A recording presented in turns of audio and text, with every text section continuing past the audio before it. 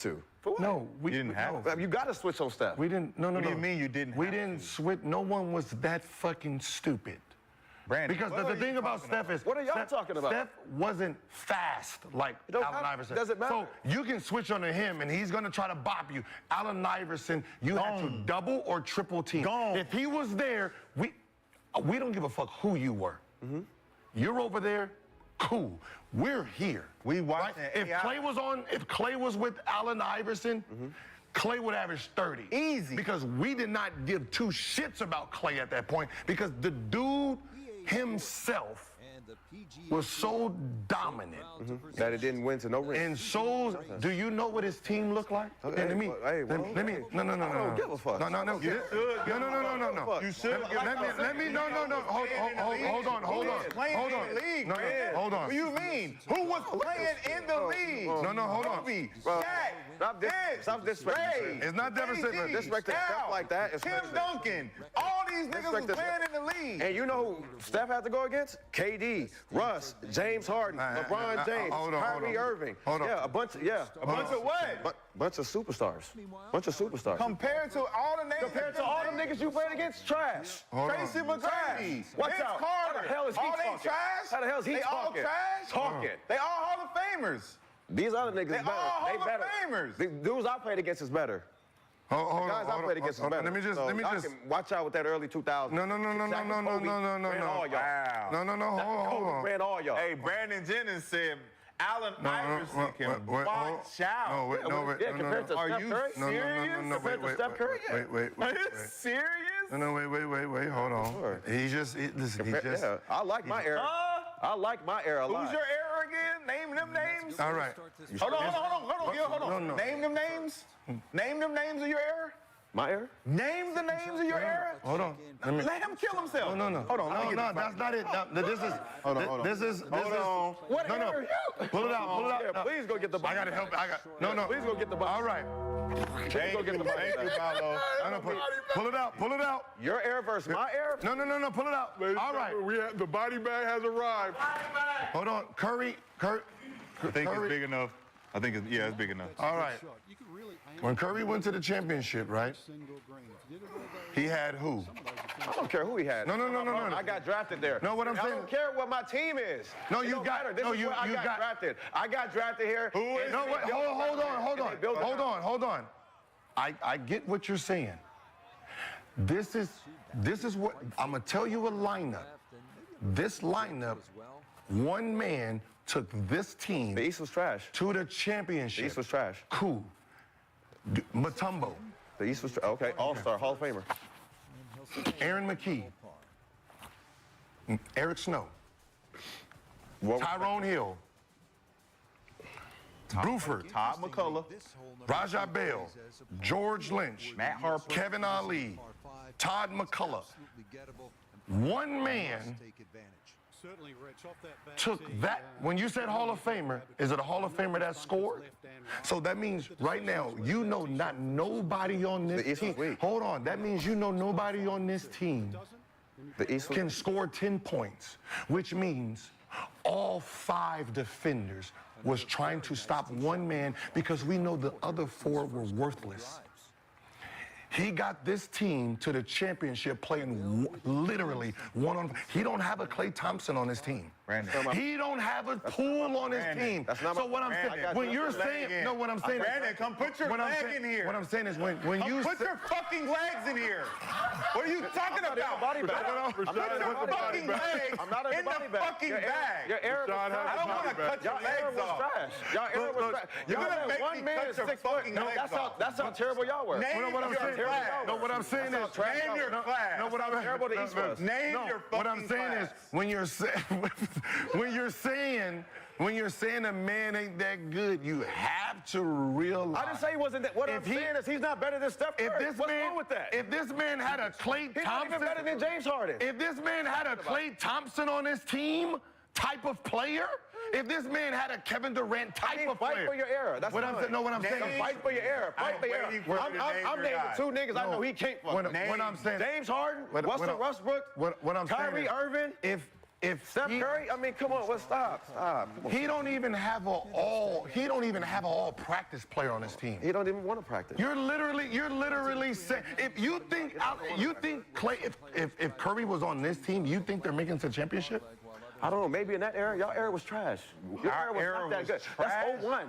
01. Double down on that. Kobe and Shaq swept the whole thing. It was Kobe and Shaq. Double That's it. down all on we it. cared about. Double down on it, Brandon. All y'all was just there. You know what you're doing right now? No, I'm saying what I'm saying. Hey, let's go. You're still alive and you're getting in the body bag. I'm not getting we haven't even dug the hole. I'm not going away from Steph Curry being a better basketball player. But you just said our era was trash. No, it ain't even about to being a trash.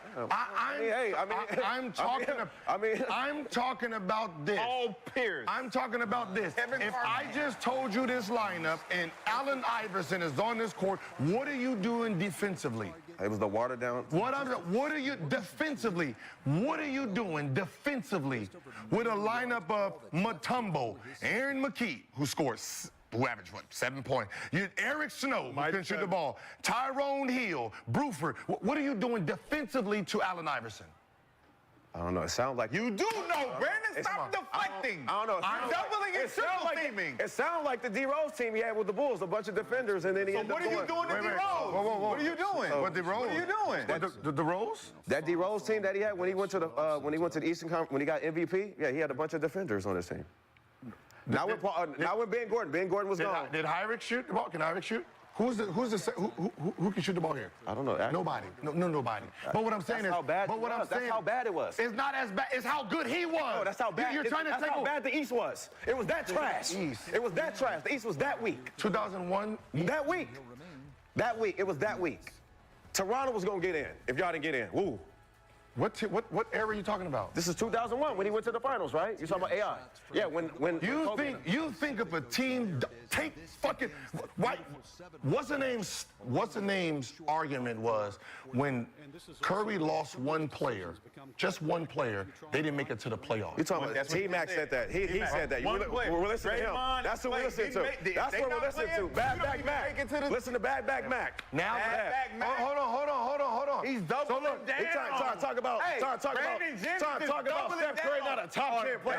Get the fuck out of here. No, what I'm saying. Fuck out of here. No, what I'm saying. Get the fuck out of here. No, what I'm saying is if you the stat is if you take Clay off, talk about my they era. didn't make the playoffs. If you took Draymond off and you had Clay, they didn't make the playoffs. Now, if you take Clay off and Draymond off, and it's just Curry by himself, and This is your. No, you're not trying to listen. Only Hold on. what you've been dealing with. If I take What the fuck is going on? Freedom. Leave the dog. If I take Draymond off and I take Clay off. Not freedom, Shad. Not freedom in the bottom. No. Go ahead, Gil. No. I take Draymond off. Right, I take the All-Star off. I take the Hall of Famer off. I take your other All-Star off. I take your All-NBA everything off. I take your supporting cast off that can actually score a bucket and say You stuck with Andrew Bogut. and I say, all right, Curry, get us to the championship. I don't give a fuck what coach you put me in. Can he make it to the championship? We're speaking hypothetical. Now we're speaking hypothetical now. No, we're not taking hypothetical. You know what? deflecting? No. With the reason that Allen Iverson was a better basketball player than Stephen Curry is. We can't take it hypothetically because when one was just missing, they didn't make the playoffs. When just one. If you take them both off, can they make it to the championship? That's what Allen Iverson. You're minimizing Allen Iverson. The best thing the NBA had is Philadelphia was too cheap to put anybody with Allen Iverson. That was the best thing for the Eastern Conference. And they got rid of Larry Hughes. That they were so cheap that they didn't put anybody with bad them. Business. So we was happy. Bad business. No, what we're saying is the nigga still averaged 30-something while we're trying to quadruple team him. Okay. That's how good he was. Still. Okay. Still. He's not better than Stephen Curry. So where's the basketball conversation that we're having? Because all you're doing is deflecting. He's not better. All you're saying is I'm not saying he is or isn't. I'm saying you don't know how good he was because you didn't play against him. Because I can tell you the lineup is, look, you guard him one-on-one. Us three, us four, we're gonna help you. We're not guarding our man. If our man has 20 to have 20, he still gave you 45 while we're still trying to go. That's how fast he was. He was faster than everybody. That's fine. That's fine. Right? Your speed couldn't stay in front of him. My speed couldn't stay in front of him. He still gave you 45 with us loaded up on him. That's fine. Rashad, can we take freedom out of the body bag? That's fine. If we played this, if he was in his air, we had to play him one-on-one, or he gets to set a pick and roll and Rudy Gobert gets to switch out on him. I don't know what this man. I've never seen nobody in the NBA couldn't pass half court without getting guarded. Like, they have to be right there. So I don't know. I don't know a guy where we zoned up on form. He's still making layups. He's still making layups. He's not a three-point. He's making a layup. 7-footers. Let's shoot from half. Who? They said Brandon was the next AI. That is crazy. They called him the next AI. I don't know why. And he scores 55, and it's like, that's the next AI. You scored 55, and they're like, you're the next AI. Who did he do it against? So, Who did he do it against? Golden State Warriors. Who did he do it against? his man. Hey, Gil. Put him in the bag. Put him in the bag. Hey, put this nigga in the goddamn bag. It's all right, man. Put this nigga in the goddamn bag and Let's move on to Mosley fans. Hey, Come on in, come on, man, come on, man. Come on in. I didn't move. The chat didn't say I lost. The chat didn't say I lost. Put the shoe in the bag. Put the tough crowd. Take the beanie. Come on, put the beanie in there. The chat didn't say I lost. The next AI gave his man. I forgot about that. freedom ain't free. Y'all not talking. The AI 2.0. Y'all not talking about nobody in my air. He scores 55, and it's like, this is the AI Y'all not talking about nobody in 2.0. my air, man. We got to do some mourning. So I'm on that note, make sure you stick around for a new episode of Sheen and Tyler coming up after us. This has been Gil's Arena presented by Underdog Fantasy. We will see y'all tomorrow. Throw that music on. Throw that music. Lamar Odom was the second best. So Lamar Odom was the second best player. And he's a killer. Let's not gloss over that. He is an Anthony Davis? No. What? No. I mean, He was an Anthony Davis? Anthony Davis playing back then would be Lamar Odom. He wouldn't put What? a similar number. Lamar Odom ain't even he ain't even a what's the name Anthony Love. Davis He ain't playing even a in Kevin Love. 2000. He's not even a Kevin Love. Listen. He's not Anthony even a Kevin Davis Love. playing in Okay, 2006 is not better than Lamar Odom. Lamar Odom is not even better than Kevin Love. He's way better than Kevin Love. How many All-Stars did Lamar Odom You make? gonna bring up stats? It's gonna be zero. Who's But better? It's Don't gonna be say- zero. It's So gonna be who's better? zero. Who's better? But I will Are you just in saying who case got you better won it. stats? Or you saying who got? Which one you gonna do? Accolades. Who? We're not talking about accolades. We're not talking about who's the better these player. We're not talking who's about the better these player? Lamar Odom or Kevin Love? Now who got the better accolades? How many All-Stars? Zero. So that means he's zero. How many All-NBAs? Zero. Okay? Zero. How many teams did Lamar Odom have on his own? None. Okay, how many did Kevin Love have? One. Okay. Minnesota. Okay, that's where he became a what? No, That's where he got a name for himself? Well, he was the only team. He was the only player on that team. He got to shoot all the balls. Who's the best player? Stop it. So if Lamar Odom was never the best player, how can you even put I him just in the want category? LeBron to take his numbers up. How that's can all. even you compare him to anybody who was the best player? If you Because was never he good was- enough to be an option one, He I don't even was. want to have a He conversation. was good enough. When? Show me. What year? Any year. What do you Go. mean? Show me what year was he the best Any player? year. On that Clipper team? Lamar was Odom was never. good enough to be that. If you're good enough, then you're going to be that. He was an asset that was a tradable piece to go to other teams that had good players. I'm sorry. Kevin Love, what happened when Kevin Love left Minnesota? Was he ever the man on his team again? No. No. But he was an all-star. Because he was playing in Minnesota where there was nobody. But- and they was trash. But he was behind. He tried. But he was behind LeBron He James. tried. He was behind LeBron James and still made an All-Star. Then 'Cause he he's became. playing with LeBron Then he James. came a third option and still made the All-Star. Kevin Love is Ray J. Kevin Love is Ray J with a jump shot. Hold on. Lamar Odom was the second best player with Kobe Bryant. The third best player was not even a basketball player, and he still couldn't make an All-Star game. He wasn't a You get the basketball fuck player? out of here. Who wasn't a That means Lamar Odom didn't have to pass the ball to nobody, and he couldn't make an All-Star game? Really? Why did he need to make an All-Star game to be a good player, man? Listen, Lamar Odom is that guy, man. Yeah, he's that guy. He's that good. fucking guy. He's a good, but just don't because he compare. didn't make the list from all these other. We talk about the media, talk all this. No, other we're not. shit. So you talking about accolades when niggas don't get certain accolades based on what? Them not being good enough? No, that's not the fucking case. You being the second best player. That's not the fucking You being the second best player is not fucking great. Brandon, were you ever an All-Star? No. Were you good enough to be? Were you the number one option? Were you good? Yeah. Were you good Were you the enough? number one option? Were you? Okay. Were you good enough What to be an stopped you? All-Star? Yeah. You were good enough, I got right? hurt, yeah. That's all. Yeah, I got hurt. He got hurt. Yeah, I Were got you hurt. good enough? He got hurt. Yeah.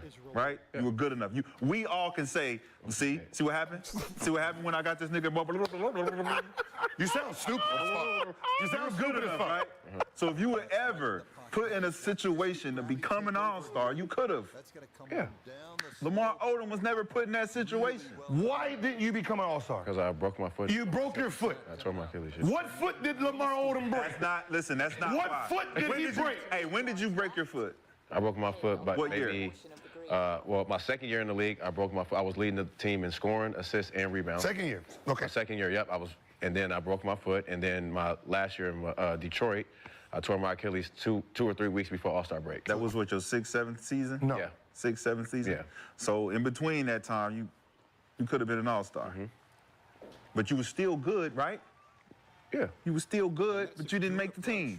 Yeah, but I was the number, like you said, I was the number one option though. Like I I'm was saying, when niggas are good, it doesn't mean that because they didn't make X, Y, and Z that they're not good. Lamar Odom was good. Man, they putting third options on the NBA All-Star. And you telling me the second option can't make it? His competition is Chris Kyle Mills Korver was and an All-Star. Smush What, Parker. Kyle Korver an Smush All-Star? Parker and Kyle Mills, Korver. and you can't out. Millsap was an All-Star, wasn't Yes. he? Yes. These are guys, they're not better than Lamar Odom. Obviously they are. No, they're not. It's just obviously they're voting for All-Star. It just don't mean that they're voting for the best players. 35. And you had a 35. problem with it. You had a problem with the voting system when they're voting in guys based on team success and not how good you are. I think that will prove my Your point. team, sorry, you average 15. Your team sucks, and you average 15.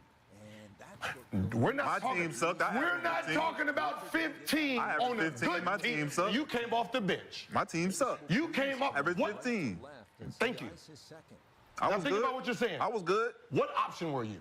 I was second. No, what option were you on the team? I was the number 2 option. Coming off the bench. You was the Coming number 2 option. off the bench, number 2 option. So who was on the team? Me, Al Jefferson, Randy Foye, Ryan Gomes, Gerald Green, Marco Yarish, whoever you want to name. You came off the bench. Came off the bench. I was coming off the bench behind Kurt Snyder and Corey Brewer. So you came off the Number bench. 2 option. You came off the bench and averaged 16 off the bench. So you put more production in the game off the bench than someone who's starting. Yes. That's Case what's closed. called stupid coaching. Case closed. Stupid coach. Case closed. Why he not starting? Case closed. Prove my point. Why he not starting? I knew your bragging for yourself was going to diminish. What's your point? But what's your point?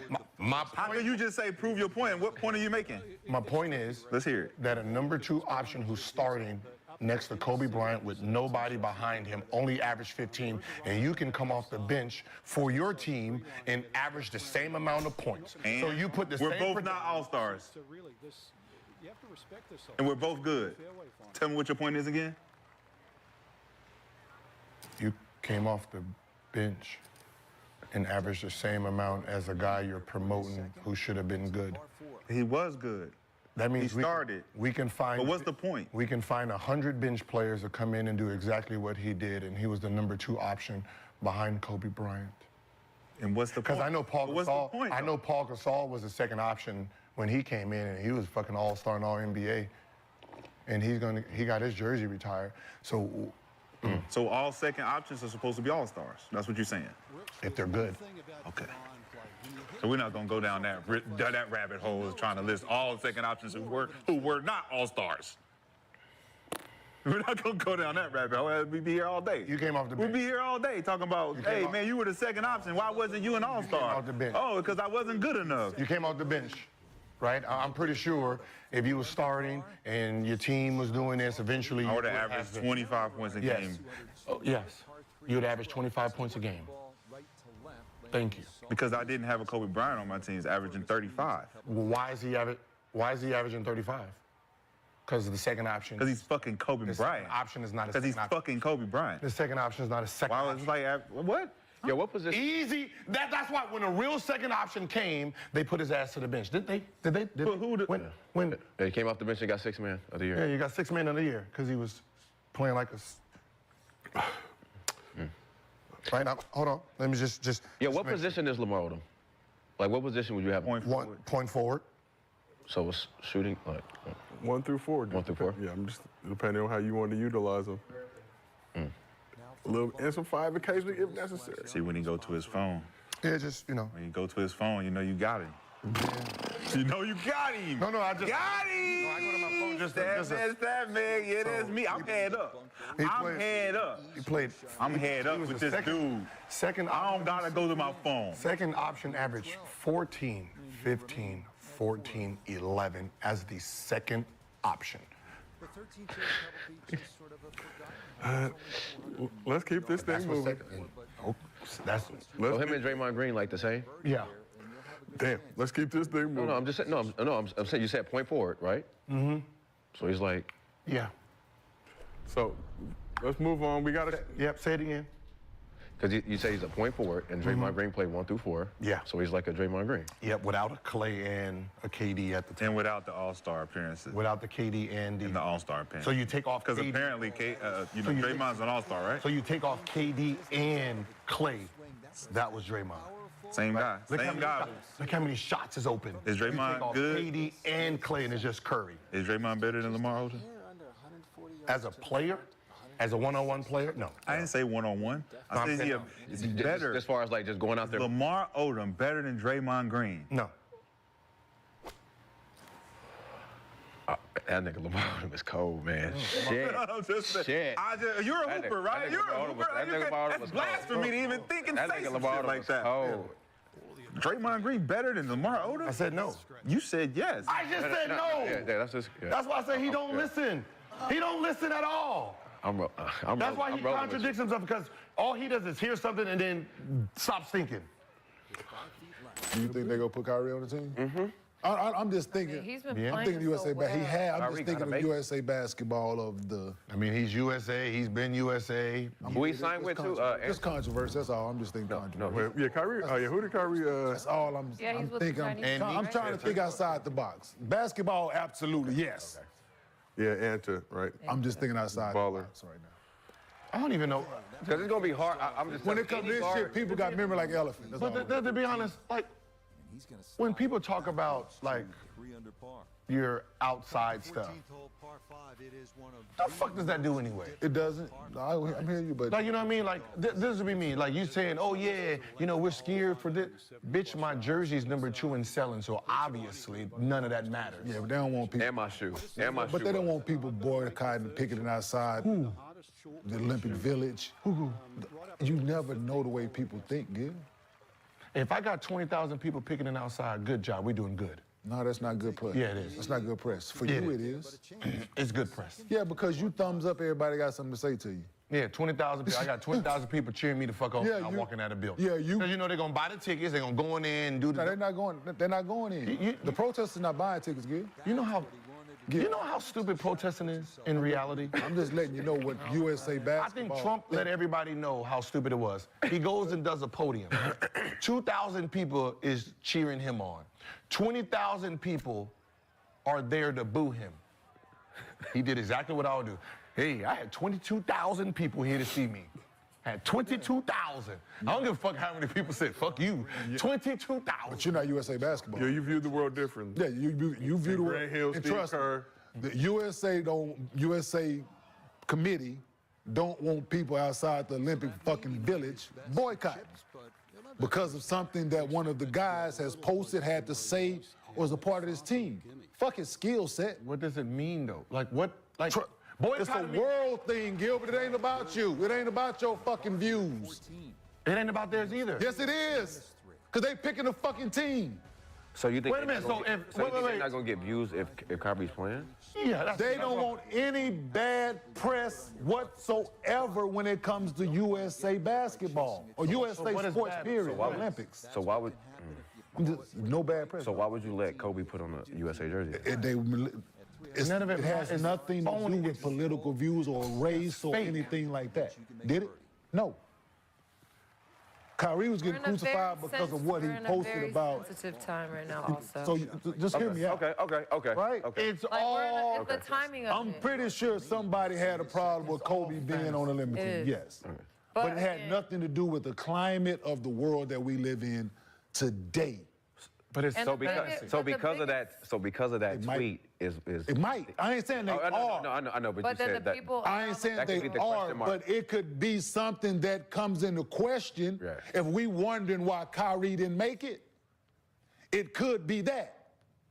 Is what I'm saying. It ain't got shit to do with the way you think about life, Gilbert. Like, I think I'm about thinking life. about facts. I think about facts. These are facts here. 20,000 people are boycotting It's not sold out good. arena. What the fuck do I care They not about? going in. Says who? Yeah. They're going in every arena now, so what's Gil, the we difference? talking about the United States. we talking about the Olympics, Gil. So We're not talking about fucking the basketball arena downtown LA.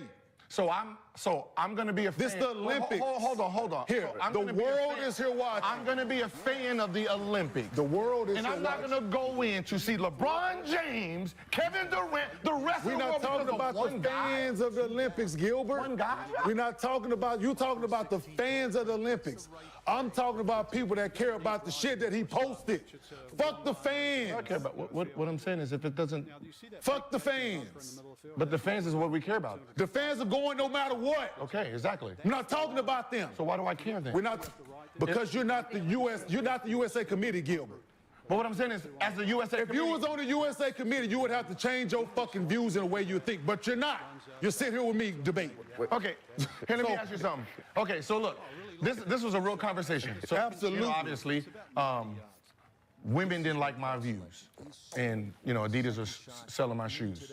Right? Women? Yeah. Okay. And they were like, we're having pushback on the women, and I just blatantly said it. When the fuck did they start buying my shoes? Okay, that you can stand on that. But it's real. It's my bottom line. If it doesn't bottom your bottom line, Dave Chappelle But proved the it. Olympics- If you it can doesn't stand bottom on your that. your bottom line is your bottom line. If it doesn't affect your bottom line, why? Because Everyone it's- has a voice. You can stand on that, Gilbert. We're not talking about you. You bringing this back to fucking you once again. We're not talking about You're you. bringing it about you. That's No, not I'm not. reality. I'm talking about USA basketball in a hypothetical situation here. Hypothetical. It's not real. Right? No, you brought up a real situation. A real situation that was So real. therefore, you're Yours talking is about USA hypothetical. basketball. Yours don't You're have. talking about you. Yes. Did he tweet something that the world that people had a problem with? Yes. A big fucking problem with. Yes or no? Did it- Was it a problem, Gil?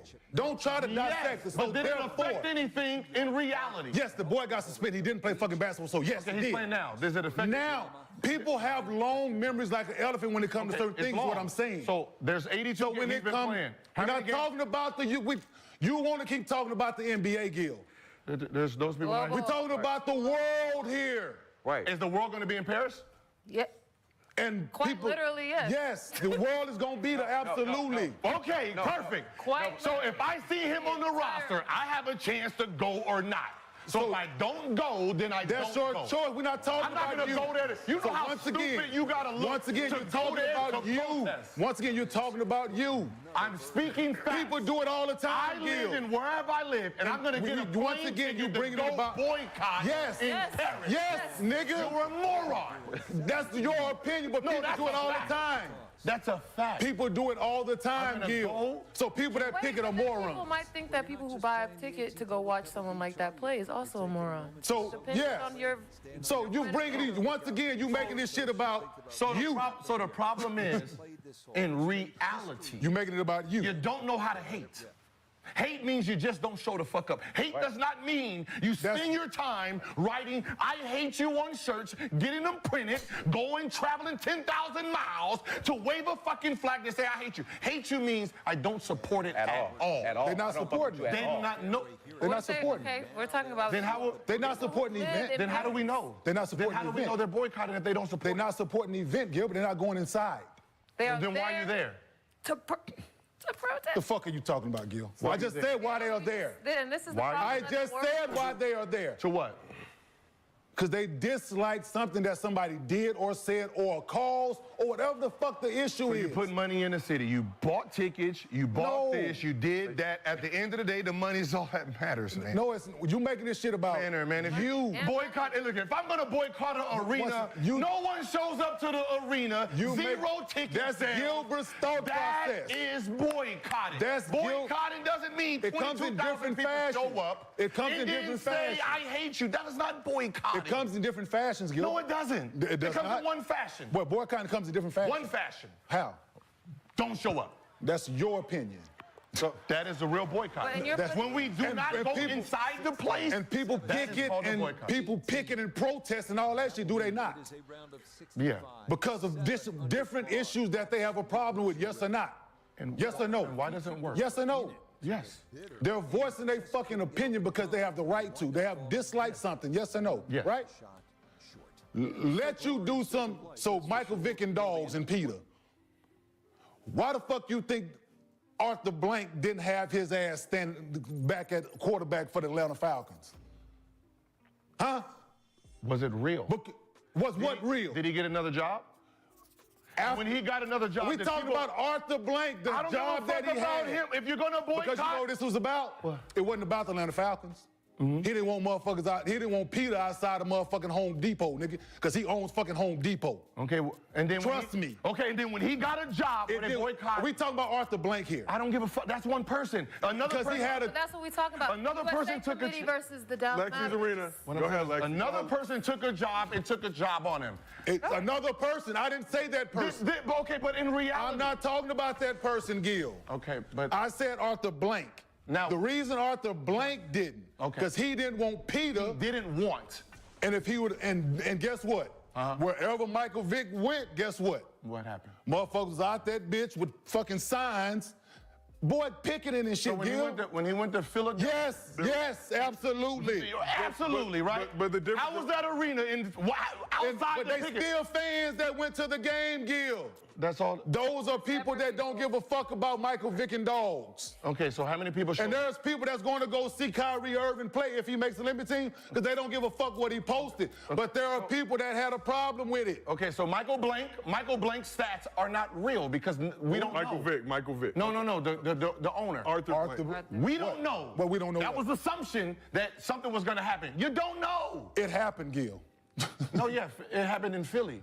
He sold out everywhere he went. That's the true fact. No, Gil, no, the Philadelphia Eagles sold. I mean, that's what I'm saying. The Philadelphia him. Eagles to go see Michael Vick, no. and his jersey was everywhere. Okay. That is the real Those stat. are Michael Vick fans, no matter what he did, no matter what he had to say. Exactly. And Kyrie Irving has the exact same thing, Gil. And there are still people that have a problem on this. If you flip, there's two sides of a coin, yes or no? Yes. There's two sides of a fucking coin. There are people that love him. There's people that love him. And Because his it's the support. I'm telling you, in the meeting, in the committee meeting, when people sitting down talking, who we're going to have on the team?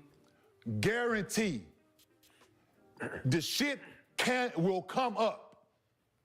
It will come up, Gil. And if he doesn't make the team, damn what his skill set is, I guarantee this was a conversation that was had.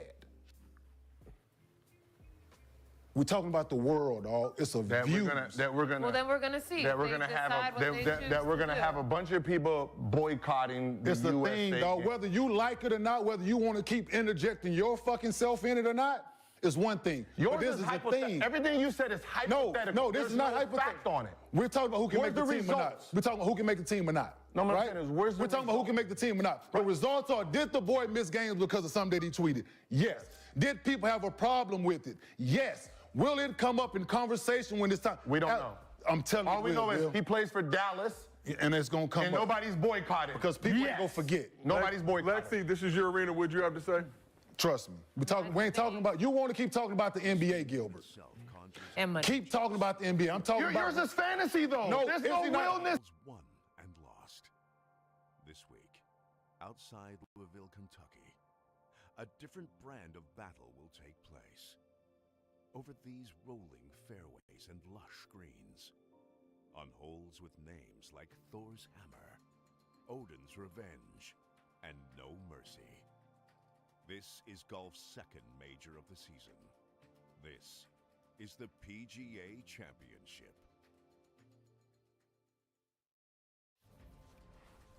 EA Sports. So is USA going to be represented in the Olympics? Yes. I'm just curious here. And you're saying the world is going to boycott? Yeah. The world is going to boycott? Did I say the world, motherfucker? No. You said the world. No, people. Going to be there. The world is going to be there. People in the world. People inside the world have a problem with things, Gil. We can boycott for anything. So once again, you want to we make can this shit boycott about gas you. prices. You want to keep making this shit about you. I didn't say me. It ain't about we you. Can boycott anything. It ain't about you. You can boycott anything. I'm not boycotting shit because it ain't my fucking What does it personal. matter if you don't buy a ticket? I It's don't the arena sold out. That's all that Because I'm matters. not talking about me, Gilbert. You want to doesn't keep matter. putting yourself in it. No, it has nothing to do with me. Yes, you do. You keep You're saying, if on I do this, if it's me, if it's you keep wanting shit about if you. he goes, I'm not do talking you about think me. no one's going to go to the arena? Did I say that? Did I say that? Is the arena going to be sold out, yes or no? Yes, and there Okay, could then be why people. the fuck do anybody give a fuck? Because people do, Gilbert. That's the fucking fact of the matter. You're not here to make don't. fucking friends. You don't. Right? There's the two sides of the coin. Exactly. People Right? love him and people don't like him. And the people who don't like him don't show up. The fuck we care for? They can show up in Port Pickett is what I'm saying, and the USA don't want fucking bad press. So, all right, but let's Point blank, period.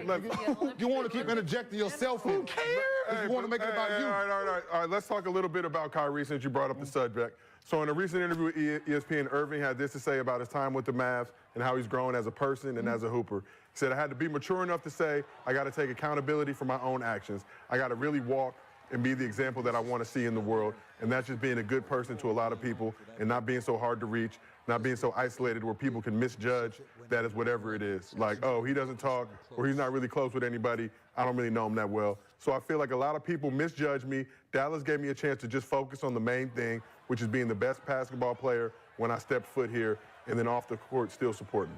Yeah. So do we feel like, you talk about those discussions and what's going on, that Kyrie, and to the point, Mavs games, hasn't really been no issue with Kyrie. Of course. Because we're not talking about it. It's not about once him being again, a problematic person. It's about what has happened in the past. And that's the biggest critique the world has on the United States is that we only care about the United States and ourselves. So Yeah, but I understand what Gil's saying. Like, yeah, at the end of the day, money is being made. Yes, absolutely. But it's not about the United States at the Olympics. It's about and everybody therefore, My point is, we together. talk about Michael Vick. the NBA. I understand you talk about So when we Vick pick in a that president, situation, so when we pick a but Vick president to improved as a represent our human country, being, right? it's Yeah, about the United States. absolutely. Everybody's going to grow. Everybody can No, evolve. But you're still gonna have people who hate Vick no matter what he says or does. To this day. Yeah, for sure. To this day. To this day, That's apples people. and oranges. No, but it's the USA basketball and the president? No. because the president is representing the. I mean, are you the United States of? No. No, it is a big thing. But you I can't thought we were supposed to be the compare most US selfish country. I in the just feel world, like we and only picked a think nigga about like- ourselves. Now we think about what the world thinks. Okay, I got it. I just feel like we picked Trump, but now we complain about what Trump or what Kyrie tweeted. Like we picked Trump as America. So how do you think that we're viewed as Americans to picking him if we don't fuck with him, but we're worried about Kyrie hooping that in a USA game? Because it didn't, The world, it didn't affect the numbers. You live in different countries. You played other places. Yeah. You know the way they think about fucking Americans. Right, but what I'm That saying was is, before. but what I'm You saying play is, in other places. But what I'm saying is, it's not stopping Right? from. Yes. But it's still not stopping people from going to the USA games and like supporting us not. and us doing our thing. It's So not. at the end of the day, putting Kyrie on that team ain't gonna stop It's not. USA It's basketball not or about anything. it's not Jesus Christ, dog. Y'all missing the fucking point, man. No, I mean, I guess I am. I just feel like we picked Trump, so how we mad about Kyrie if we picked We're not mad. We're not mad. No, I'm just saying the people. How I y'all? said I'm a Kyrie fan. Listen, Nobody's I've been getting slandered for saying that I think Kyrie is the best basketball player on this team. Listen, trust me. Yes, sir. Motherfuckers been on my ass because I said this man is better than Luka. And that's just my personal opinion. Luka's bad motherfucker, but my personal choice is Kyrie Irving, right? Yeah. I'm taking my personal thought process and way I feel out of this, right? Yeah. I'm looking at broad picture here, right? When they go to these fucking summits that ain't got nothing to do with sports, right? That all these countries are at, and all these issues come up worldwide, right? And then they're talking private, whatever the conversations are. There's a lot of motherfuckers in there that look at the U.S. like y'all ain't shit. And not the countries that we know that hate us. Like, we know the country that got a problem with us. But it's other people that's in the same room that think the same thing. And just imagine the people that live in those countries that has access to the same news and the same stuff that we have. So these countries saying we ain't shit, but they need us when it's absolutely, of course, for help. Absolutely. Okay. Yes, of course. That's the way it goes. But we're talking about sport here, right? And on a smaller note, there are people that's going to show up in every game that USA basketball play, whether Kyrie is on the team or not. It's going to be a sold-out game. Yes, 1,000%. I'm with that. Yes, whether he's on the team or not. Because it's USA basketball, and there are a lot of beloved players on that team. Him included. Him included. And at the same time, while they in that motherfucker cheering us on and all that, there could be people outside that's disliking it, right? And those two things can exist at the same fucking time. And what I'm saying is, the USA as a whole, as a committee, as the people that vote on this shit, that in mind. They have to keep that in mind. And we're not the only country probably that's going to deal with something like that. They have other players, trust me, that's making decisions on athletes that have controversial things going on within their country that they have to make these decisions on. Because they don't need the bad press around the world, because the world is watching. And the world is there. And the world is there.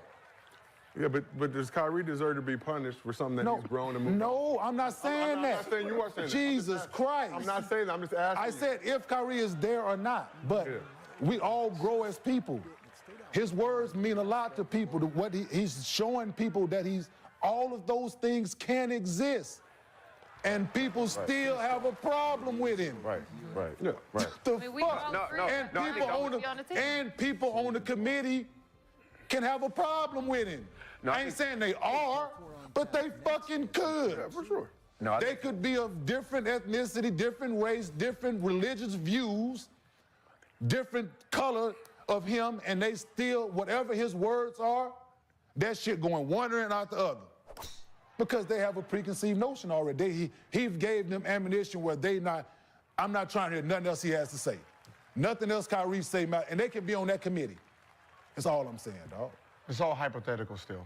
These are people, man.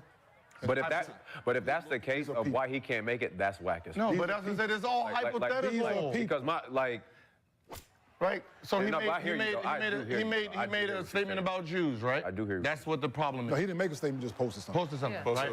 He didn't make it was somebody else's words. So It was somebody else's words that people had a problem right. with. So in America, we have Jews here, right? Right. A lot of Jewish people live in America. A lot of Jewish people live in America. Correct? So how many games have been played so far? You want to keep fucking talking about the NBA. I just want to. No, I'm just doing. He want to keep talking about the NBA. Because yours has not happened yet. You won't keep so you talking have about no the NBA. stats. You have no stats. Because you want to keep talking about. But you have no stat on it. I don't care about the NBA. I'm not talking about the NBA here. I'm going to stats. I don't care about what. We're not talking about the NBA. If we're on the committee, all we can do is reality on stats. We're not talking about the NBA here. He's played in. We're not talking about the NBA here. There's Jews here who was upset, and they have not boycotted one game. We're not talking about the NBA here. That is my. We're not talking about the NBA here. That's all I have. We're not talking about the NBA here. You're hypothetical. We're not talking about the NBA here. It don't matter. You're hypothetical. But we're not talking about the NBA. What is your information for them to make? We're not talking about the NBA. Okay. Because there's been the NBA players. We're not talking about the NBA here. Get it, Lex. We're not talking about the NBA. You can keep saying it. Because we're not. You can keep saying it. Because we're not. What is your fact? Lex is arena. The fact is we're not talking about the NBA here. That's my fact. The fact is it's a community. We're not talking about the NBA. The community only live outside of the USA. We're not talking about the NBA here. They're not. We're not talking about the NBA here. We're losing the We're not talking about the NBA here. Because the people here, We're not talking about the NBA here. We're not talking about the NBA here, Gil. What's the logic? We're not talking. The logic is we're not talking about the NBA. The logic is we're not talking about the NBA. The man is moving right now in real time. The logic is that we're not talking about the NBA. I'm talking about the Olympics. Let's just play basketball. How about this? Are they going to play basketball in the Olympics? Yeah. So he's playing basketball right now. Fuck the NBA. He's playing basketball. Right now. There's Jewish people here in every state. I'm not talking about them. And they're not boycotting. I'm talking about the world. We're not talking about the United States. So you want to keep interjecting what you want to, what your narrative wanted to be. You're not going to change what the fuck I'm saying, Gil. But you have no stat on it. My zero. We won't know until we get there. Who's bringing up stats here? Who's bringing up stats? We have to. Why? Who? Making a committee. Who? Stat man. Who's bringing up stats here? It's logics. The logic is we're not talking about the NBA here. If I say it, if we're on the committee and we're like, okay, he's been 30-something games, he's been booed at all 30-something, he's been boycotted all 30-something, this is probably not a player we want on our team. We can do that, right? Because we have the research that says it. Once again, we're not talking about the NBA here. That's not how it goes. We're not talking about the NBA. Not talking about the United States. We're not talking about the NBA. What is Paris culture? We're not talking. Are they Jews? It is turned up. Are they Jews? They have. Like I can say, yeah, we don't want. This makes more sense. If they don't want Draymond on there because he choked Rudy, that makes more sense. Oh, we're going to Paris. He might get booed. This might be some bad publicity. That makes sense because it's real. You're saying he's not going to make it because of the world? What the fuck? What Kyrie put out there is real as well, Gil. And the fuck are you talking? And the people here got upset. And it's the world. So you don't know what the other people around the world had to say, Gil, because you fucking live here. And you sit in your fucking house all day. You don't know what other people around the world had to think and say. You're saying like there's no Jewish. Do you? There's no Jewish people in America that felt some type of way? But Gil, and they had something to say. Okay. And they still do. How many outside of America, how many people got upset? We don't know. You don't know. Do you know the number of people that got upset here? But that's the point. And do you know the number of people that got upset here? How many countries got upset? How many people got upset here? How many countries got upset? How many people got upset here? A lot. A lot got upset around the world too, nigga. How do we know? How do you know a lot got upset here? Because we heard them. They writing their. So if you lived other places, guess what you would have heard? The motherfuckers that was upset. But you don't know that. So you heard everybody. So everybody here that was upset, you heard them. What I'm saying is. So everybody that was here that was upset, you heard. All right, final point. So everybody in the United States that was upset, you heard when you were talking, I let you talk for like 20 minutes. I let you talk for 20 minutes. Right. All I'm saying is we went back and forth, nigga. You didn't let me talk. No, we didn't. I just said. Nigga, we went back and forth. There was no point. You gonna let anybody just fucking talk. Lexi's Arena. You were talking to both of them, man. I'm talking to you too, nigga. Real spicy today. It's getting way too spicy right now. We don't live outside the United States, so we can't say what they did or what they're going to do. That is fantasy. We do not know what they're going to do. We're just guessing.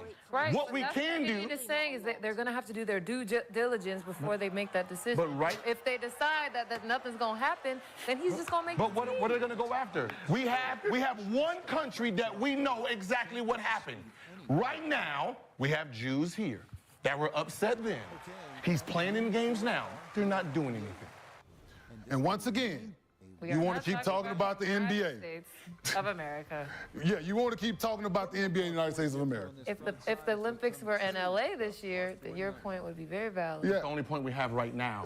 We don't know what the world's going to do because we're not there yet. Yeah. So you're arguing for something that hasn't happened. Arguing for something that it's a real thing that could possibly be a part of the conversation. Possibly, again. Absolutely. You can't use possibly and say it's a fact. Yeah, but we're not talking about absolutely. I possibly, it's risk assessment. I possibly can win the next Gil's Arena shootout. Gil, do you want to know? I can possibly win it. That don't mean it's a fucking fact. Do you want to know? As of right now, we know I only made 12. You want to keep talking about the NBA. Do you know? We only know I made 12. That's all we know right now. 12. Possibly. Yeah. Gil, do you want to know what is a fact? If he was healthy, John Morant ain't going to the fucking Olympics. Really? What? This Olympics, if he was healthy. Really? Not this one. Yes, goddamn really. Why? Wait, without the troubles? No, we're talking about everything included. Right now. Why not? If he was healthy right now, with everything included that's been going on, he's not going to the Olympics. Trust me. Shit might get popping off in Paris. Yeah. You can count on one person. Is there a problem? Hey, what motherfucker? Is there a problem? What Cube saying, motherfucker? I'm going to late car. If he played from the beginning of the year, and did what he did. No. What if he balls? Hold on. It's Nike. This is Nike. This is Nike here. Hold on. Remember, this is. And if he wasn't hurt, if he was, this is Nike. If he wasn't hurt, he would definitely. This is Nike. This is Nike. Nike gonna push their product. 100,000%. Nike gonna push their We're product. not finna argue this. You know Nike. We're not finna debate this. You know Nike gonna push it. I don't give a fuck what product they pushing. Nike don't give a fuck about what goddamn USA with Adam Silver got going on. They don't give a fuck. Adam Silver ain't got control over goddamn. He ain't got control over bus. Who you just He say? ain't got Adam Silver. No, well, what would you just before that? What did you just say? He ain't got control. You said over Nike? Yeah. You remember when they suspended? They took his shoes off, and all them kids said, "What the fuck you doing?" Yeah, New release. New release. Right Sold back out. up. Boom. Just like that. Yeah. The kids. So what about They ain't guys got like shit. PG, Kawhi? They ain't got Those shit names, to do with the Olympics. those names do anything for you? We already talk about image and shit in the Olympics, nigga. Fuck you think Draymond didn't make it for? Because we don't Image need no matters. Draymond Green. But it wasn't about his basketball skill. Gil, you said if shit gets popping, you need somebody you know who's not afraid to choke a Frenchman. Image matters. I'm Nike. Image matters. The only thing that matters to me is him selling them shoes. And that's the Gilbert Arenas. Yes. And we're talking about USA basketball.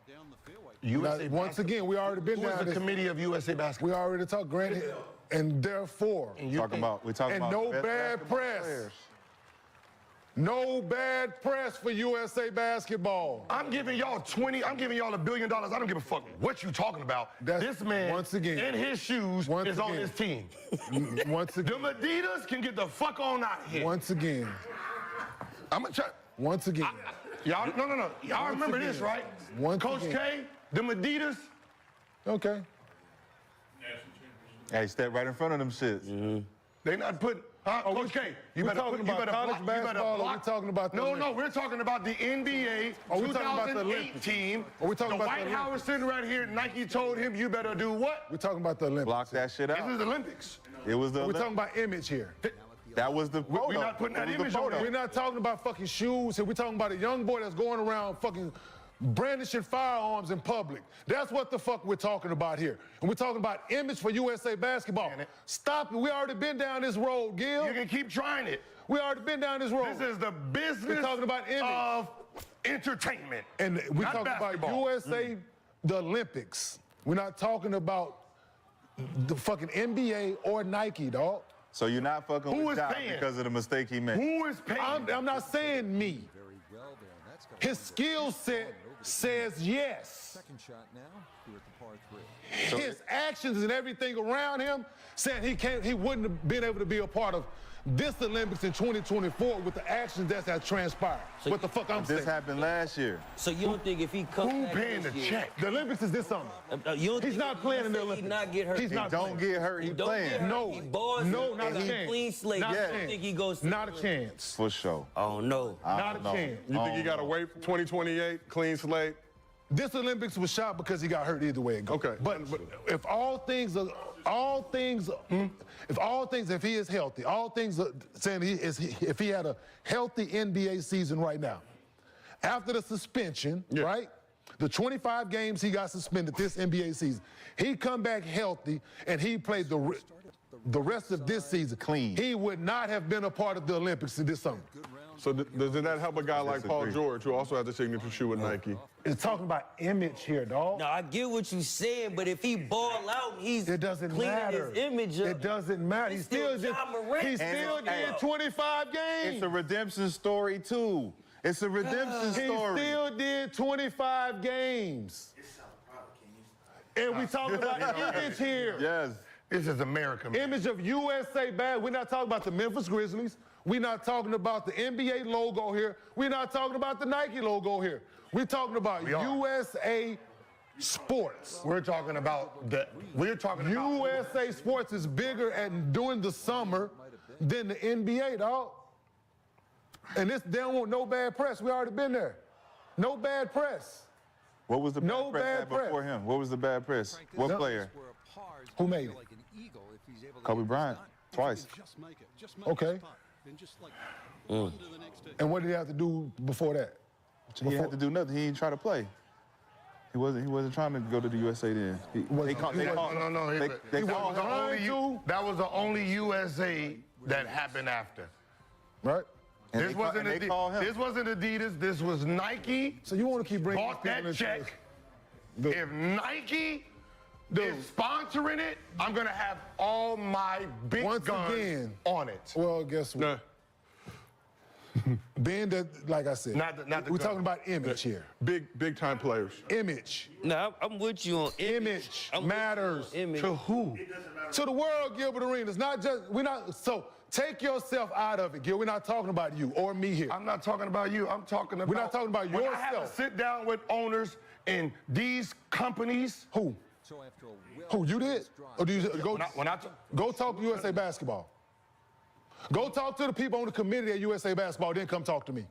And ask them, do image matter? Let's ask them one question. I'm gonna ask them, does image who writes matter? your check and what is the rule? Does image matter?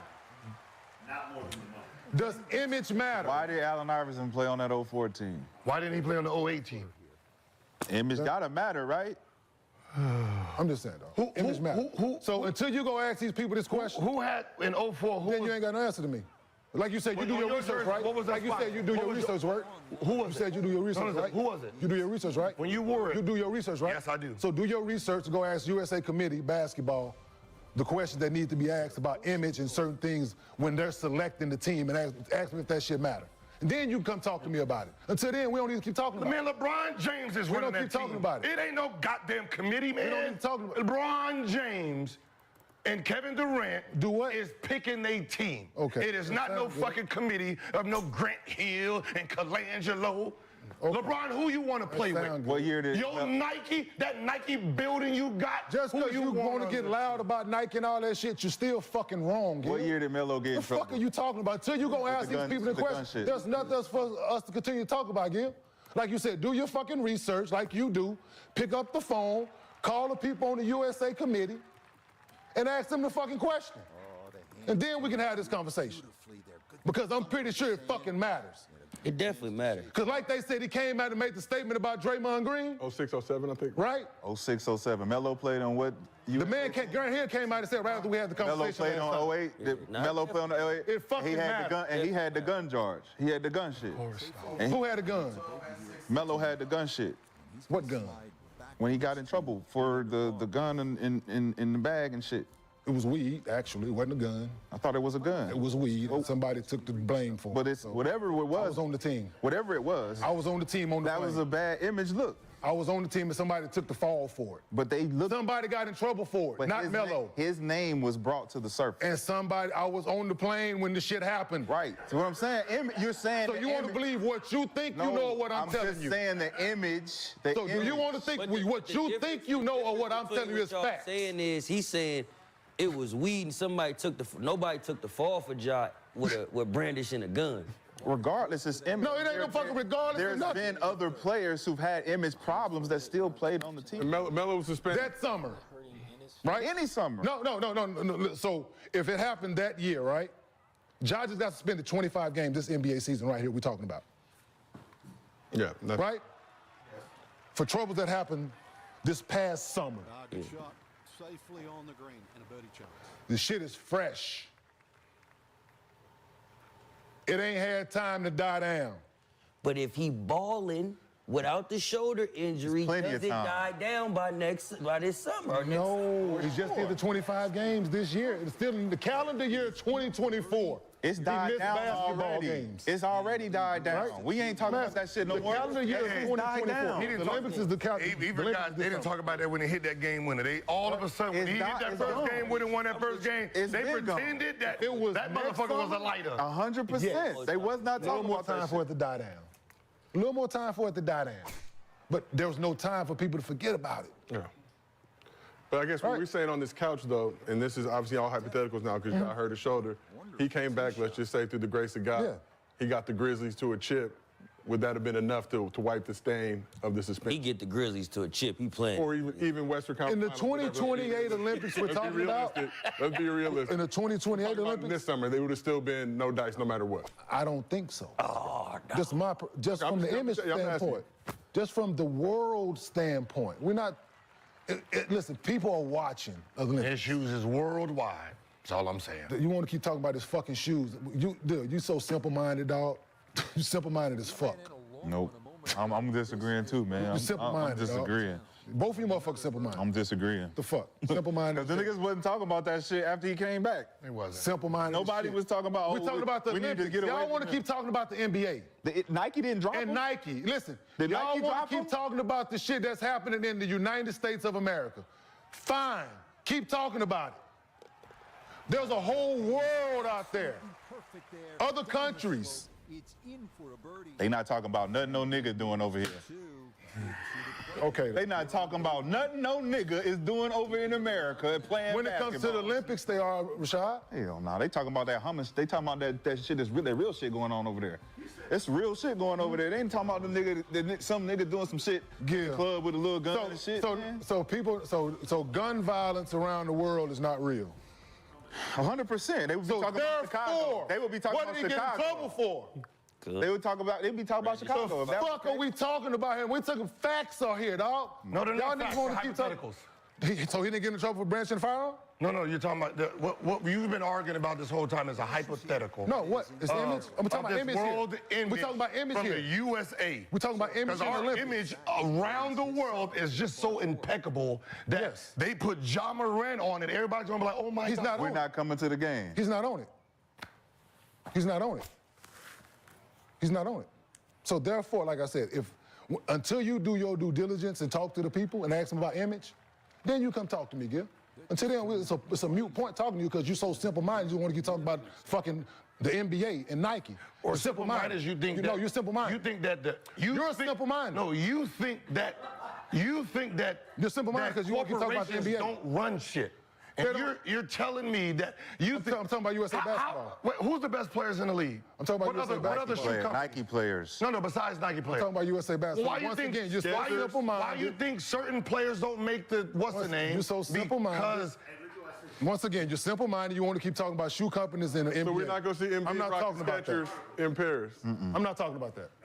The article that says Nike owns the Olympics. No, we don't want to talk about that. So like I said, until you go talk to the people, we don't want to talk about USA Nike basketball owns. committee and ask them a question about image and stuff like that, there's nothing for us to keep talking about because you want to keep talking about fucking the people, the shit that people are on their feet. Keep thinking that way, Gilbert. So let me ask you this. Let me ask you this. You don't think that Nike can affect the decision with the Olympics? Can, yes, with certain guys. Of the Olympics, yes. They say, I want Ja playing in the game. With the image that he has right now, with this summer, it would have been a fucking conversation at a table. And they would have said pass. It'd have been pass, yay or nay. It'd been the first nay, you fired, nigga.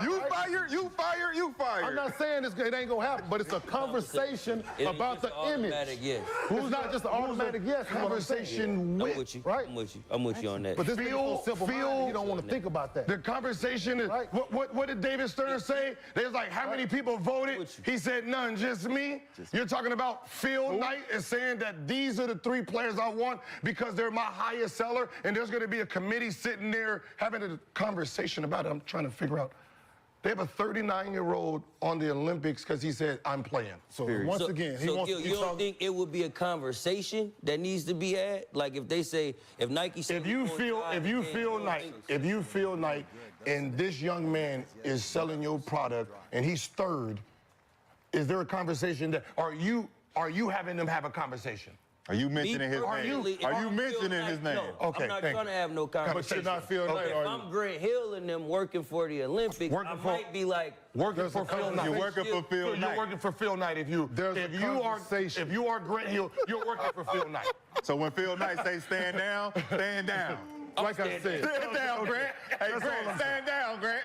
Hey, Grant. We ain't asked you shit now. And that's why we sitting on this couch and not on the fuck committee. Like I said, there's nothing for us to keep talking about because you motherfuckers so simple-minded. Y'all keep talking about the USA. Like, there's shit outside of this motherfucking country that matter to people. Outside of this. Right? Outside of this country that's affecting this country.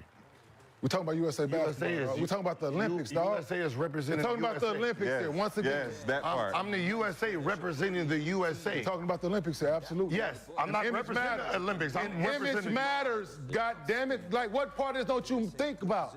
Image matters. Because he's saying one country represents So go around. So what's I'm not representing Africa with USA. They represent themselves. So I don't give a fuck once again, who they put in their team. My job as USA is to whoop their ass to say we the most powerful country in the world. Hence why most of them just be trying to take drugs to win their gold medals. And USA players do too, motherfucker. Why do I care what their image is? Why do I care what they look? USA get caught cheating too. What the fuck are you talking about here? So why do we care?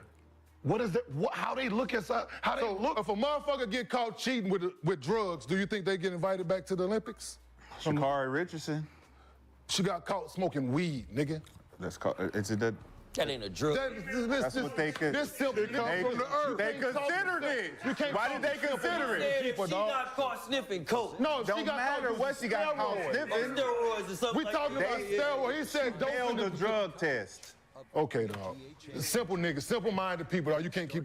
It's 1:30. She Steve. You failed ready, a Steve? drug test. Are we ready to do what we got to do, Steve? Because I'm not gonna keep talking to these She simple. failed the drug test. And with that in mind, let's move on to Mostly Fans, our please last do. segment of the day, God presented damn. by Underdog Fantasy. Brandon, you got us here. Let's talk about Donovan Mitchell. Missed the last 2 games with a calf injury, but averaged 30 points, 5 rebounds, 5 assists for the series on 48, 35, 82 shooting splits. For his career, Spiders averaging 28 points, 5 rebounds, 5 assists in the playoffs, but has never advanced past the second round. Brandon, do you believe Donovan Mitchell is a true #1 option? No, he's not the vocal point on the championship team. That's all. Great player, probably a great guy off the court and everything, but he's just not the vocal point. Being a great guy off the court doesn't make you a killer on the court either. So, Okay. But he's not a killer on the. No, he's a killer, but he's just not that type of killer. Like, you know. What type of killer you want him to be? Would the chop your head off killer? Yeah. Or the manslaughter accidentally Like OJ or Jeffrey Dahmer? killer? Which kind of killer are you talking about? OJ. Yes, I believe. OJ not here no more. I'm just kidding. I'm just kidding. Come on, man. Shit. Come on, man. We debating here. Don't touch No, I am. But I just feel like, okay, 7 years in, right? Then I looked at that draft class, right? I looked at the draft class, and when I'm looking at the draft class, I'm looking at certain people that's in that draft class, and you got guys like Malik Monk. I think Malik Monk is a better player than Donovan Mitchell. Just off the fact, if you look at the stats, Malik Monk is averaging 15 points and 5 assists, and he's only getting about 26 minutes. So if he averaged 34 minutes, what the hell you think he'll be averaging in his numbers? So let's give you the stat man. No, I'm just saying these are the same people that's in the same class. Give you the stat man. And then we got Darrington Fox. Let me give you Same 7 years, right? Darrington Fox. I mean, no. If you go look at the numbers, if these guys are getting the same type of opportunity that he's getting, what would their numbers be? I'm looking at the numbers right now. That's fine. You know what this is? What? Jason Tatum, 23.1 regular season stats per game. Right. Donovan Mitchell, 24.8. That means that's more. Stat man? All right, let's go rebounds per game. Jason Tatum at 7, Donovan at 4. That means he has more rebounds. Jason Tatum has more rebounds. Donovan Mitchell, 4.6 assists per game. Jason Tatum, 3.5. Right? This is seven years together, right? Yeah. Donovan Mitchell and Jason Tatum both are 5-time All-Stars. And Yeah, keep total points. Total points, 11,852 versus 11,619. Now, remember, me and you are having this conversation, so don't let this nigga come over here. we're having a conversation. Feels without conversation, right? What's the difference between the two again? One plays in a system, and the other one just does whatever he wants. Which one is which? Which one is which? Which one is which? One is 2 years older, too, I heard. Which one is which? Who plays in the system and who don't? Jason Tatum plays in the system. Okay. So that's why he can't do that. If he was outside of that system, he would be doing it. I just said Malik Monk is. I just said I believe Malik Monk is a better player than Donovan Mitchell. He just don't get the opportunity. How tall is Jason Tatum? He's 6'8". He's 6'8"? Yeah. I thought he was 6'10". They have the same stats, but one's 2 years younger. So that means In the draft. How tall is Jason Tatum? He's 6'8". It says right here in his draft. Gil claims 6'10", but I don't know if that's true. No, it's 6'8". It says right here in his draft he was 6'8". And shoes on. That's with the shoes off. I can't help it if they. Malik Hold on. Monk He is keeps doing that. How tall is Bronny? Bronny measured in with no shoes at I think 6'1.5". And then what is he with shoes on? I would say 6'3.5". Okay, so potentially. I don't know how big is his. So Jason Tatum is 6'8". If he's wearing stilettos. 6'8", and Donovan Mitchell is 6'3". He's 6'3" with a shoe. No, Donovan Mitchell was 6'1" and then 6'3", so he's Bronny. 6'1". So Bronny's the same. So he's Donovan Mitchell was And 6'8". Brunson. If Donovan Mitchell was 6'8", This is hypothetical now. Brandon, How tall is Donovan Mitchell was 6'8". Yeah, Donovan Mitchell. What kind of would he be better player for you if he was 6'8"? No, it'd be the same thing. All right, so if Jason Tatum was 6'1", what kind of player do you think he'd be? I feel like Jalen. I don't know. Hypotheticals, dog. You can't even prove it. We talk hypotheticals every single day. We can prove one's 2 years younger. Brandon, can you answer the question? You What doing kind of height. player would Jason Tatum look We like don't know. if he was 6'1"? I don't know. I'm not don't know. comparing height. So you're gonna let him answer No, for you? no, I'm just saying. No, listen. Let's go Malik Monk. Malik Monk is 6'3". So we don't do hypotheticals no more, Brandon? Now we're not going to argue him, prove a point. Bro, Didn't we do a whole Allen Iverson conversation on hypotheticals on how much he would average if he played in today's game? We sat here and did a whole fucking segment. Allen Iverson is a different. No, Do you see how these but Allen Iverson is a different breed. Allen Iverson's a different breed. You see how these niggas? We don't do Iverson was 5'11". We're talking hypotheticals. And what did I say? What type of hypothetical? I'm done with the hypotheticals because you can't prove them. So And I say Brandon, that. But they're fun to discuss, Yeah, I know they're Brandon, so Brandon. Here's a fact. So Brandon. Here's a fact. Here's a fact, Brandon. No matter what stat he says, they're comparable. One is 2 years younger. Who's younger? Who you think? Jason Tatum. Yeah. Out of the bunker and down into the Yeah, he can sit there with all. One's 2 years younger with the same stats. That's the difference. What kind of player would he be? Hey, if Jason Tatum was 7'7", what type of player would he be? Huh? If he weighed 362 pounds and he was white. I mean, he did the comparison. That's why I said the comparison was blasphemy. I just say it's pointless. Look at me. You did the comparison. Look at me. I am Stop looking over there. You did the comparison. He cannot save you. He wants to. He can't save you. He wants to win in I just killed you. This is me and you. I just killed you. If Jason Tatum and Donovan Mitchell were both 6'6", Both 6. What? what are we looking at? The same thing. Looking at the same type of players. We're looking at the same type of talent. What makes one up better than the other, right? Put them on different teams. Is the success different? No, we don't know. Success is not different. One is more marketable. One plays for the other Boston. one look like a Ninja Turtle. One plays for Boston his whole career. One played for Utah and Cleveland. Brandon, is that the issue? He wants to win fans. Utah and Cleveland. Is looking like a Ninja Turtle the issue, Brandon? Utah and Cleveland. Ninja Turtles. He's supposed to be. He did. Huh? Leonardo, Raphael, Donatello. See, he wants to win. He wants to win something that you can't prove. You can't prove it. Hey. He wants to win something you can't prove. See how he want to be a part? He did the comparison, so he did a sick. He wanted to get in the bag. Gil wanted to get in the bag so bad. He wanted to get in the bag. He did this. Stay on the topic. There's only one body bag here. It's for him. So if I didn't bring two, I brought one. If you want to crawl in, you can crawl in the body bag too. I'll try to zip it up. But sometimes I don't bring a big enough bag for the both of y'all. Then kill him with a fact. I already killed You can't prove if he's 6'1", he will be. We don't know. The numbers that's disprove irrelevant. it. These are The numbers is one. See how you has use your been, teammate? Did y'all one, just tag? I already said what I said. Hey, I got it. Boom. One is 2 years younger, has been to the Eastern Conference 7 times, to the finals 2 times, as an All-NBA player a bunch of times. He's better and younger. Next. That is easy. Next. You brought up the argument. I know. You comparing these two. I'm in the chat like, are we? I was done with the Donovan. Why you think I didn't answer? Should we ask the chat again? Is it obvious? Is Donovan Mitchell? No. Should we ask him again? No, ask the chat. You want to ask him no, again? ask the chat. Is Donovan Mitchell better than Jason 72% Tatum? of them said it was obvious. Ask the chat. Is Donovan Mitchell better than Jason Tatum? You brought it up. We asked the chat first and foremost, is Donovan Mitchell a #1 option? We had nearly 4,000 votes. 60% said yes, 39% said no. That's crazy. We are in the process.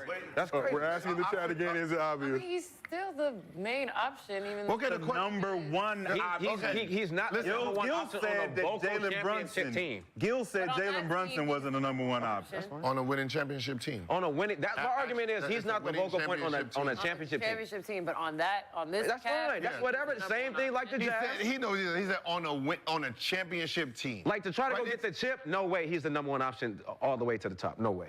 Just like in Utah, we saw the same shit. No way. Like that's it. That's all I'm saying. Like if Donovan Mitchell needed a Greek the Freak Jason Tatum is not a number one Giannis, right? Yes, he is. Or Giannis. They ain't won it.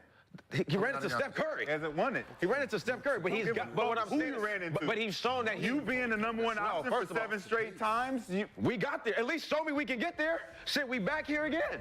So as the number one option. Okay. Jaylen Brown sitting over there like, let me try. Okay, how about this?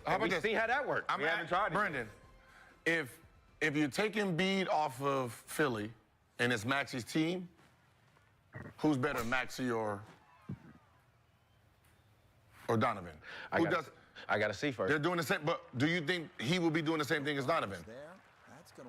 I don't know if he can get them to the second round, like Donovan. That's why I say I can't say that, because Donovan's been to the second round. I just don't think Donovan like he might need an Embiid, or he might need an Anthony Davis, or he might need but a being Jokic that, but trying to be the guy like no, stop it. Knock that shit off. Knock it off. Go put that over there. Knock it off. I'm not saying he's a bad player, but he's just not. If we're trying to go win a ring, no way. No way. Stop it. Even my young boys told me, stop it. So let's. Wow. But great player though. Wow. Great player, bro. Great player. Great guy. Great player. You know, Darius Garland had 11 points last night. Okay. Yeah. I mean, that's the second. They weren't even supposed to. They set down half their team. They weren't even supposed to be out there, bro. They could have played Tristan 40 minutes. Yeah. Didn't someone hurt his Jared Allen had rib injuries, missed like 7 games. Yeah. 8 games now. Shit. You gotta put some respect on D-Mitch's name, bro. I did. I just said he's not a number one option on a championship team. That's not. How's that not putting respect on him? I didn't say he's trash. But that's not a. But that's a lot. That's a lot of people though. Exactly. That's not. Exactly. There's a lot of people who's not the number one option on a chip team. Just like when Paul George said that, I think I'm a chip to be able to even have a conversation. No, you can be capable. You can get win the chip. For us to have a valid conversation about who's the number one option on a championship team. What makes your team a championship team? You have to win it, or you have to get there. No, getting there like Boston's getting there. 5 times Eastern Conference Finals in the finals. That's getting there. But one finals appearance in that run though, and they got packed up. By 6? I mean, but they didn't get They twice. What, twice? Yeah, they're twice. Okay. Yeah, that's what. Two trips to the championship in 7 Eastern Conference. Yeah. Like, don't do that. Don't ever do that again in the chat, bro. Don't put that. I mean, to be honest, it's not something that is no. There's only been Steph, a guard being a number one option. That's rare. One finals appearance. Yeah, I might say one. That's rare. That's rare. But one how final. many years? How many That's rare for a guard. You know who he turning into? Shooting guard, the number one option. You know who he about to turn into? Because it's about to get to that year 10. He's about to turn into. Remember when Paul George said, "Yo, I'm cool being the second option." Like it's about to be those type of conversations. So wait. So Steph is. What other guard won a championship that was number one option? Is Jalen Brunson a number? What other guard? Huh? For Jalen Brunson, a number one option. Yes, he's a number one option. Yes, he's a number one option. Yes. So Jalen Brunson doesn't have the formidable pieces to be a championship squad, right? Yeah. But he's a number one option. Yes. What's the difference between him and Donovan Mitchell? Nothing. So wouldn't that say, okay, so if nothing's different, it is different. Donovan Mitchell would then be considered a number one option. He's a number one option. He's a number one option. We're saying that. No, he's not saying that. He's saying he's not a number one option on a championship. You said that. No, he is not saying that. He's saying he's not a number one option, period. He's saying he's not a number one option. And I know he's captain. Oh, I thought he said on the championship. No, that's our conversation. That's fine. I think both. Yeah, that's fine. He said the Cavs. That's fine. All role players. Yeah, all fine. Yeah, that's fine. No, he says there's no number one option on the team. That's fine. The same option. Dead body, that's bro. Fine. You're tripping. That's fine. That's fine. Dead body. That's fine. Yeah, that's fine. And I'm sticking with that. I don't care. Put him on Orlando. Move out. Move over.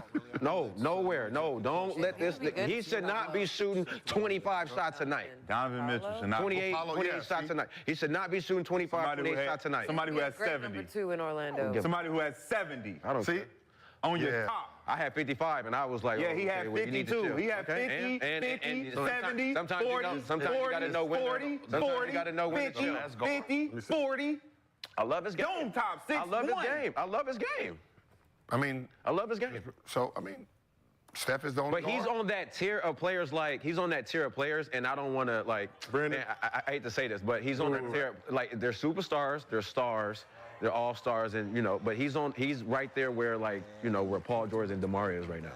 Yeah, Steph the last one in a minute. Yeah, so you, I mean, but in theory, they still better than him. This is But not. he's headed that way. But this is not a knock against him because Steph Curry is the only guard in the last 30 years to be the #1 option to win a championship. Yeah, Tony Parker won the finals. But he wasn't the #1 option. I'm just pointing it out. You can point it all you want. #1. Oh. Mr. Hippolito. We can have a debate on Chauncey Billups. Chauncey Billups is the only other one. We can debate on Chauncey Billups being the #1 option. I'm rolling. Right? Yeah. So, I'm rolling. So him and Steph in the last Since, no? He's just trying to think of somebody. No, Rip was #1 option. Okay, so that takes him out. Point guard.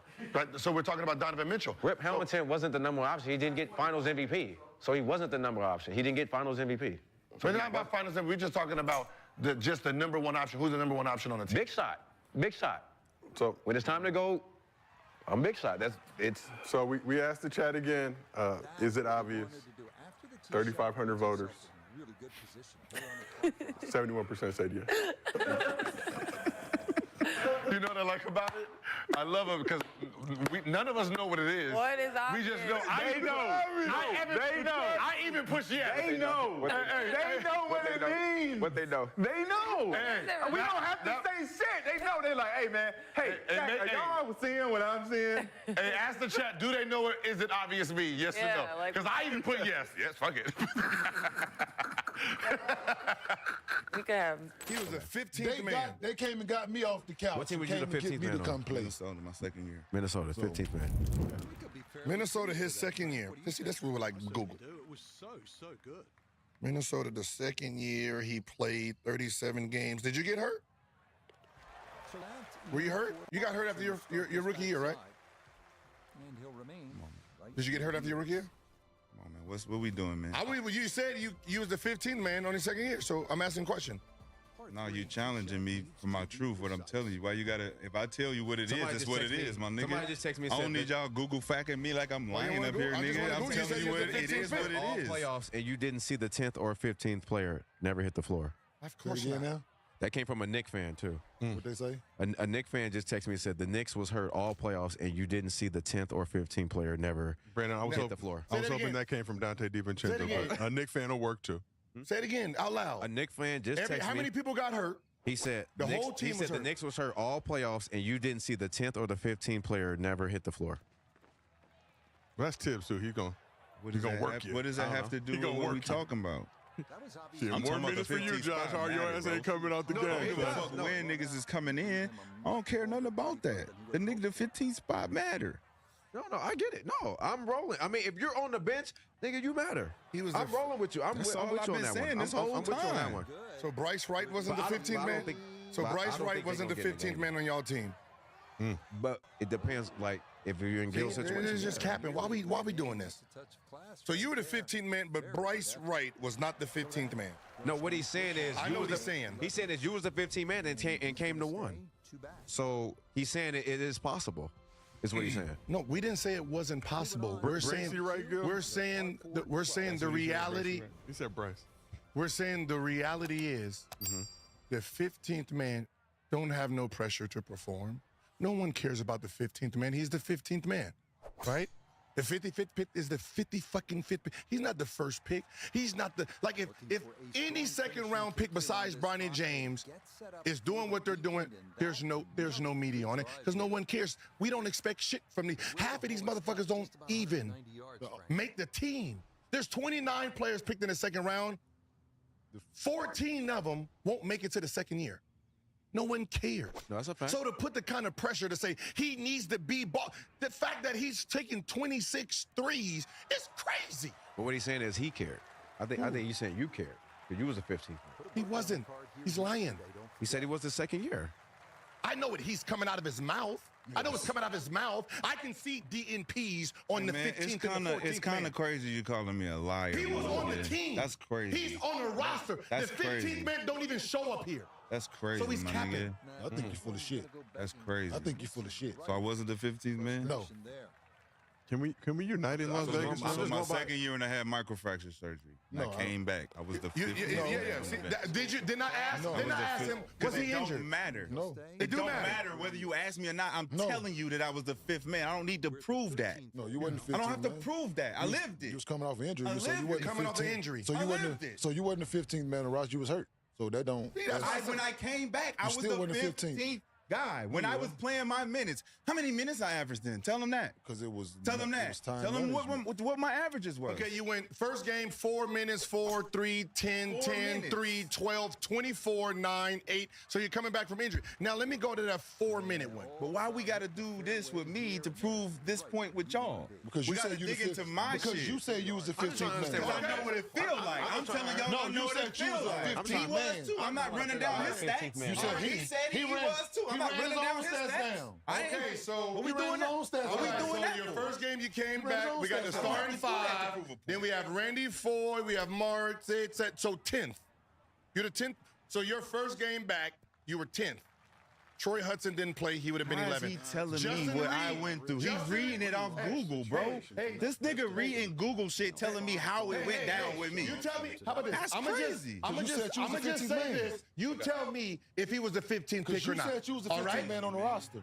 We got the starting 5. Hold on. Did you or did you not say you was the 15th man on the roster?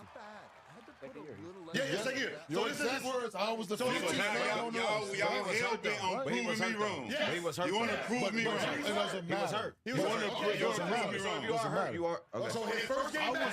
I wasn't the 15th man on the roster. This is his first game back. I know what you gotta say. Like that's like me getting hurt, right? And I gotta, and then I'm at that. But I ain't nobody. You on time restriction. I ain't number one pick. I ain't Was you on time restriction when you came back? Brandon. Was you the 15th man on the roster? Exactly. Brandon. Okay, so first game back. Come on. Randy Foy, 22 minutes. So he's 6. Marco, 7th man. Yard. Craig, 8th. Right? Let's do the math. 8. Yep. Mark Madsen, 9th. All this. Mark Madsen is 9th. Yep. Rashad is 10. Right? He played 4 minutes. First game off of injury. Now there's a guy who didn't get in the game. His name is Troy Hudson. All right? Then there's a kid also who didn't get in the game. His name is Justin Reed. How many players is that so Miss far? Legend recipe. How many players is that's 12, right? Yep. 12. That means there's 3 niggas who ain't even on here. They're in suits. Nobody's in suits. 13, Nobody's in 14, Whether they're in suits or street clothes, they ain't listed on the motherfucking scout. So 13, 14, We take 15 turns. is We not. was taking turns on who was wearing the suit, There was- right? So So that's what we used to do because he's just. Hey, So Rashad, he's hey, mentioning names and box scores, but now he can't read the DNP when he didn't play, and I was sitting behind the bench. When were you? Because I was Let me the ask you this. 15th guy. So what because time? me, Bracy, Justin, we was When? all trading spots of who was not playing that night All right, so based when- on matchup. All right, so when you came I in, was the 15th guy. so after some your, night. so after your first game, You wasn't the 15th guy. so after right? your first game, you came back. When did you go back to the 15 spot? Yeah, I want to know because you was never. Because I know you played 1, 2, 3, 4, 5, 6, 7, 36.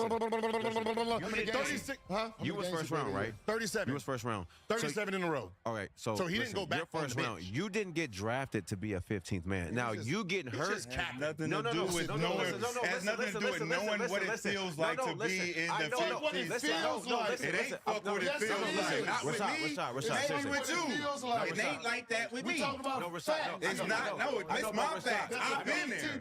I've been The there. roster But don't Rashad, play. listen, they- It ain't saying what listen. your feeling was. They made you feel like you was a 15th the guy. 15th guy They matters. made you feel that way. He matters. They made you feel that way. 15th listen. So what matters. you're saying is, so Listen, listen. 15 what he's means saying this. is, they made him feel like he was a 15th Yeah, man but on he the roster. wasn't because he didn't get drafted to that. Did I say that? No, I didn't say No, that. that's what you're You saying. said That's you what were you're saying. you were the insinuating Because us. there's You said nothing you were here the, that's you not were the doing 15th man Come on the on. roster at points during that season. You guys were rotating through The only reason why you feel like that is because you When was I hurt. came back, I'm just here to host. You know what 15? You know what the 15 pick sounds like? we all in the same room, man. On the roster. you They're mean. not the 15th Do pick. you know what the 15th man 15 on the player roster. sounds like?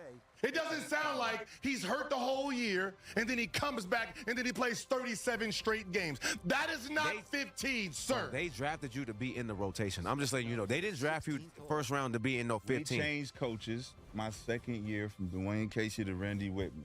Okay. And Randy Whitman did not fuck with me, so I was not in the rotation. And the only reason that I did get playing time because I was the draft pick. And it was my second year option. So you wasn't the 15th pick. So Kevin McHale. So you wasn't like, 15th man. Hey, Kev is like, look, man, try to put the young fella back in the mix. So he's just coming back from the So therefore, you're not the microfracture. 15th man Yeah, on the but what roster. I'm saying is Minnesota never drafted you to think you were going to be the 15th man, though. That's never what I said. I said I know what it feels like to be the spot. So Why he y'all said- keep saying? No. See, he's changing it. See, this is I'm not what he's changing saying. shit. What he's saying. I'm B, saying the 15th feel spot like. matters because I know what it feels like. But you was never the 15th We all man. know what it feels So like how to would I be know what the it 15th feels man? like if I was never He's the never 15th been the man? 15th man. How would I know what it feels like if I He wasn't said, ever? What year? Feels like. That's what they made him feel like. What?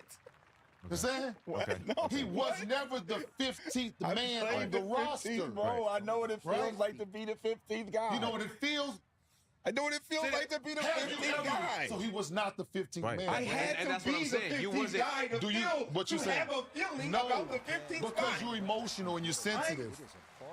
I was a. Don't even make You sense. are not a 15th. You No, he was never. I'm letting you know, He's you're not a never 15. been there. You're not a Listen, he 15 don't know guy. what it is. Listen, I know that I'm a. Even if you think I you- know that I'm a lottery pick. I know all that. Okay. But I played the 15th spot role, so I know what it feels like So to you was be in the back suit? here. So you was in the suit? I know what I've been in the back too. Oh, y'all are injured. Have you ever been healthy? Have you ever been healthy? Have you ever been? DMP. I've been hurt in the back. DMP did not play. That is not DNP.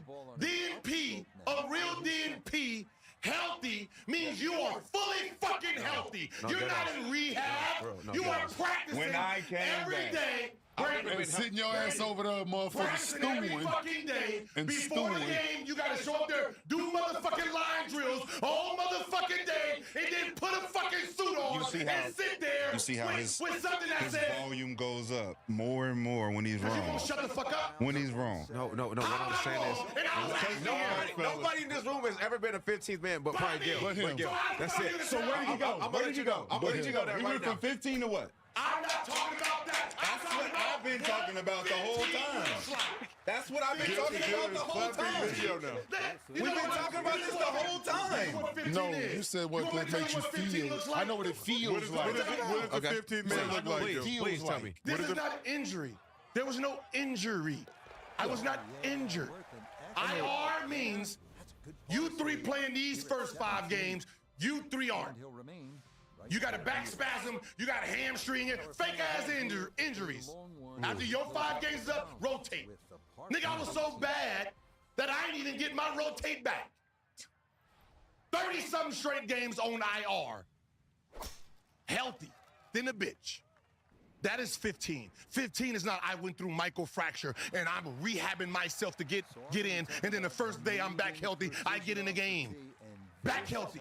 I was healthy the whole time, didn't get in the game. Nigga, I couldn't wait to get on the part of the 3 so I can just do layup lines. Ooh. Show the motherfucking fans this.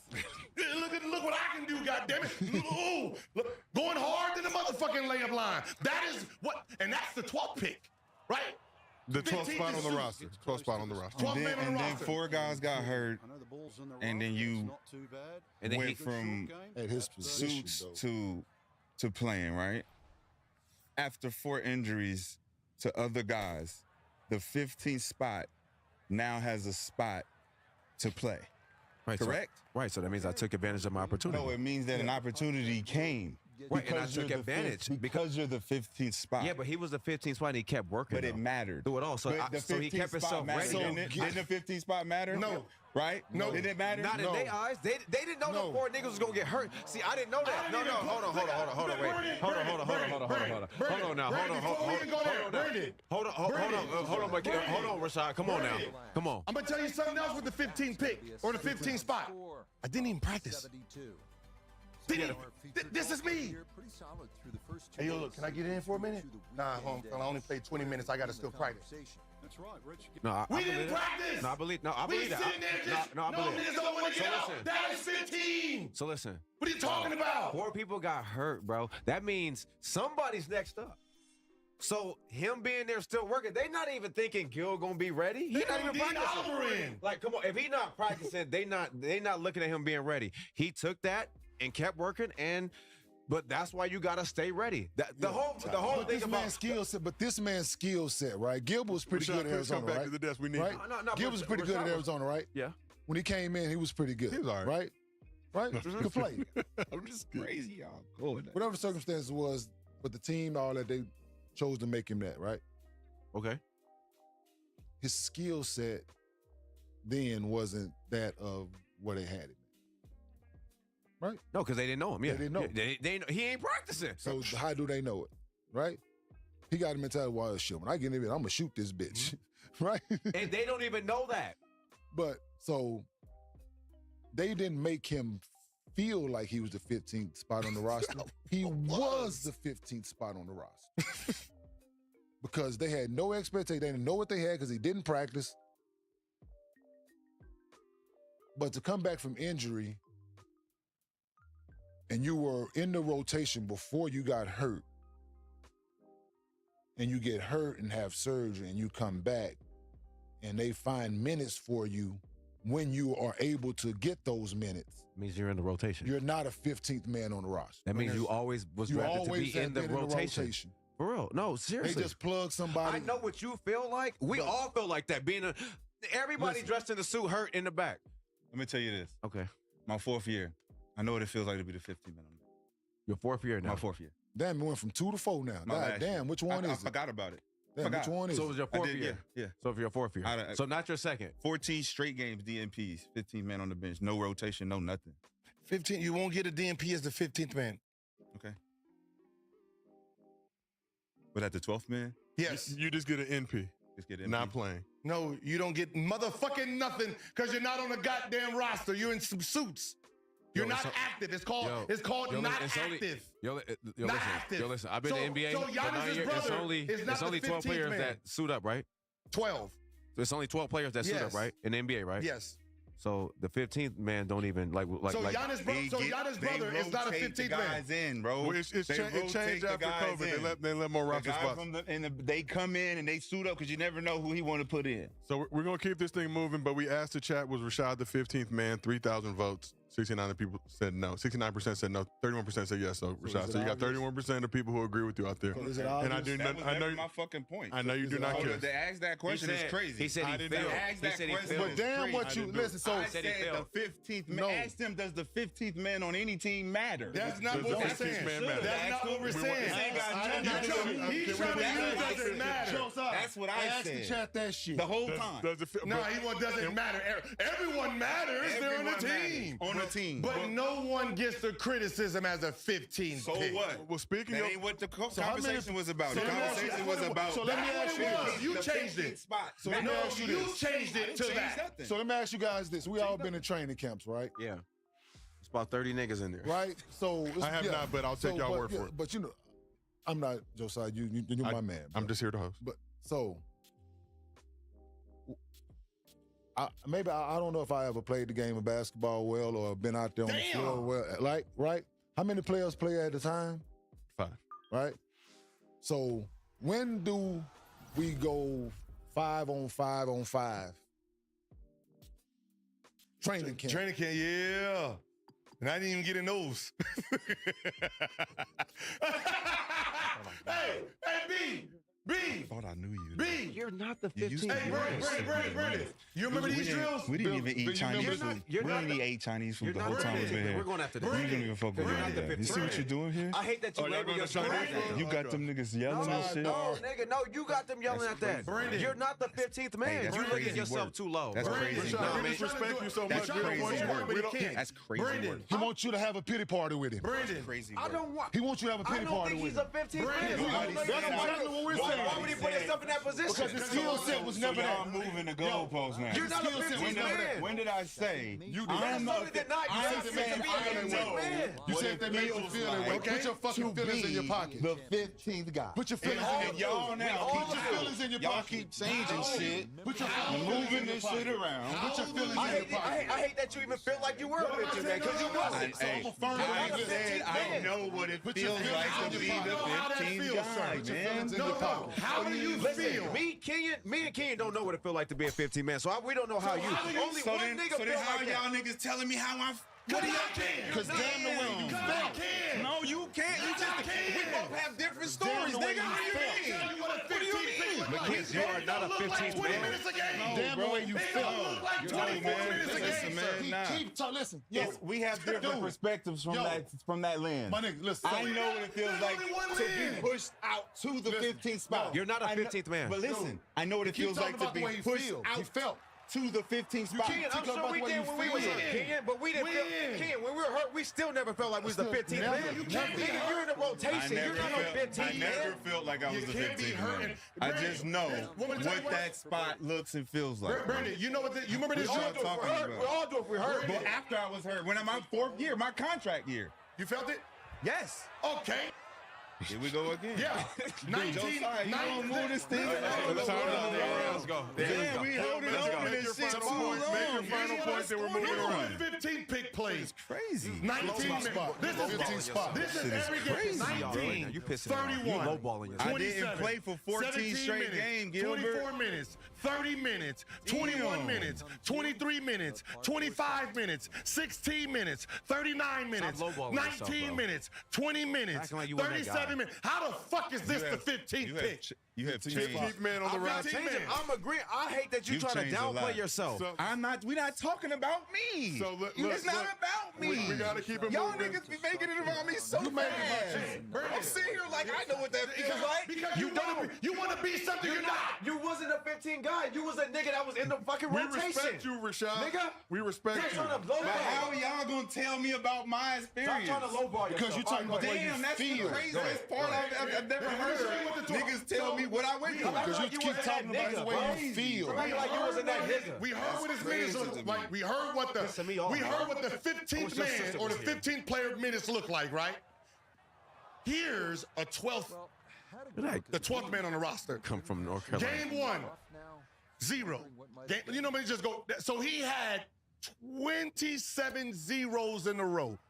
Then he played 2 minutes, right? Keep going and with then it. after 27, so his 28th game, he finally got in the game. That's the 12th man.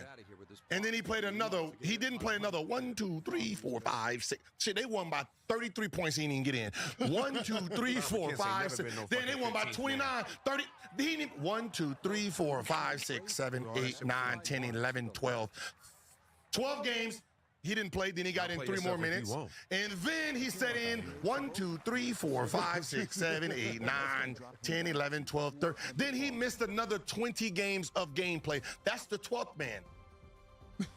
But downplay yourself all you want, but not over here with us, nigga. Come on, man. Don't take credit for something that you wasn't a part of, dog. We asked the chat. We asked the You chat. remember this drill? 5, 5, 5. 5, you remember that? 5 in training camp. When you're in the middle, you play deep. Yes. You know, you know where I was? On the sideline. There's 15 niggas here, and I'm on the sideline. Stop trying to downplay yourself. We asked the chat, does the 15th man matter? More than 2,000 votes, 63% said yes. But let's keep this thing moving. We got to talk a little bit about... Not a bad pickup. Who? What you just say? Is that JaVale? JaVale? Yeah, he's played in, what, you got like 2, 3 rings? Just still, sir, you live body. got, 3 rings, yeah. JaVale live played body. in big. He's just a live body. He gonna play. He gonna Live body, man. Yeah. Ain't gonna do nothing but rebound and run the floor. It's just Andre Drummond, right? That's all he doing, like a live body. Yeah, it's just gonna be weird because you bring in Clay and get rid of Derek, which was a power forward. So, you know, the fact that they will probably, if they just start their best players, you're talking about Luka, Kyrie, Clay, and PJ playing a 4. Which he You did. do it, but you can get away with it in this NBA. I mean, he did that this season, though. Yeah, you can get away with it. Yeah. It doesn't hurt you. There was more of a 3, I thought. Like, not in this NBA. I think Derrick Jones Jr. is more of a 3. Yeah. But defensively, he can guard multiple positions. I get you. But I think PJ, in this NBA, you fine at the 4. And then Gafford. Because who's going to post him up? I'm thinking about the top tier teams because top tier teams got big guys. Okay, they got a 5 still. So who gonna post him up? Who gonna put PJ in Washington in the post throughout the NBA that's playing that position? On the West? In the NBA. Period. Who the fuck posts? Giannis don't post. So he can guard everybody on so he's fine at the 4. PJ is fine if they wanted to start him at the 4. I think him coming in having a training camp with them and be better for him, right? Coming in halfway last year, still played well. Played great. Yeah, I thought that squad played great. Yeah, they played well, but just imagine all of them getting a training camp together. Clay involved now, PJ there. No, I think about when, because let's say, Joker sits at the 3-point line making passes, and when you got Aaron Gordon ducking in and going for a lot, he ain't blocking. He can't block. He don't have he's not athletic at. That's fine. Who, PJ? Yeah. He can guard Aaron Gordon. PJ Washington? Yeah. He's athletic. No. He's not as athletic as Aaron Gordon, but he can as athletic to be 4. But who else? Because he's the one who has to protect the rim. But there's so few guys that fit what you're saying. No, what I'm saying that position. When the big is out, he is the rim protector. So that's even when anybody drives. He's the one back there that got to actually protect the rim. And it's not like he's taking charges and so when you jump the jump with him, when you jump the jump with him, he's not a guy that deters anybody. But my thing is, how many teams have that? That drives? And have rim protection, as you were speaking of, at that position. Yeah, like when they big is they big is away from back. Who else has rim protection besides? Yeah. Team Minnesota players 2 bigs. That's it. I'm saying, but who else? Nobody else. Aaron Gordon is 6'10". Okay, cool. Him and PJ washes out, I think. Yeah, 6'10". Michael Porter Jr. is 6'10". But he's 3 though. But he's not attacking the rim. But that's what I'm saying. I'm not worried about Michael Porter Jr. He's not attacking the rim. Man, I'm thinking about championship. The championship teams are big as hell. They're not little. They're not sitting there with 6'1", 6'2", 6. They're not. So he's that tall? So PJ's that tall? I don't know how to be 6'8". PJ like 6'7", 6'8". He's like 6'8", 6'9". So, but in this NBA, you're not talking about. No, what I'm saying, NBA regular. We're not talking about the power forwards I played. I'm talking about NBA regular. Like you're thinking about the power forwards we played against. No, I'm talking about the NBA that's been winning championships. But it's a different So who's at the 4 for Boston? Al Horford. But what is he? But what is Al Horford? Their team is big across. But what is Al Horford though? A center. No, but he's a spot-up shooter now. I'm just talking about just height. Okay, but the height doesn't. But the height doesn't matter in this situation, Gil.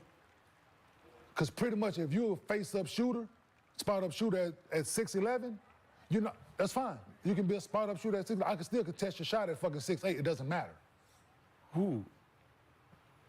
You just said Al Horford. No, what I'm saying is... PJ can contest Al Horford shots. No, I'm not talking about... But you said height. Shot. I'm talking about when I go to the basket, he's not blocking. Al Horford not attacking the basket. Not him, just the basket. But why did you bring him up then, motherfucker? When Tatum just like this, when Brown went to the layup, who was there trying to block the shots? Him. Okay, that's fine. He can't do nothing with them. Okay, that's one. That's what I'm saying is everybody. When John Morant comes in there, there's nobody back. But my question is to you, which you haven't answered yet.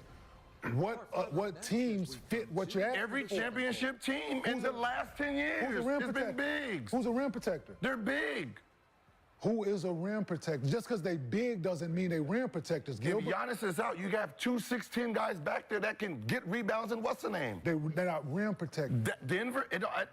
You said, I'm using your words, Gilbert. I'm not making words up. These are your words that he's going to be a great asset like he was in this championship. So I'm just saying, being back there trying to stop somebody from scoring These are your words. You said rim protector and height. I'm telling you your words. So who won the last championship? How big was the team who won the last championship? I'm asking you. You the year said before rim that. protector. The year before that. Denver Nuggets. The year before that. Rim protector. So who is the rim protector on Denver? The year before that.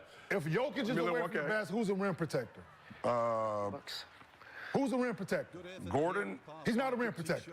He wasn't blocking shots? He's not a rim protector. Nigga. He wasn't blocking shots. He was averaging 1.5. Jesus Christ. He's not a rim protector. Just because you can block a shot or two, that don't mean you're a rim protector, Gil. So what does it mean then? Because Derek White blocks shots. Is he a fucking rim protector? He doesn't block shots at Dwayne Wade was the leading block at his position. Is he a fucking rim protector? No. Just because you block shots don't mean you're a rim protector. So what is a rim protector then if you're not blocking shots? A rim protector is when you look, fucking Wemby is the fucking rim protector. Okay. Okay. Yes. Bam Adebayo, Anthony Davis, Giannis, rim protectors. Is LeBron a rim protector? No. But is he big enough? I'm not fearing LeBron if I'm driving to the basket. I'm not looking for him. No? No. Ain't nobody fearing LeBron. They driving to the basket if you ain't chasing me down from behind. No. I don't know about that one. Trust me. Ain't nobody looking. People are looking for Anthony Davis. He covers more ground. He have 2.5 blocks a night. So like Giannis? Yeah. Rudy Gobert. Even at times Bam Adebayo. Who else? That's all I'm saying. Those guys are rim protectors. Hence why they can't win. But my thing, those guys are rim. But when Bam is on the outside, who's back there that's even close enough to block a shot? That's the point that I'm making, Gil. You making my point for me. How? Because if Bam is out here, who's big enough to even block a shot? That's what I'm saying. You brought up rim protectors, team that won championships. So I said, who else fits the criteria that P.J. Washington, other than P.J. Washington is at the 4, right? Yeah. So what other teams, all of them guys are the same. It doesn't matter if you're 6'11" or not. You're not attacking the basket. If Jokic is out and someone drives, I still have 2 6'10" guys. Those guys are not rim protectors, I still have 2 6'10" guys that are athletic. But you said rim protector. You said rim protector. They're not rim. Listen, no one is fearing Aaron Gordon when they drive to the basket, and they damn sure ain't fearing Michael Porter Jr. I promise you that shit. But are they coming down dunking? Yes, nigga. Show me. They don't fear them. Show me. Like I want to see Aaron Gordon. They don't fear Jokic if he down there. He the tallest one. I don't see a lot of those guys are not rim protectors. If my big is on and we're talking about someone driving, right? We're talking about a guard driving. Yeah. Do you think Kyrie fears Aaron Gordon blocking a shot or P.J. Washington? Neither one of them. You brought up Kyrie Irving, so neither one of them. He's looking really good. Another beautiful strike. Because they're not rim protectors. He don't fear neither one of those guys. Finish off the front side. It ain't about fear. It's who has the better chance. I answered your question, bro. Yep, that's nicely done. I answered the question you asked, I answered. Neither one of them. There's a reason the championship team is still tall. Because they're not rim protectors. It don't matter. If Giannis is out, you got Lopez down there. It don't matter if he don't block shots. It's still Lopez down there. If Lopez is out, he averaged 2.5 blocks. If Lopez is out there, he averaged 2.5 blocks. He's a rim protector.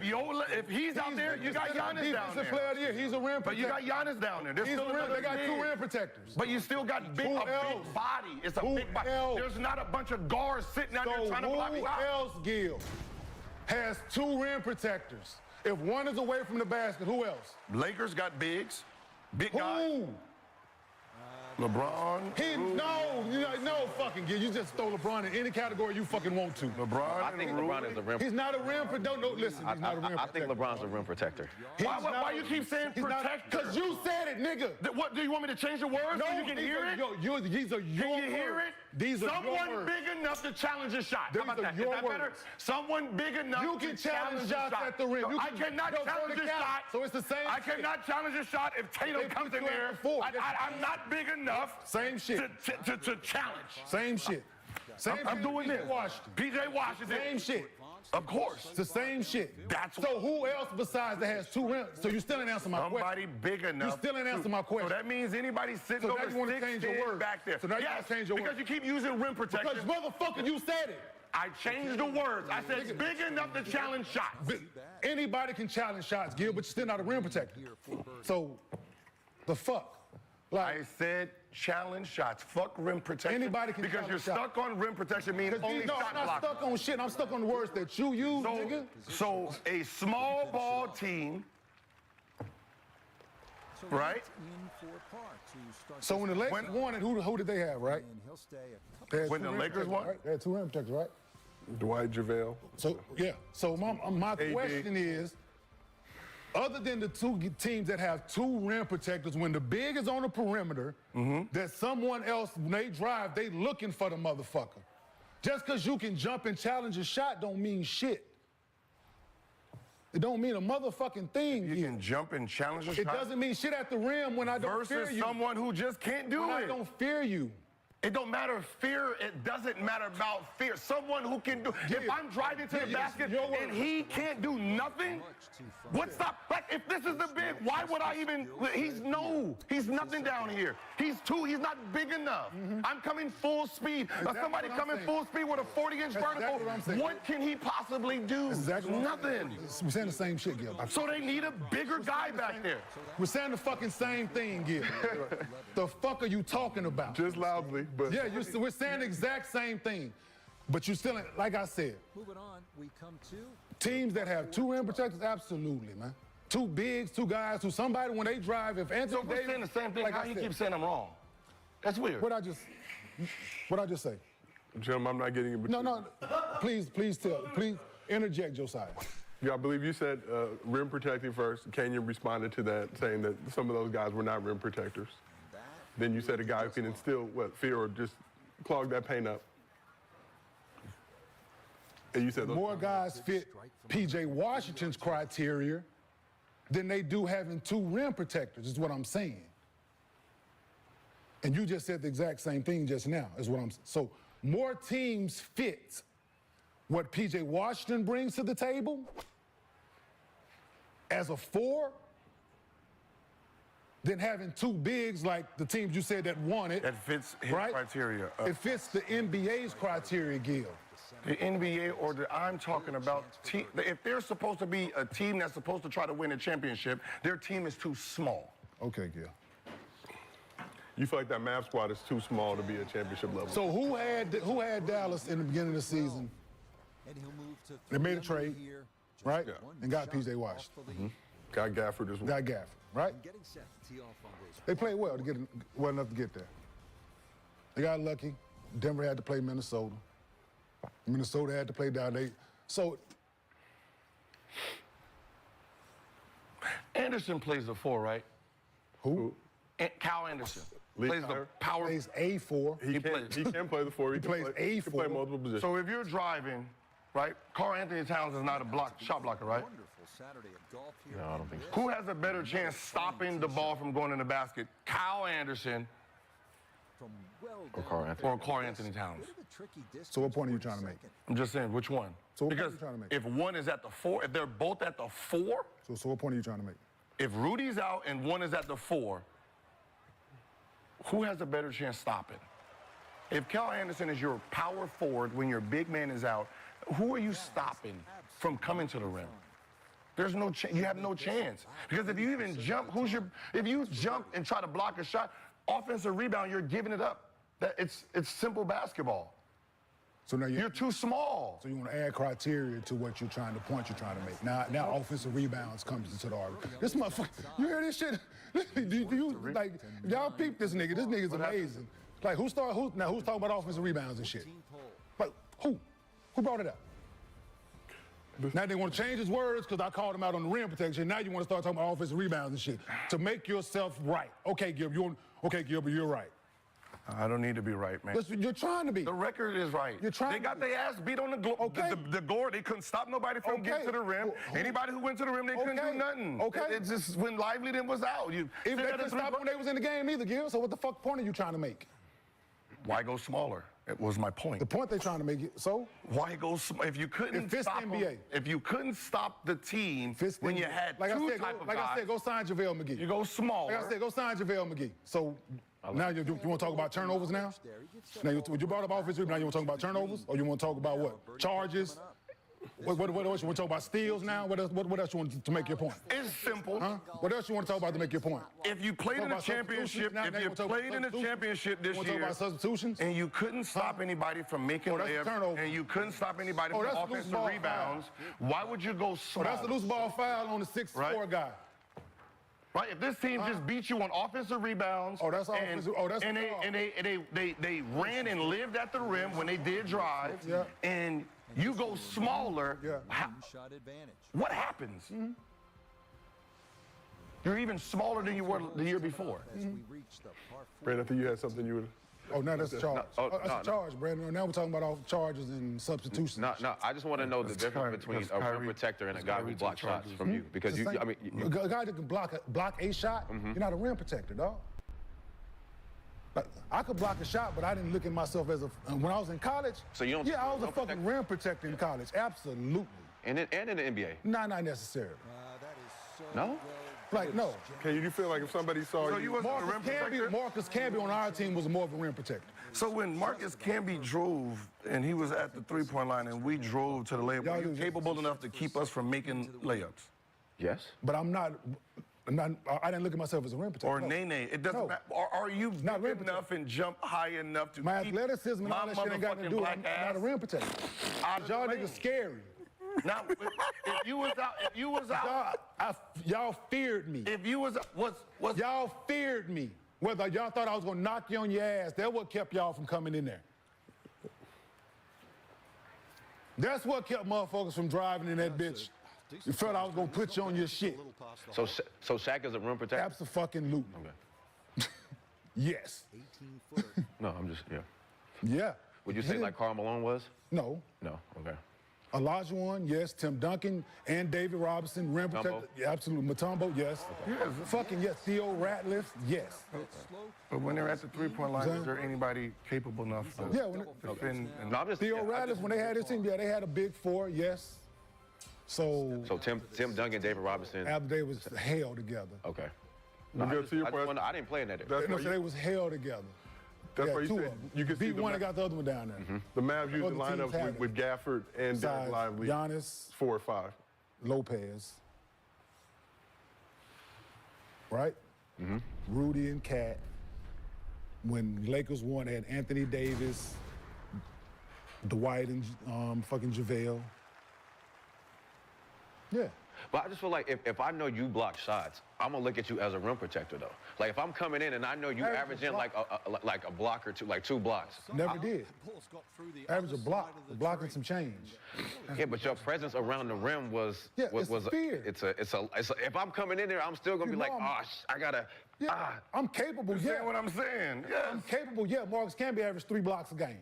We're not talking. When he's out, you're still down there. But it's a different fear. If what is it? Nahara is down there. I'm not fucking afraid of Nahara because he didn't jump high enough. It's a fear. I done block it, but your first thought ain't he gonna block it, nigga. That ain't your first thought. Who? Nahara? Me. Why not? Your first thought, oh shit, Kenyon down there. That ain't your first thought. That he gonna block it. My first thought ain't just there's nobody back there. I'm gonna go layup. I still got Kenyon's back there. Yes, Kenyon's back there. Yeah, I'm looking okay, Kenyon's out. Nahara's back there. I'm looking at that side. Marcus Camby like, oh shit, he might block it, right? But just Marcus Camby might block it. Yeah. Right? You look at I might block it, but your first thought is, oh shit. Yeah, but if you're out there, Nahara's back there. Let's fly. We're going to the basket. I'm with you. I understand the same, but if Nahara's on the perimeter and I'm under the basket, you like, oh, yeah. Kenyon's back there.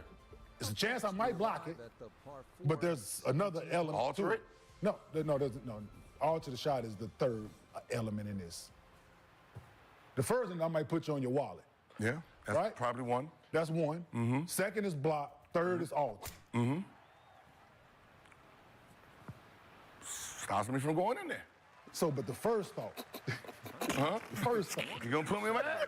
But that's what I'm saying. But even though you're not a fear, but Marcus Camby is you like, oh, shit. But what I'm saying is, but if you're not a shot blocker, you're still back there to put the fear of someone driving. But I don't look at Aaron Gordon and them other guys in the same light.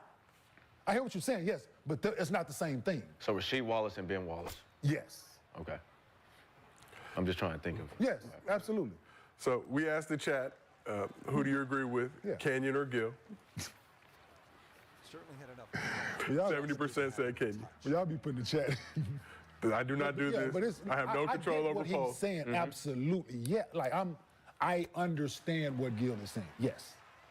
But not every team fits that criteria.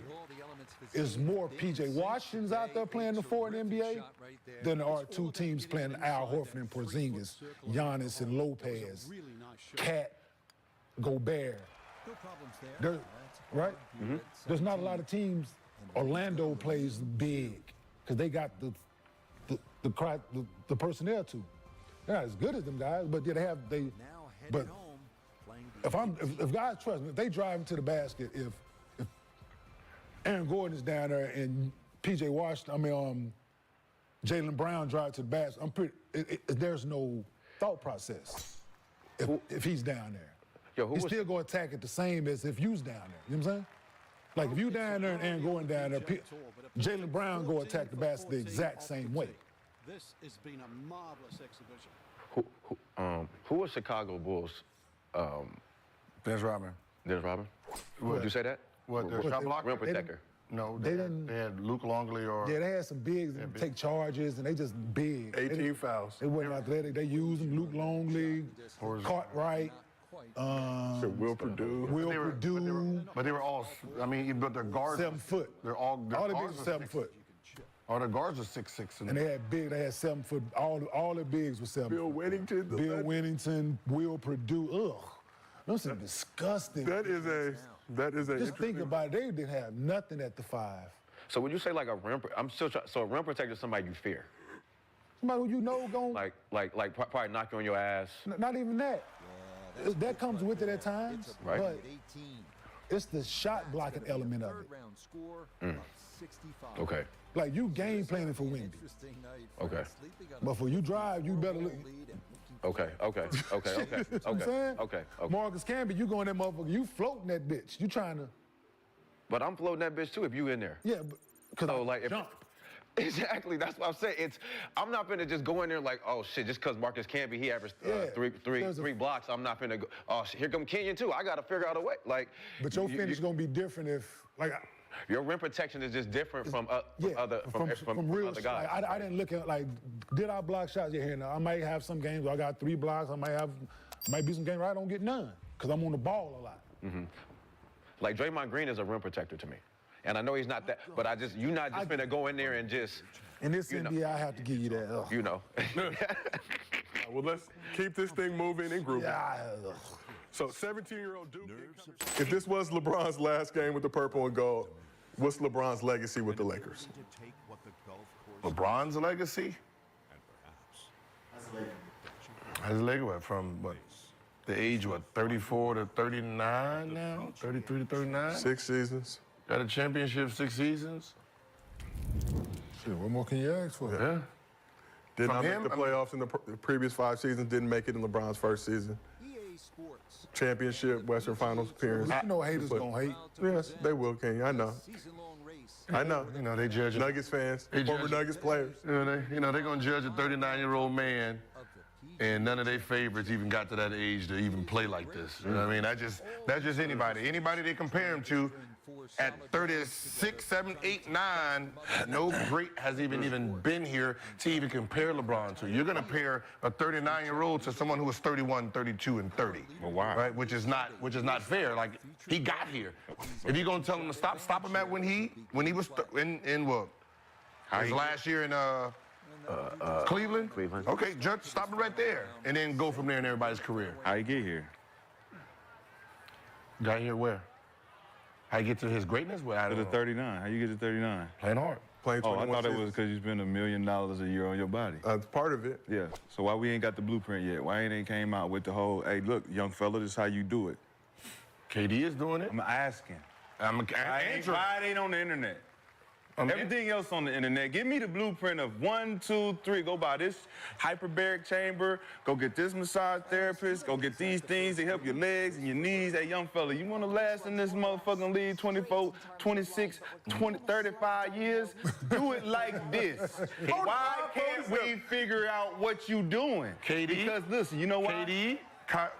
KD, Curry. You talking about 2? They're playing exactly the same way at the same age. 300 niggas in the league. Well, we can't help it. So why you can't tell us about them scientists? Brady, scientists in the back. Brady. There's some scientists in the back, and you going in there switching that shit. You just gotta learn. How about you gotta get surgery. How about Brady at his age? I mean, just some people just take the shit very seriously. It ain't no genetic anomaly.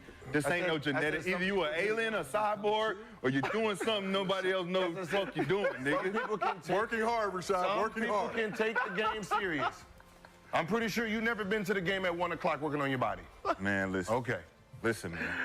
It's easy to try to take away somebody's legacy because they're lasting longer than everybody else. We seen Michael Jordan average 20 at 39 and 40. No one questioned it. He was playing well, right? If he took care of his body and stopped smoking and drinking, what the fuck would he would have been doing at that age, right? He smoked a cigar and drunk every night and still came out and averaged 20 in the hardest era of defense. With the jaundice eye. Right? And people don't understand that. He was getting his knee. And right? taking it. Yeah. Right? That means because I'm at 40, it's tough. But what I'm saying is, he's injecting his knee, getting his fucking drained black tar coming out his knee, averaging 20 in a zone defense, smoking and drinking. So how did that happen? I'm just saying. Greatness is greatness. If you want to give he was that great that he can just say, fuck you, y'all still trash. And go out there and average 20. You want to give it credit, you can. But I'm just saying, when's the last time Cleveland won the championship in what year? 2016. That's the last time LeBron won a real championship. 2020 was also I said a real championship. It don't matter about a real championship. So when I'm talking about all this shit that you're talking about leading up to it, like, where is it? Like, show me. Show you what? Show me the last 6 years. We have. He's 28, The 29. last 4 years. 28, 29. You've been trying. A championship came out of there, though. You've been trying. 2020 championship. But this is what I don't know. I don't want to hear no age shit to give an excuse why you got 4-1.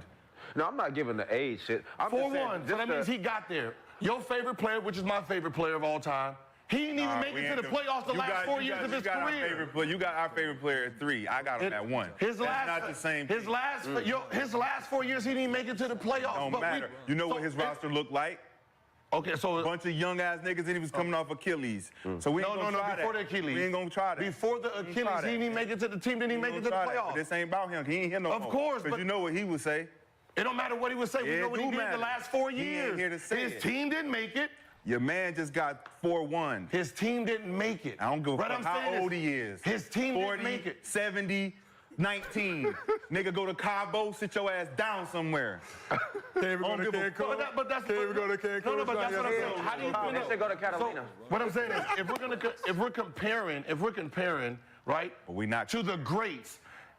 If the greats' last 4 years didn't exist, they didn't make it nowhere, and then you're gonna say, well, their team sucked, and he got 4-1. Well, he had 5 more games than whoever you're gonna name him to. 10 more games than whoever you can compare him to. Your man averaged 4 points at 39. He's averaging 26. So because he's playing longer, you're giving him credit for some kind of greatness that surpasses other people. It don't matter. None of that shit matters. I'm not how long penalizing you play. him. I'm not penalizing him at an age where the people didn't even exist. They wasn't even relevant at these ages. So I'm not gonna penalize them, and I'm not gonna give anybody else non-credit. We seen what Tim Duncan looked like at the end, right? We didn't count that against him. We seen his greatness when he was great. Shaquille O'Neal's last 6 years. We seen what he looked like. We don't count that against him, though. We know how great LeBron is. And we're not taking away from his greatness. We don't count it against him. Because the age don't make you better than the other greats. Because you're playing longer than the other greats play don't mean you're greater than anything. Everyone has their own greatness. No one says that. Only LeBron haters use great. No, there's no such thing as a LeBron LeBron hater. It's just reality. What? It's just reality. I beg. LeBron It's just reality. They're called Everybody- LeBron sexuals, everybody though. said- There are niggas that when you mention Bron, you know what they say in the comment? Man, why you niggas hate Bron so much? Oh, no, It's like, LeBron so can do no they right can't be now. no opposition. LeBron haters out They here. can't be no A whole opposition. lot of them. Why do there need to be? Are you a basketball fan? Listen, when you play against somebody, what's the other side? There's no other. There's no other side. It's an opponent. Yeah. It's the opposition. Yes. Right. So you're not playing against a bunch of motherfuckers who want you to score every time and we just lay it. That means I got defense here. It's defense here. You know what I am? I'm the fucking defense, nigga. You like, and y'all don't like my defense. That's why. What? You don't like that I'm here to say, nah, I don't like that. Nah, I don't respect that. Okay. Nah, I'm cool on that. But what does that mean? Hey, what does that mean? Basketball. Well, you're saying a whole bunch of nothing. Just fucking basketball. But what are you saying? I'm the defense. You are. I'm the villain. If he the hero, I'm the villain. Why does it have to be a hero or a villain? That's what I'm saying. Like, you don't have to pick sides. If you're a basketball fan, you're a basketball fan. I'm a student. I'm not a fan. That means that's the difference. I'm a student. You like I'm not players. a fan. You like a player. So that means if you that's the problem. I like the game, Gilbert. No, you don't. Yes, I do. Because if you like the game, you will like LeBron. What? If you like the game. No. You will like LeBron. If you love the game, you will love his greatness. LeBron, you like LeBron. That's the difference. I like LeBron. The game is bigger I like than LeBron. Magic. The game is I like bigger than Shaq. The game is I like Kareem. I like Bird. I like Duncan. I like basketball. So I watch the game. I'm not rooting against Jokic and them. I'm cheering my fucking team on. You are a liar. I'm rooting my team on. You're a LeBron fan. I'm a Laker fan. All of y'all have already came out and said it. I'm a Laker fan. Steve just revealed himself yesterday. You already know. Steve just took a taco from you. You literally. Steve just took a taco. You literally have said in the group chat, I'm a LeBron fan. I'm a Laker fan. His mouth. If anybody watch me on my live, if anybody watch my lives when I'm watching basketball and I'm watching the Lakers, I'm rooting for the Lakers. I'm not an anti-Denver fan. Come on. I'm rooting for my team. I'm not saying, man, fuck you. Oh, that was a good shot. That's a bad shot. Pass the ball. Good thing. I'm cheering my team. And ain't nobody on this side is saying I hate this, I hate you. That. No, it's not. You're an anti-Laker fan. And you're an anti-LeBron fan. I respect LeBron. Mm-hmm. I don't have to root for him. I don't have to be on that fan shit with him. I know basketball. I know when you do some bullshit, I'm here to call that shit out. Box out. Back door. Man, what was that? You didn't even run back. What's all this complaining shit? Y'all don't like that shit, I get it, but I'm here to call it out because ain't nobody else here. I didn't go to LeBron camp. I ain't got to be the nigga that's training his son. I ain't that nigga getting invited to Taco Tuesday. You know who I'm that nigga? I don't like that shit. I don't like the way you walk. I don't like the way you talk. I don't like the way you dress. I don't like none of that shit, nigga. Hey, can LeBron do you respect the N-word? No, he don't respect. He only respects LeBron. LeBron is the greatest of all time. No, you just. He's the greatest of all time. Do you respect the 20? How many years has it been? 21 years. You respect the 21 years though? Yes, you got to, right? Okay. All right.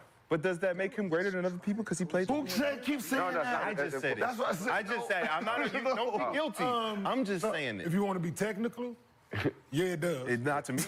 Not to me. You want to be technical. It can to other people. But that's what I'm saying. We're asking. If you're asking me, yes. None of that shit matters. Split hand. Okay, so how about this? Where does he rank in your eyes? 5. So okay. No, that's fine.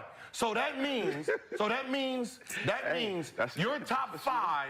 You actually have someone that you can't even be positive on. Yes, I can be positive on it. You just don't like my positivity. You don't like it. It ain't positive enough for you. That's it. I mean, at least he has you need it. You need some fucking cupcake icing on top of that shit. I give it to you how I give it to you, and you can take it or you can fucking leave it. I mean, listen, at least he has a 5, man. They do. They eat them I'm shits all the time. happy he's in the top 5. It's gonna get crazy in here. What team do I hate? What team do you? Clippers, right? You did before you pulled their name out. No, Clippers, right? But I love who? Westbrook. Ty Lue. James. Kawhi, Ty Lue, James Harden. I don't like the organization because I'm a Laker fan, but I like the players. So I'm rooting for my players to score. I'm not anti-players.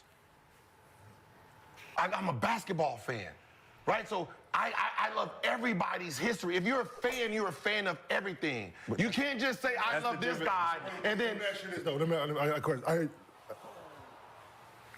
Guess what talk some shit my wife tell me, right? Why you gotta be the one? She tell me all the time, why you gotta be the one to say it? Like, why you gotta be the one to point out his flaws? Like, why? I'm asking. Because there's nobody else doing it. But why does it have to be you? It's a job, and I want it. What's Kobe's flaws? What's Kobe's flaws?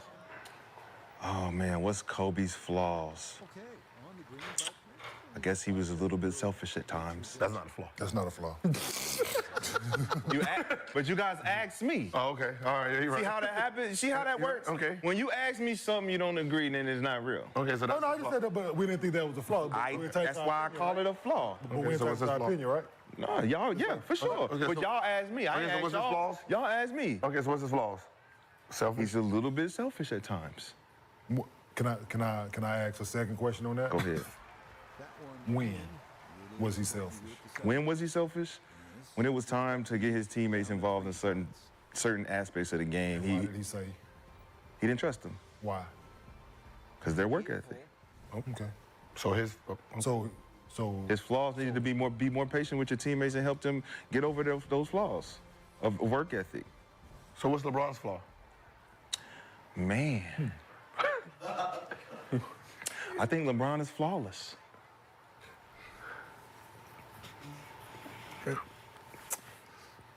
Except for when it comes down to boxing out in late games, hitting shots, free throws, and you know, just little things that just cost the game, and then you blame other people and all that kind of shit. But other than that, it's flawless. It's flawless. Damn boy, stupid. Squeaky clean. Did the Clippers fumble the PG re-signing, or was he asking for too much? I'm just trying to understand the no trade clause thing. Like, who do some of these players think they are? Smart.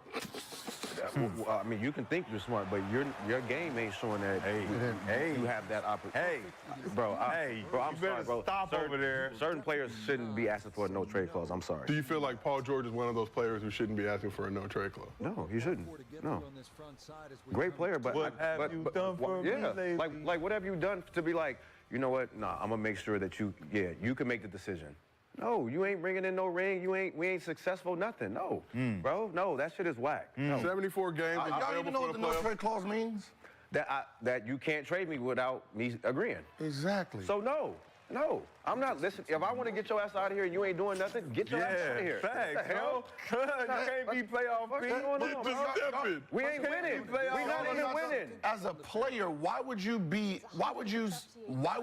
in a big city and give a team leverage to send your ass to Minnesota, Milwaukee, Fine city. Detroit? Because I already gave you.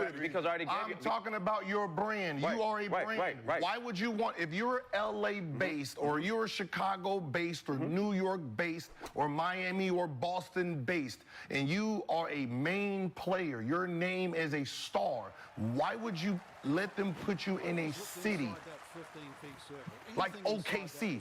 You're done. I'm not doing anything here. First of all, It don't matter. I'm not talking. You're talking about basketball. I'm talking about your brand. You're not selling your brand in OKC.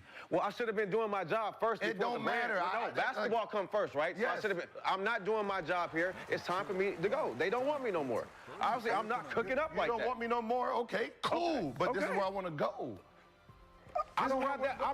I don't have that leverage. Yeah, you do. You put no trade clause as your leverage. That's for a superstar. That's a star. It's called a smart businessman. That's a star. No, you're a star. You're not a superstar. You're a smart star. business. No, you're a fucking star. Smart you're not a business. superstar, nigga. It's called a No, you're not. smart No, these business. niggas think they're Did he get that superstars. deal, A lot of these Philly? niggas are stars. He getting no trade? No, he's in a big city. He didn't get the no trade in Philly? He's a big city. What's the difference? Smart businessman. No, if he signed in Philly. That's like you guys are not thinking about it. That's fine. You can, and I'm a businessman too. You ain't done shit. Get on. The hell? No, but in Philly, Like, I'm a businessman too. And he got on. Okay, but I'm not giving you no trade clause. You can take your brand and go on. We trying to do something different and win. It ain't working with here. Okay. And then you want me to give you this money and give you a no trade clause when I ain't give Kawhi one? So basically, It's like, come on, bro. What? Like, man. 3 years, 150 with a no trade clause, or if y'all don't want to do the no trade, give me 4 years, 212. Give me 212. And then you trade wherever the fuck you want. You know what they said? It ain't worth it. Oh, okay. It's that's all I'm saying. That too. That first. Every player don't have that leverage, bro. And these guys aren't superstars, though. Problem. They're stars and they're superstars. You're not Steph Curry. You're not Kevin Durant. You're not LeBron James. Ooh. These guys just asking for no trade clause. You're not on that level. First of all, that's not. The leverage is if are you gonna lose me and get nothing? Yeah. Or you give me what I want. So I'll give you 2 options. But they was cool with him walking. What I'm saying is, they was cool with him walking. No, you're not worth it. They didn't know he was walking. It don't matter now because they like we still got Kawhi. We cool. But we don't really need you like that. I'm just talking about logistics, dog. Logistics. Logistics say if I know you can't afford to lose me because you get nothing, I'm a free agent. That means if I leave, you get nothing for me, which hurts a franchise. So either give me what Kawhi got, right? I'll take that money right there. But throw this in. But no trade clause. That's a no? Okay, then give me 4 years, 212. And you can trade me wherever you want. And that's a no because that wasn't on the table to begin with. Okay, so you're changing the terms based on you asking to get what Kawhi got. Yeah, that's 3 years. And then you want something that he didn't get. Yes. No. Or go give me just my 4 years. Or you can take your ass to right. Okay, so I took 212. They was cool with that. Yes, and we're cool with that. Goodbye. They didn't want to give him that based on the terms of him asking, give me what Kawhi got. Yeah. No, give me what Kawhi got, but I want no trade clause. And that's different. That's a whole different contract. That's all That's a whole different. And you ain't. And he's better. So, they think he's better. So I'm not saying he's better, but they think we're going to keep him. Is Paul George smart for asking what he did, or is Kawhi dumb for not putting it in his contract? I mean, Kawhi ain't going nowhere, so it don't matter. Which one is it? Who got the guarantee? Because if Kawhi, somebody must have got the guarantee. Who? Kawhi's deal got done in January. It must have been got to be some kind of back. No, what I'm saying is, if he didn't, I'm pretty sure he asked for no trade clause too. Why would you not ask for? But if he didn't, we don't know. If he didn't, he didn't get it. If he didn't get it, he's just like, let's just do the deal. Fuck it, let's do it. Let's go. He more safe than people. So the question is, who's smarter? The guy who asked for it? I mean, you can ask for it, you didn't get it. So it don't, I mean. I got 212. What did he say? Give me 212 and you can trade me wherever you want. He got 212. So he won. No but that wasn't what he wanted. But that's not what he wanted. Yeah, he did. No, he didn't. He wanted to stay in L.A. for his career. He wanted to retire. Yes, he did. Yes, I gave you for the appropriate amount of money. I gave you 2 options. My 2 options is give me Kawhi's deal with a no trade clause, or give me 4 years, 212. Those are the 2 things that I'm asking for. I got one. Right. Okay, well, go get your. Right, yeah, so you can't say the organization ain't loyal and all this other shit when you say, I want this, or give me this, and they say, we can't give you this, and we're not going to give you this. So now you have to say, well, somebody else is going to give me that over here, then I'm going to go over here, but I no longer. They were banking on that he was going to just stay home. It didn't work. Take the same deal Kawhi got. That's what we was banking on, because that's what you They thought it was a slap in the face, the fact that he even asked for that. That's what it was. Then you want to ask me for 212. Remember what he said? They started it was a slap in the face. For the 2-year. 2 for 60. 2 for 60. He's like, yo, you slapping me in the face right now. Right? And that was coming off of 2023. He didn't play in the playoffs. Numbers game type shit. Missed right? So then he gets to 50 a year, 3-year 50, 150. Yeah. All right, now we talking. I feel good now. Okay, this is like the Kawhi deal. Give me the same deal and we good, but throw this in there. Nah, fuck that. We done came too far already. We started here at fucking 2-year 60, nigga. We at 3-year 150. You want more? Bro, listen, he got his money, congratulations. But that no trade clause stuff for some of these players, they got to stop asking for that. So, Brandon, to your point, according to The Athletic, only 10 NBA players they gave Bradley Beal had a true no trade clause. I'll read those. They gave Bradley no trade? Yes. So Bill's the last one. But wow. You got David. Like, He's out of there after this. After this season, like, he's out of there. This is what I'm saying. This is what I'm, and as an owner, that's a slap in the face. You want me to give you a no trade clause after but you that? Ain't doing shit. After that? Hell no. Hell no. What did you get, 280? So he got 280 something? So you basically you guys are saying if you was the player, you wouldn't even ask for it. If I'm not like that, if I'm not a superstar like that, shit. If I ain't like that, I know everybody in the NBA know their status. You get it? That's Brad got 5 for 2 doing a whole lot. Like you doing a whole lot. Like, why you can't ask for it? But I mean, what he's saying is that your play, your performance, everything got to line up for that. Brand, I understand exactly what you're saying, but look at PG in his situation. I can opt out of this last year. I can become a free agent. Give me this no trade clause, or I'm gonna walk and y'all don't get shit. Okay, you walk and you got your money. Cool, congratulations. Yeah. But I'm not giving you that no trade clause. But I'm just from a we didn't give our best player. Oh no. From a left. So you're Kawhi Leonard. He's all NBA. Your best player didn't ask for it. 3 for Kawhi Leonard, all NBA. 3 for 152. Let me see. Kawhi. Second team. Okay, how about this? How about this? Right now. And an Olympian. Right now. And an Olympian. Right now, when Wemby's rookie deal is up, and he says, I want a no trade clause. Y'all gonna give it to him or not? His number's gonna be up. It don't matter. Are you gonna give it to Wemby or not? Yes. Yep. Okay. Give it to Wemby. Yep. There we go. Yep. Wemby's better than Paul George and Bradley Beal. So yes, for that. According to The Athletic, only 10 NBA players in history have had a true no trade clause in their contract. I'm gonna read those players' names for you. David Robinson, John Stockton, Kobe Bryant, Tim Duncan, Kevin Garnett, Dirk, Dwayne Wade, LeBron James, Carmelo Anthony, and Bradley Beal. Say the names before Bradley Beal. David Robinson, John Stockton, Kobe Bryant, Tim Duncan, Kevin Garnett, Dirk Nowitzki, Dwayne Wade, LeBron James, Carmelo Anthony. And what's wrong with Bradley Beal? And then Bradley Beal. He's on that top tier. He's on that tier to be asking for a no trade clause. He's on that tier of players. Be honest, Gil. Paul George is on that top tier of players to ask for a no trade clause. Gilbert's name should be on there. Nothing wrong with that. Should be on there.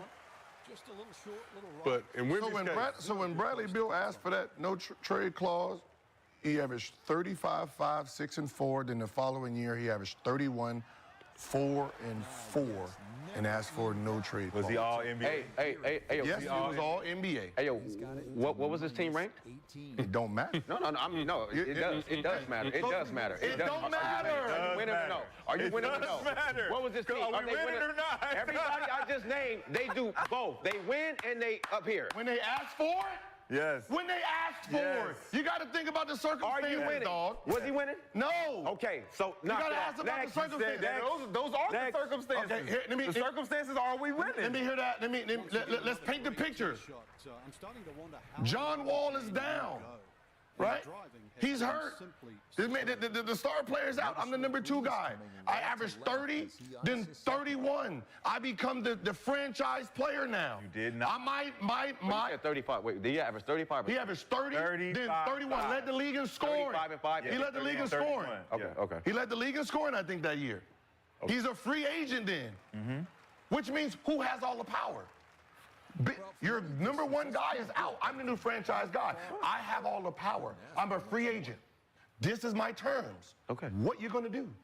You can get this money, but you're not getting this trade, or then go. Oh, I can walk. And then that's fine. And that's fine. And that's gave fine. him the money. What'd they do with it? Nothing. They traded his ass. Right. 2 years later. They traded him. So that's 3 years later. A destination he wanted to go to. Franchise guy, why am I getting traded? I shouldn't even be getting traded. It don't matter.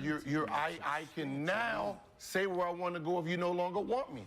But I know you don't have the leverage now. I have you're forgetting about the leverage. I have the leverage as a player. He's gone.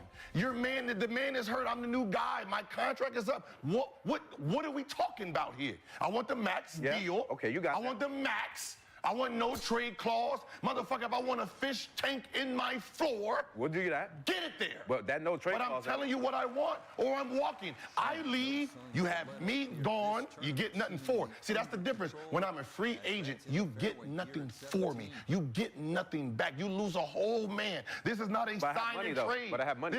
This is gone. Like when Kawhi left Toronto. Look how it messed up the franchise. They got nothing for him. He bounced. This is not a sign and trade. Like, if they would have signed him and then traded him with the Clippers, they probably could have got like a Lou Williams and a Trez back for him. They lose. You get nothing for the guy. So the Clippers, he left. What do you get? You get nothing. Now you're sitting there in free agent trying to make that money back up. Yeah, you got a lot of money, but what did you get? You got nothing because you can't use it. You can't use it. We still have superstars. We still have stars. We still got what we got. We still got stars, though. He's willing to let that walk. What place was Clippers in? We still got stars. Fourth, I believe. Fourth, right? With Paul George averaging what? 23, I believe. 23. 23. You now he walked. Now he walked. There's no replacement for him. So where does that put your team? You think you're fifth? So Paul George, 23, 5 rebounds, 4 assists. You got nothing. Let's go back to the draft. We got James Harden. Got James Harden. We had him last year. $70 million deal. We had him last year. No, but we had somebody in the way. So we had him last year. James is a 30-point-a-night guy, and we had another nigga over here. I had them last year. But James was going to become a free agent. You now can use some of that money that PG left on the table. No, they did pay James. Got Derrick Jones Jr. as well from the Mavs. Who'd you get for Paul George? Oh. You're losing 23 points a game. Like if this happened at the beginning of if this was the first thing that happened, now you can backtrack. Okay, let's go get Clay and get some. You wasn't expecting him to leave. You thought you had time to negotiate. I think they just felt like, man, we don't care what he's gonna do. Exactly. We don't care. We'll go back to the draft. We give him. Where you got Clippers at? We don't know. I guarantee you right now. I guarantee you right now they're mad. I guarantee they're mad that the other two they signed for guaranteed contracts. Because now it's basically blown up. It's not fully the glass is not fully blown, but you cracked it. You're missing it. Because the two guys he wanted, he kept. I mean, you keep Harden and Kawhi. Russ still there? Two guys and Russ is still there. Remember they thought they was about trading him. They can't do that now. Trade who? Remember they was talking about trading Russ, right? I think they're still talking about that. Yeah. Shit. That's fine. Russ want to stay home anyway. We still got. Trade him now. We still got superstars. Russ opted into his deal, $4 million. Oh yeah. Don't know why. So $4 million? Yeah. He good. He good. But there's right, they got three of the guys. You know I guarantee you Russ is mad right now. Because PG left, all that money's left. If he was a free agent, you got to pay me now. See, this is chess. They're not thinking about that. I know he's not. How can we put ourselves in position to win a championship? It ain't about winning the championship. You thought your whole team was going to stay, so you was willing to take a sacrifice. It did. One guy left. Now there's all this money open. Now they're about to overpay for somebody that they didn't want. No, they're going to get a good, solid piece. It's going to be James Harden going to have to step up. Kawhi Leonard going to have to Okay, let me ask you guys. And then Russ going to come in and play the one now. He can really play the one. Let me ask you guys a question then. Knowing what we know now, if you're Russ, would you have stayed in like you did, or would you rather be opting out right now? If I'm Russ, I'm opting out. Okay. For sure. Because you know you're going to get more. Are you using your numbers to get more? What are you using? Yeah, numbers. Numbers, everything. No, not even numbers. I know you need me now. Oh, after this move is Yeah, after the move. Yeah, I mean, yeah. So he opted in before the move. Yeah, opted in because he didn't know about it. Opted in. He had a deadline to opt in. Opted in before the move. PG leaves. You give Harden the 2 for 70. You give Derrick Jones 3 for 30. I just think Russ is a commitment guy, man. He's a team commitment guy. He wanted to show, look, man, it don't matter. Let's just get this shit going again. But cool. But now I'm like, you giving Derrick Jones that money? Shit, let me go ahead and sign. He could have signed a 1 year, 15, 20? Maybe. Brought Batum in, and Batum is making more than Russ as well, 4.6. Asking for a no trade clause, but it should be certain guys on that wall to where if you're not here, don't even come in here and ask for it. I'm talking. But what if you have the leverage? I'm talking about if you have leverage, use your leverage. What's the leverage though? Like, are we winning and you're doing? Because if we're not winning and you're averaging 30 and you're like, you can expect it. Then you can expect then it you if can you're watch winning out. and you hoop. Like we got to be winning. My leverage is PG. I played 74 games, the most I played in Clippers uniform. I was available for all the playoffs. Didn't have the greatest playoffs, but Kawhi was not. You re-up with Kawhi back in January. You want the deal Kawhi got, and I'm giving it to you. Then I changed my mind. Now you're trying to one-up Kawhi. You're not better than Kawhi. Your resume isn't better for that. I don't trust that. I don't. That's exactly what happened. And they backed out of that shit. Said, "No, we're not doing that." Because then we look bad to our guy. We look bad to our guy. I have a pop. Now our guy looking like y'all gave him a what? Paul George is Sagittarius. I have a podcast. I'm here in LA. I need to know. I don't want you to just randomly trade me to somewhere that I don't want to be. That's all that is. I don't want to be traded to somewhere I don't want to be. Hey, man. Okay, and I feel the same way, but he wasn't okay, and I really don't want to give you all this money, but we have to. Yeah. Like, I mean, it ain't working. We ain't getting better. We can't get out the first round. I mean, what are we paying? Hey, he can say it. Ain't because of me. I'm here. I mean, well. You ain't gonna say that eventually. Ain't because of me. I'm here. Well, no. This year you was. No, Hey, Paul George. He gonna say this. Well, I'm in Philly. I'm in Philly now with the 212. Next year, yeah, we're going to give you, 2 pieces. You can go ahead and throw Kawhi over here because you're going to be trying to trade him anyway. Well, interesting. I mean, honestly though, would you give a guy a no trade clause that's so comfortable being the number 2 option? That's blatantly saying. I don't like this. Does that mean I can show up when I want to show up? Yeah, and I ain't got to take the blame. I'm just asking. And I can just be like, I'm here, but I'm not. I'm just asking. It depends on the circumstances of where I'm at in my organization. Right? Who has the leverage, me or you? That's all that is. He didn't have the leverage. Who? P. Yeah, he did. He made that get it. I did. I got 212. You wanted to know. I was willing to stay here. You wanted to no trade. You wanted to stay home. So, what was the option? What was the option? 150 with a no trade clause, or $62 million more to not have a no trade clause. And I want to stay in LA. I'm willing to stay in LA. If I'm not tripping on bread, I've made over $350 million in my career, right? And I can take this deal that's going to keep me here where I want to be. I'm going to take this deal. But remember, they're taking pay cuts to be here. So if I'm going to take a pay cut, $50 million a year for 3 years. $62 more million. $62 million pay cut. But you got to live in Philadelphia. So he's saying. So that's what I'm saying. He's taking a $62 million pay cut for put me in the city that I want. Close enough. You're not taking a pay cut. There is a body of water in Philadelphia. Who's second-team all NBA? He's taking the same deal. I can't help How are you taking a pay cut? He's taking the same deal. Because when he signed that, he wasn't all NBA. Hey. He didn't know what he was going to do, so he was trying to lock his shit in. That's just bad business. He just knows he's the number 1 guy on the team. It's bad business. But he's number 1. Kawhi. So why is the number 1 guy on the team? He takes 150 for 3. I guarantee you, Kawhi is mad that he signed. He wished he was up as a free agent right now. For sure. Well, if they was my fault, you made a bad deal. They was gonna run it back. Gil, he had the opportunity to do that. I mean, I gotta sign the deal. My January leg. locked his deal. My leg. So, Brandon, to your point, back in March 2023, PG appeared on JJ Redick's Old Man in the 3 podcast. Said he was comfortable being the number 2 option on a championship level team. So if we establish that Kawhi is the number 1 option on this Clipper squad, I think we can agree on that, right? Yeah, my resume. Did PG deserve the same deal as Kawhi when acknowledging that he's the second option? No, not if you're acknowledging that you're the second. And now wait, you're hold the on. third option.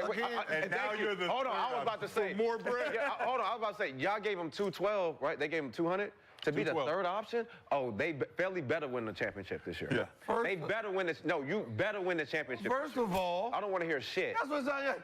You're the number 1 option, right? You're the number 1 option, right? And you get scared and sign a bad deal, nigga, I'm not following you. I'm not dumb. Right? If you worth 60 million and you sign for 45, that's you and your representation. I'm not gonna sign 40 because you didn't sign 60. Right? If you're 60, if you're the number 1 option, you're worth 60, and I'm the number 2 option, I'm worth 55. Cool. But you signed for 45, nigga, I'm not signing at 40. I worked 55 million. That's what I'm signing for. You just made a bad deal because you was scared. So yes, you're the number 1 option, I'm the number 2 option, but you didn't sign number 1 option money. That's not my problem. Why would Philly take PG and give him what he wanted from the back end? Why would they do that? Why not? They're willing to overpay to bring another star. They needed to do But they got to save bread on Tyrese Maxey not making All-NBA. Yeah, see, that's what I said. Him not making... So those are circumstances that just so happen to line up with Philly. Because if those circumstances don't, where does PG go? He goes here. Take the deal? No, they still negotiating. So does he take the deal? Which one? If they don't give him the no trade clause, does PG still at some point, if he don't got that Philly situation where they're like, we're gonna give you the 212, you come fuck with us, we desperate. We need something. I'm sure it was something else on the table though for him. I mean, he had the Warriors situation. Remember the Warriors? Even for the Warriors, you would go there to the burning building. So you would go there for no trade clause, but you wouldn't stay here for no trade clause. Well, I think he would go to the Warriors. No, but remember, there's two options. I got 212 or 150-something with a trade clause. They're not giving him 212, Golden State. Or give me 150-something with a trade clause. Take Philly out the situation. He comes back and he signs that fucking deal. No. He signs that deal. He don't need to. He would. Because he want to stay, and it's the only deal on the table. I don't have to, because what ends up happening is when the free agents leave, if I leave, you have nothing. Remember, it's all about your leverage in free agency, right? Sometimes you can overplay your hand, you can underplay your hand, or you can play that motherfucker to the T. No. I can tell you, I was a free agent, right? I went into the market as the #1 dude, but I'm on 2 knee injuries, right? So I'm like, all right, I got to try to break 100. Because I know they're going to lowball me, right? If they get to 100, I got to take it because I have no leverage. I get a call at, I'm going to just go on the record and say midnight, right? I got a call at, midnight Eastern. I got a call at 11:30 p.m. because it's not the organization, we'll say, what's the name's camp? Baron Davis' camp, unofficial, right? Hypothetical. Okay. This is all an alleged hypothetical. And said he's opting out, leaving, and signing with the Clippers, right? And Golden State is offering me the max deal, which would have been 5-year, 101. And then I said, well, I just bought a new house. They said, we'll give you $5 million house and a helicopter. We already have it. This guy. Swear to God.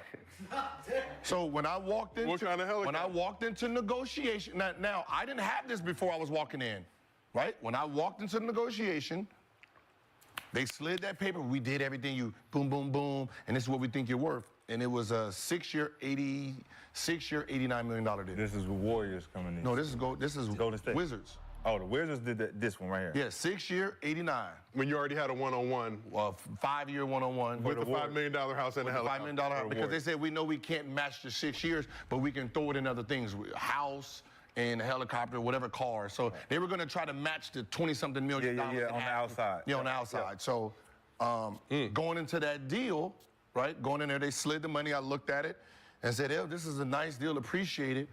But I just been offered the max deal from Golden State. Baron Davis left. So they had to go check. They found out Baron Davis left. I said, all right, I'm out. I don't need to negotiate. I'm going on vacation. And then July 1st, I scheduled my shit for July 1st on purpose. My tour in China, July 1st, and I'm coming back July 11th. So you're not going to be able to negotiate with me until July 11th. Right, so that means I handicapped. You were not checking email, Gil? So I handicapped the franchise, right? Because now I have Baron Davis gone. So now I got Golden State holding on to their money, which forces Wizards to hold on to their money. And then that morning, I got the call from the owner and said, the money is yours. But it was the leverage I had. Other than that, if Baron Davis don't opt out, I don't have a team throwing the max at me on somebody who's injured with 2 knee surgeries who only played 2 games that season. So Baron Davis is the reason that I got the max. So the moral of the story is Baron Davis looked out for a fellow Los Angelino, California. No, the moral of the story is it's leverage. If you have the leverage, you got to use it at your expense, right? But that's what I'm saying with PG is everyone was considered this a good move for the Philadelphia 76ers, but PG, for you not to get what you wanted, he got what he wanted. He got what he wanted. He did not. He wanted to stay. He said, I wanted to stay and retire and be a Clipper for life. Yeah. I cannot do that no more. That's negotiation power, but man. I'm just saying, if he had the leverage, he would have been able to get that done. Like you said, for his brand, like why would you want to move the podcast P and everything? Like it's it's more leverage here than in Philly. No, I mean Philly's a for Philly. No, what I'm saying is Philly's a big market. It's big enough. It's not Los Angeles market, but it's big enough. It ain't going down to some bottom holding. brother. But you're third. Good moves. You're bigger number pressure. 3 now.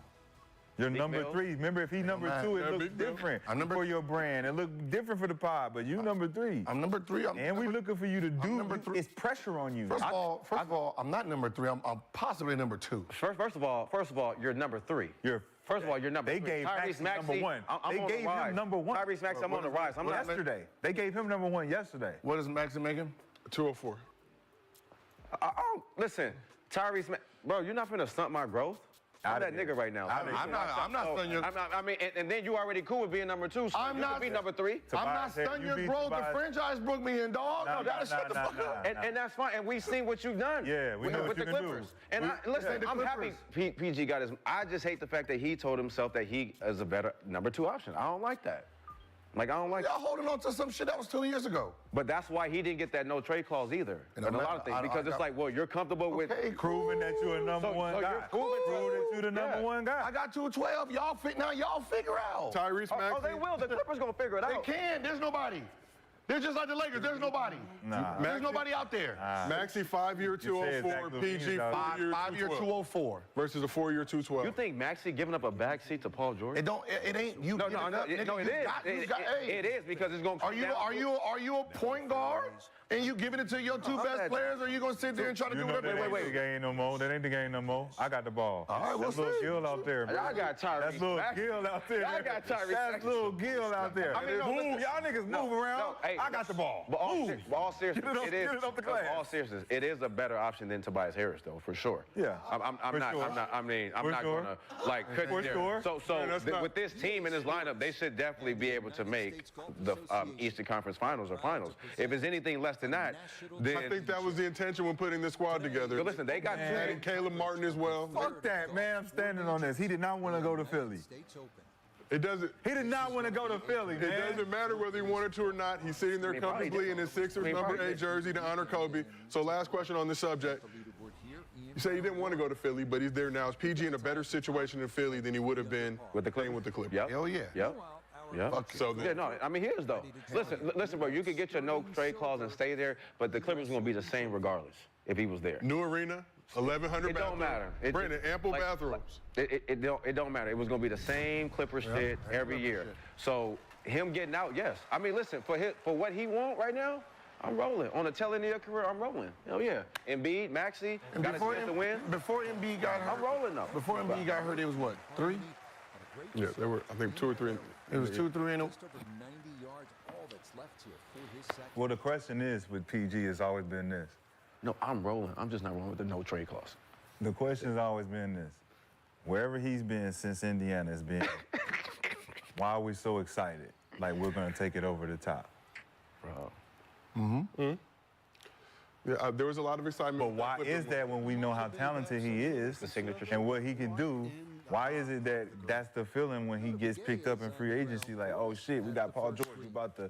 Because we thinking about Paul George at Indiana when he went to the Eastern Conference Finals. That's the Paul George I will always remember. 18, 19 year Paul George with Russell when he was third in MVP votes. What are you talking about? That's cool. But that what are you talking about? No one remembers. No one remembers that. PG-13. No one remembers that. That was the most dominant one. No one really remembers. PG-13 was the most dominant one. Because Russ averaged a triple-double. Nobody. Russ It didn't burn the smoke. Nobody didn't want that smoke. You know why nobody remembers it? Because he was in OKC. For Russ. Exactly. Number 2 option. Hence He was why, the number 2 option. Hence why. No, he was number 1 option. Russ made him number 1 option. Russ was triple-double. He averaged a triple-double. He was the number 1 option. PG-13 hasn't been the number 1 option since Indiana. Since Indiana. All right, so Paul Conference George at Finals, Paul OKC George. was 3rd in votes in MVP. NBA first team, defense, first team MVP, defensive. He was an all-star. Averaging 28. Russell, I think, averaged 22 that year. He made PG the number 1 option. Right? Yep. Russ averaged 23. You got the 23, 10 and 11. What? 10 and 11. Right? And then who got all the attention? Russ. Russell Westbrook. No. That's the main guy. Absolutely, he averaged. It was his 2nd triple-double, I think. 3rd. That was his 3rd But it was his- triple-double. it was Russell his- Westbrook definitely had all the When KD left, was it his was second- Russell it was Westbrook's his team. I second- don't care who came. No, it was his 3rd. It was his 3rd one. Right? He made NBA 3rd team. Russ was definitely the main guy. No, but what I'm saying is, nobody really paid attention to it because his ass was in fucking OKC. No, because he was down in OKC. Nobody watches that team. And that's why I don't want to go back. Watching Russell Westbrook. And that's why he wanted no trade clause. His ass didn't want to go back to that situation where he's balling his ass off, his best statistical year ever, and it got no recognition. Still don't see you. I mean, I'm taking 212 and 4 to don't go. Put me back for the Clippers to go back to OKC. Don't put me back in prison. OKC ain't prison. OKC cracking. You crazy. You was playing behind a guy who was playing better than you. That's all it is. A man averaged. When you the second option, you always gonna be playing behind Batman. A man averaged a triple-double 3 years and nobody paid attention to it. We all paid attention to it. What's the rest of it? We all paid attention to that. There was triple-double fatigue. Let's just keep it real. You talking about? Y'all started acting like triple-doubles growing up. Boy, you crazy. That's not me. Bias-ass fan. I'm a West. Somebody else. This man averaged a triple-double and made NBA All-Second Team. He averaged a triple-double and made NBA All-Third Team. And he made it. And nobody was. Yeah, he was still the main guy. The squares were. Everybody was watching OKC games with Russell Westbrook had that uniform on. If his ass was doing that in a big city, his ass would have been the man. If he was doing that in New York, hell yeah, if he was doing that in New York, then he'd be gone. Man, we ain't talking about Russ though. No, I'm just talking about the city. We talking about PG. He lived it. Behind a guy who lived it. Doubles. You're a third team, nigga. I'm first team. You gonna tell me you better than me? I'm an MVP. Cool. You gave. I'm an MVP. But that's what I'm saying. You're not asking. Russ gave him the number one. Russ said this is number one option. Oh man. No, he ain't never. And they play like. Even do that to KD. The fuck I'm gonna do that to you for?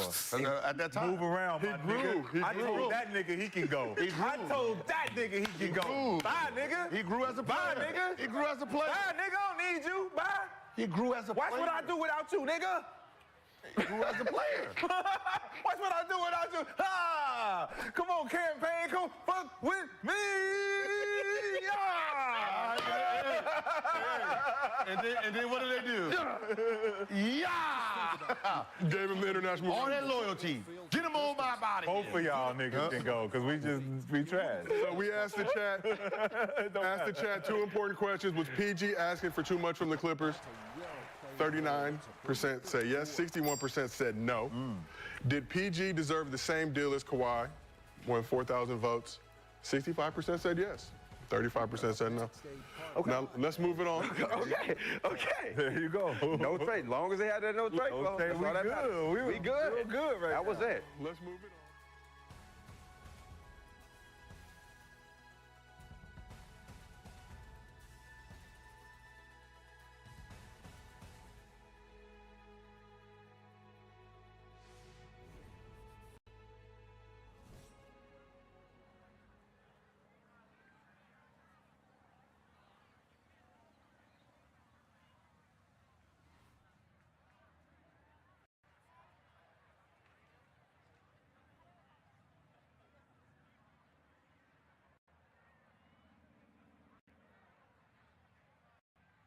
When you shop in the Randall's app, you can count on us to be ready for pickup on time. No, I think you look fine. I just got out of bed. Looks like, good. it really is. I wish oh my could God, you guys. There he is. Oh my gosh, don't There point. he He is. might see you. I've been here almost a month now. I've been too nervous to even talk to him. Why? Look at him. He's so hot. I know, he's hot. Well, come on, girls. What are you waiting for? Let's go get him. Absolutely. Let's go. You need some help? No, what? Maybe? Yes. Yes, I do. Hi, John. I'm Rochelle. My name's John. Hi, John. I'm Lauren. Nice to meet you. Man, that pearl necklace is sweet. Did I give you that? Oh, thank you. Yes, actually. Hi. I'm Michelle. Nice to meet you. I have a cat named Mitch. Hey, nice match tonight. Oh, thank you. Renee, you didn't stand a chance. Oh, yeah. I thought so, too.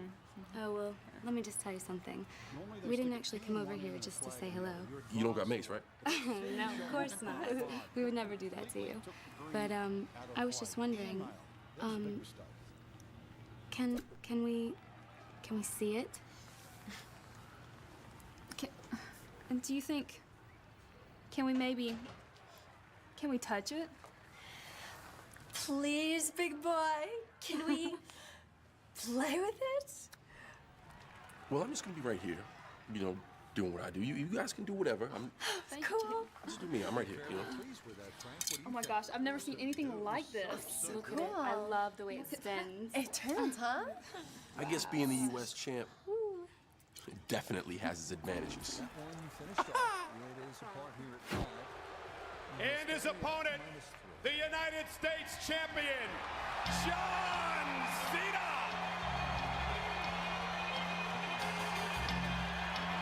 So, you think you're untouchable? Word life. This is basic thugonomics. This is basic thugonomics. Monstrous ovation for the doctor of thugonomics from all the members of his chain gang here in Mohegan Sun. This is basic thugonomics. Saw that moment ago, John Cena's got that new cross, that fat United States championship around his waist. Look at that bad boy. Come over here. Hey, what's up, Jerry?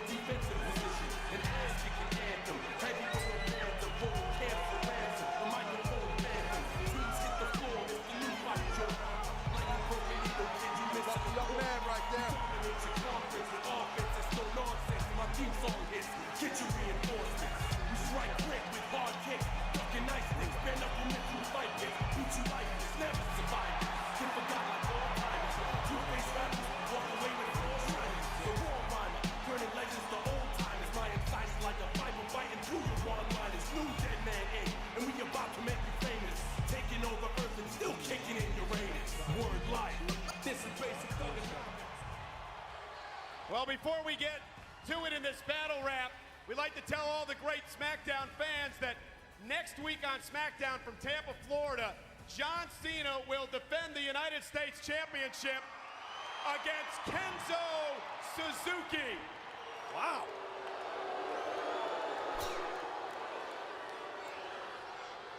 Now, Kenzo is the man who issued this battle rap.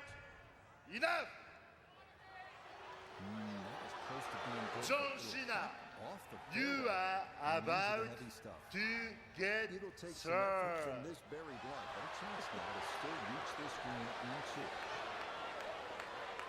Check this out.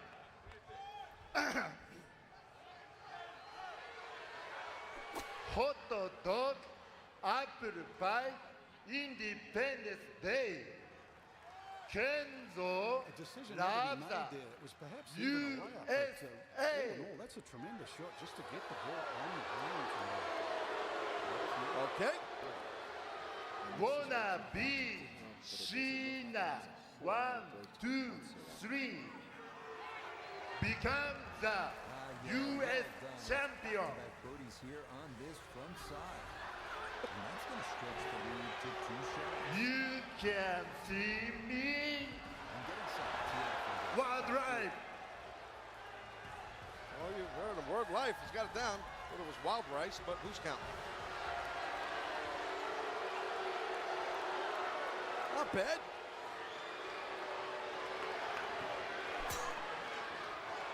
I don't think our audience appreciated it. Remember what's going to happen here when the Doctor of Thugonomics represents the Shane Gang. Cena chant.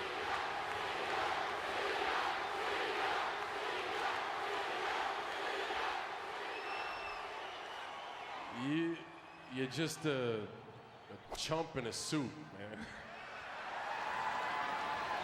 This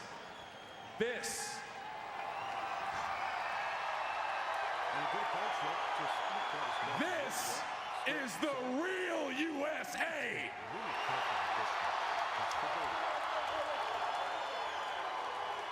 And we all see that you're happy, because you're looking really gay.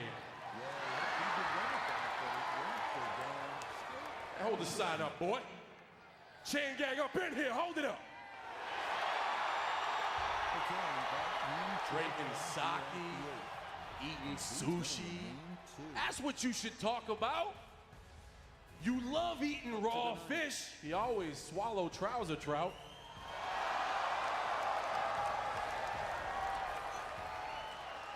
And you dressed up like the flag. Somebody get him a pole. Oh, no. I know how you can get one. go on a date with Michael Cole. Wow. Oh, yo, but that would leave me and Hiroko in the right place. He's been automatic on this front side. Just for birdie. I don't do makeup, girl, but I help you with the white face.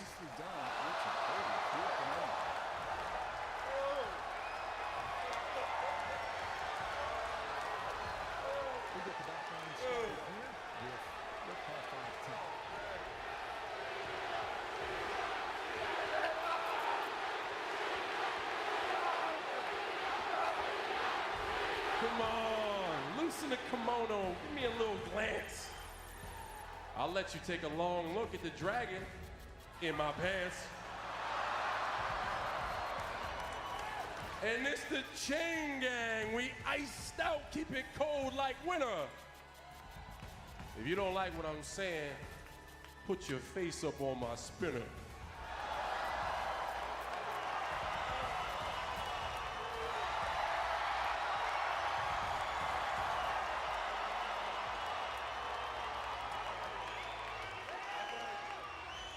You are Lord Cena. Hiroko loves Kenzo.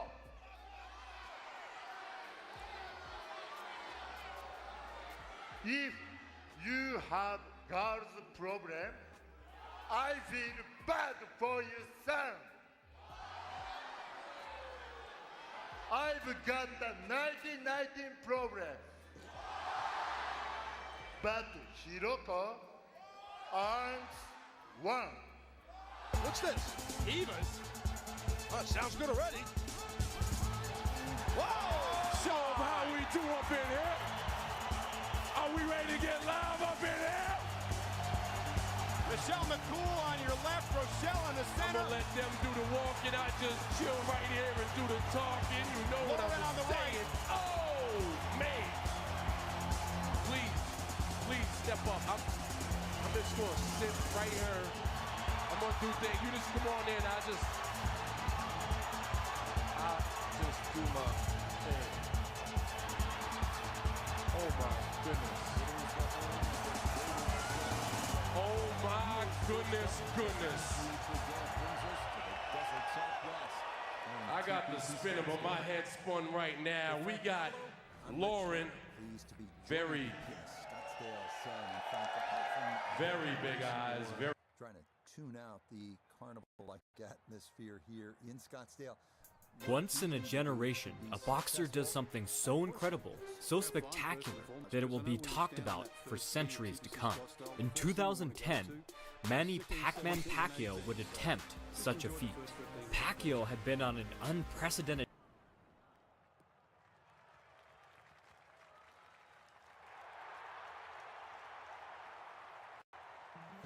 At UTI Houston, in just 7 months, you can learn the skills needed to become a tech. In 1992, the boxing world was elated to hear that Evander, the real deal Holyfield, was finally scheduled to fight #1 contender, Riddick Big Daddy Bowe. At the time, the undefeated Holyfield had been criticized for mainly fighting over-the-hill boxers like Larry Holmes and George Foreman. It was not yet known at the time that Foreman was still very much championship level. So there was no better fighter to prove Holyfield's legitimacy than the young, very big, and very skilled Riddick Bowe. Holyfield had used Bowe as a sparring partner back when Holyfield was a cruiserweight and Bowe was just an amateur. This experience gave Bowe confidence that he had all the tools necessary to take the championship from Holyfield in violent fashion. If nothing else, the unique styles possessed by both men would prove to make an interesting matchup. Holyfield's strong, consistent rhythm was the backbone of his style. By staying in constant motion, he always had momentum to put into his punches. Rather than commit more weight by stepping one foot at a time, Holyfield instead moved both feet together. This way, he could execute more subtle, rapid adjustments than would otherwise have been possible. Holyfield could glide back and forth just at the edge of an opponent's range, enticing them to overreach so that he could quickly rebound right back to counter. Watching Holyfield at his best was like watching a violent ballet.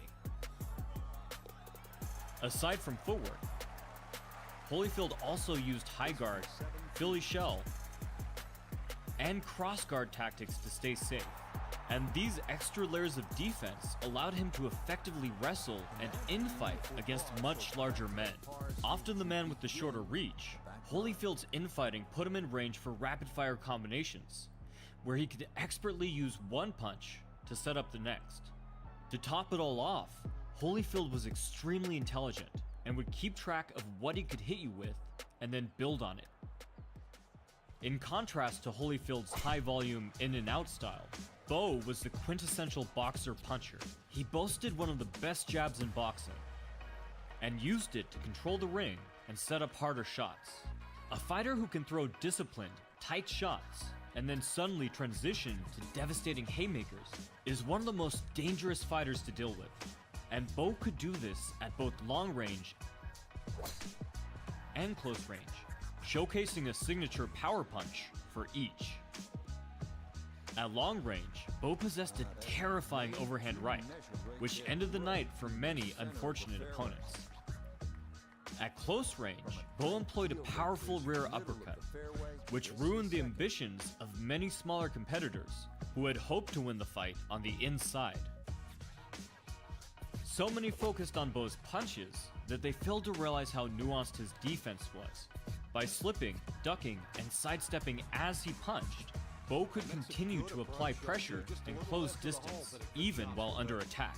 By intercepting an opponent's jab with his own, Bo stifled their ability to put together combinations, destroyed their rhythm, and made sure he wasn't at risk of being outpointed. But all of that aside, Bo had one advantage that none of Holyfield's competitors had enjoyed before. Having already sparred him as a young man, Bo had been inspired by Holyfield's techniques and work ethic, and knew exactly what to expect.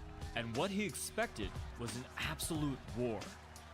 As it turns out, he was right. Holyfield looked to take the initiative early, getting Bo's timing with a number of lightning-fast jabs, and then stepping in to throw rapid-fire combinations. But Bo managed to evade the large majority of Holyfield's punches, utilizing a highly active guard, meaning that Bo took the time to address each punch with a different technique, rather than shell up and hope for the best.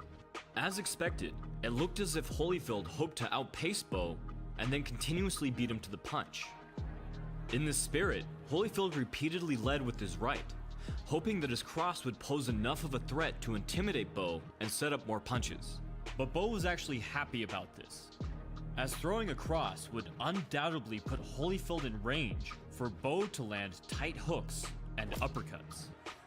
Holyfield, one of the best conditioned athletes ever, seemed unperturbed and continued to pile on the pressure. The contrast in size and power was on full display when Bo landed one of his jabs, which snapped Holyfield's head back. In fact, Bo's jabs seemed to move Holyfield more than Holyfield's power punches moved Bo. If the real deal hoped to win, this would need to be a battle of attrition. But all of that went out the window near the end of the round, when the two engaged in a display of pure, hostile aggression. However, both men were fantastic at defending punches as they threw, working slips, weaves, and rolls into their attacks. The round came to a close, and both men went back to their corners, where their coaches would no doubt encourage them to stick to the game plan. However, in round 2, after a short feel-out period in which one of Holyfield's rights got through Bo's guard, the two again erupted into an all-out brawl in the center of the ring. It was Bo who initiated this time, smashing 2 hard hooks into Holyfield from the clinch. But when it came to fight or flight instinct, Holyfield had been born without the flight part. He followed Bo's hook back with his own, pressed forward, and then threw a looping left. But Bo actually ducked under the shorter man's punch. Then the next, returning a hard right to Holyfield's temple. The two then threw a torrent of punches, but all missed their mark. The two seemed to be in each other's rhythm now, and every punch was blocked, ducked under, or shoulder rolled. Deadlocked at mid-range, the two pressed close to infight, testing each other's strength and trading hard uppercuts and hooks. Once again, they seemed near equally matched, each man taking the other's punches in stride.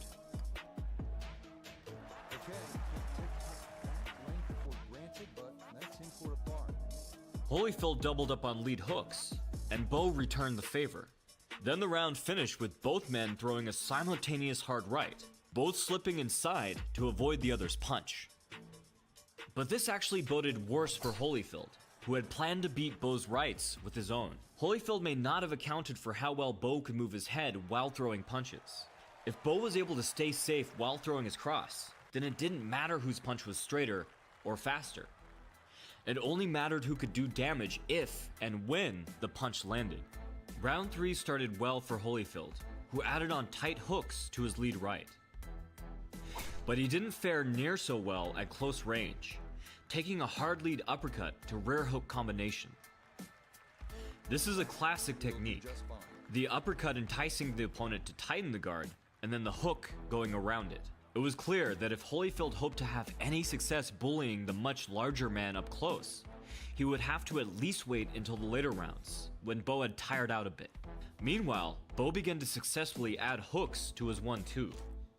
But Holyfield adjusted to this combo with 30 seconds left in the round, moving in closer to smother Bo's hook, then sidestepping right to create an angle for his own lead hooks.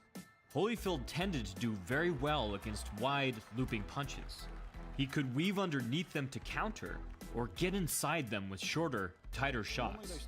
But Bo seemed unfazed. It was only 3 rounds into the fight, and already the two competitors had each given and taken punches that would have obliterated many of their prior competitors. In his corner, Holyfield's coach told him to stop loading up on shots and just get there first. The fourth began, and Holyfield seemed to take this advice to heart, throwing a number of crisp jabs at the start of the round.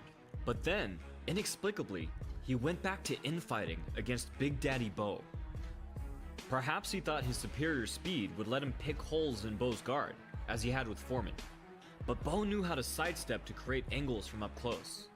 And although Holyfield's crossguard and Philly shell tactics absorbed much of the impact, a lot of the power from Bo's punches was still getting through. So mid-round, the two again slugged it out at mid-range. Neither man seemed to care so much about defense this time, and both landed good, clean shots.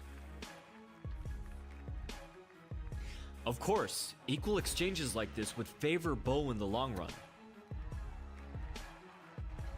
The fourth had been fought at an insane pace for heavyweights. Well aware of Holyfield's propensity for wearing out bigger men, Bo's corner told him to work behind his jab. But Holyfield used Bo's jab to get in close, then piled on the pressure, ducking under Bo's shots to counter with tight hooks. Ironically, it was Holyfield who was utilizing the jab, even tripling up on it. This seemed to remind Bo, who began to beat Holyfield back with his own jab. Neutralized at long range, and perhaps feeling that Bo was already starting to slow, Holyfield attempted to infight again. Bo gave him a number of tight hooks and uppercuts for his troubles. But maybe Holyfield's constant wrestling was actually working, as he was finally able to counter Bo's jab with a hard overhand near the end of the round. But once again, Bo's uppercut worked well to punish Holyfield's cross. Despite this, Holyfield seemed to be gaining some momentum. It was up to him to build on it in the sixth.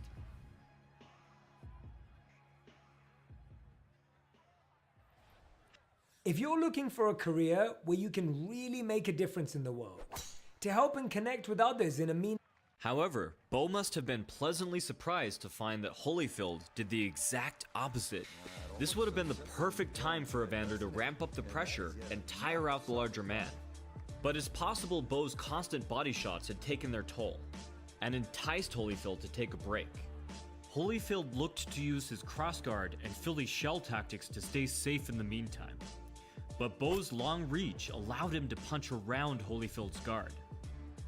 The pace slowed, and although each landed some nice shots during the brief but exciting exchanges, both men returned to their corners with nothing much to show for the sixth.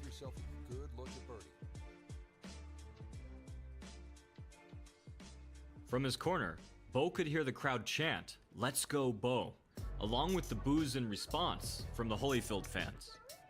Nonetheless, Bo seemed revitalized from the chant in the seventh, catching Holyfield with his cleanest 1-2 yet. Holyfield had been taking huge shots with such nonchalance throughout the duration of the fight that Bo didn't seem to realize he had hurt him badly. But once he did realize, Bo piled on, throwing hook after hook as Holyfield desperately tried to find safety on the inside. But Bo wouldn't let him, wisely stepping off angle to create space and land a thunderous uppercut. However, Holyfield's chin must have been made of adamantium, as he immediately stepped back and went into defensive mode, blocking and rolling Bo's punches. As mentioned before, Holyfield had no quit in him. He stayed active and picked his shots, surviving off of his jab, angled footwork, and head movement. All in all, Holyfield only took one more hard shot, a counter hook, then piled on the pressure to actually win the last minute of the round.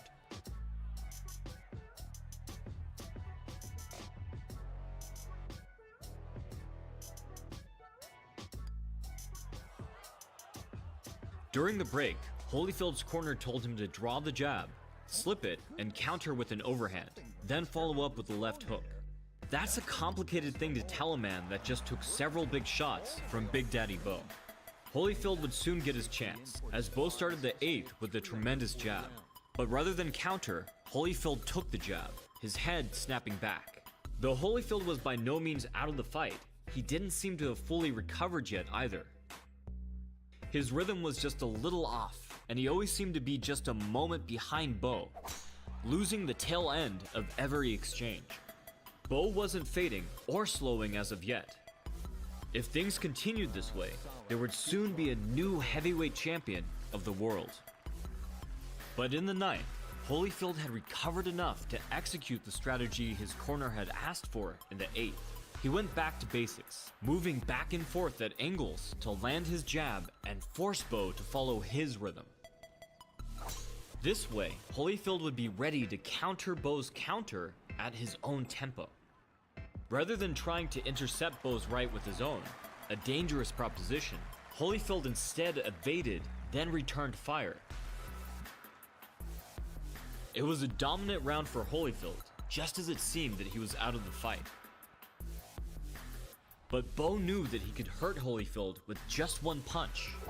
He could afford to lose a round, so long as it didn't become a habit.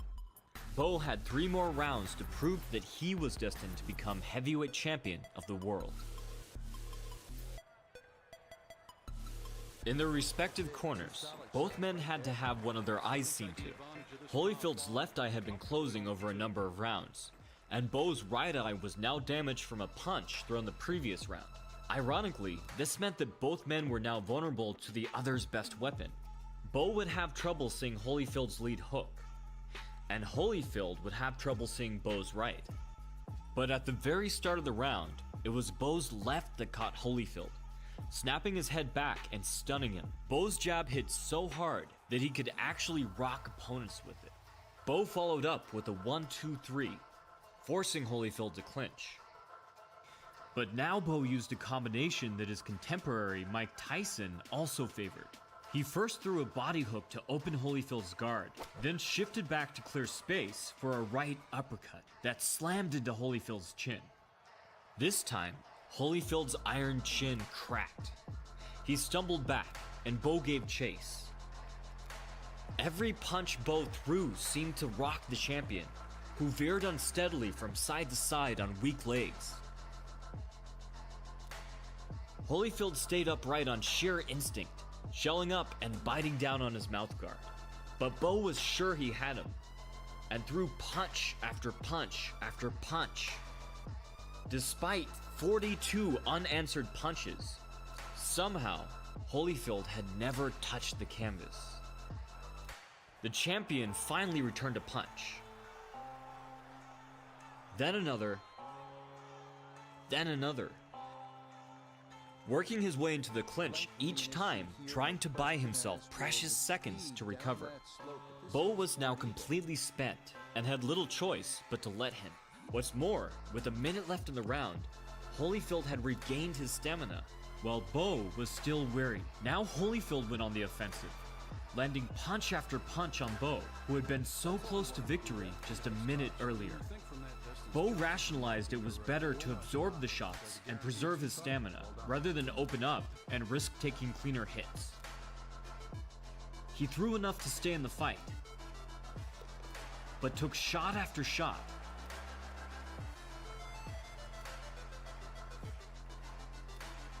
Until, finally, the bell rang. The two went back to their corners, and no one watching had any kind of idea what could possibly happen next. From his corner, Bo noticed Holyfield watching him, looking to assess just how much stamina he had left. Regardless of the answer, there were only 2 rounds left. For Holyfield, it was now or never. Holyfield went to work from the start of the 11th, unloading punch after punch on Bo, but Bo had recovered his endurance and intercepted Holyfield's hook with his own. Holyfield staggered back and went to clinch, but this time Bo was ready. Rather than flurry as he had last time, he picked his moment, landing yet another hard uppercut. He then ducked under Holyfield's attempt to clinch to angle off and land the decisive punch of the fight. Holyfield slumped to the canvas, his body finally betraying him. Then, somehow, believe it or not, Holyfield got back up. This surprised pretty much everybody but Bo, who knew from experience that Holyfield had the biggest heart of any man in the sport. If he got knocked down, he would come back at you even harder. That's exactly what Holyfield tried to do, but this time, something was different. Holyfield no longer had the strength to clinch, nor the reflexes to avoid punches. All the power seemed to have drained out of him, and this was very apparent the few times he managed to connect with a clean shot. Holyfield's heart was willing, but his body was simply done. And this held true through the 12th and final round, where Bo seemed content to shrug off Holyfield's severely weakened punches and stick to jabbing and countering. At this point in the fight, I wasn't sure if Bo was going easy on Holyfield or was simply exhausted, so I decided to ask him. No, I wasn't exhausted. The fact is, you gotta remember, he is very smart. He's watching everything. I knew I had to fight longer, but if you burn yourself out, he's gonna get you. So I had to be smart and take it easy on him. I knew I was head on point, but I didn't want to blow it by being tired or he would get me, because he's good for that. The bell rang, and Riddick Bowe was announced as the new heavyweight champion of the world. I felt like that. That particular night, man, I could have died right then and there because I was the heavyweight champion of the world. I felt like I had done everything I was supposed to in this particular life. Huge thanks to Bo for the interview. It was very much appreciated. Make sure to subscribe to see what happened in the rematches, as well as more fights from the new segment, Boxing Wars of the 90s, featuring Bo, Holyfield, Tyson, and many more great fighters. You can check out my books on power, defense, and footwork if you'd like to learn more of the techniques in the video, linked below. From the Modern Martial Artist, this has been David Christian, wishing you happy training. In 1991, the two top contenders in heavyweight boxing were Iron Mike Tyson and Donovan Razor Ruddock. And since Twitter hadn't been invented yet, the two decided to actually fight each other in order to determine who was worthy of challenging heavyweight champion Evander Holyfield. What made this match so exciting was that both competitors possessed incredible strength and athleticism. What's more, they employed these attributes in very unique, even creative ways. Tyson was an aggressive counterpuncher, capitalizing on the punches that opponents threw while backpedaling as he drove them towards the ropes. He was able to close the distance so rapidly by incorporating unusual head movement before, during, and after nearly every punch he threw. Rather than turn or crouch to slip, Tyson would face forward and lean far to either side. This squared-up, forward-facing stance perfectly complemented his footwork, as it allowed him to easily step in either direction. This multi-angled approach, a staple of the peekaboo-style boxing that Tyson practiced, meant that Tyson could land knockout punches with either hand from orthodox or southpaw. Razor Ruddock was a powerful heavyweight in an age of powerful heavyweights. Ruddock's signature move, which he titled the Smash Punch, was a hybrid between a hook and an uppercut. What made it so unique was the way that Ruddock loaded the punch by dropping his hand, bending his legs, and dipping down. But as bizarre as the punch appeared, no one could ever doubt its effectiveness. It was anyone's guess how these two styles would play out against each other. But with all the bad blood that developed pre-fight between the two outspoken, extremely confident heavyweights, the world was eager to find out. The night came, and the two squared up mid-ring. Ruddock was clearly the bigger man, and as such should have held a large advantage. But Tyson had always been the exception to the rule. The two went back to their corners, and then, finally, it was time. Tyson slipped outside and came in behind his jab.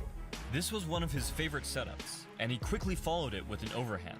But Ruddock straightened his arm to leverage block and leaned back, a common defense for the taller man. Now it was Ruddock's turn to get aggressive. He loaded up his smash punch, but Tyson caught him with the jab and ducked underneath. But as the round progressed, Tyson was having trouble landing anything through Ruddock's extended guard. And likewise, Ruddock was hitting air because of Tyson's stellar head movement. Tyson's unusual side-to-side head movement helped him to slip punches, even while moving directly towards them.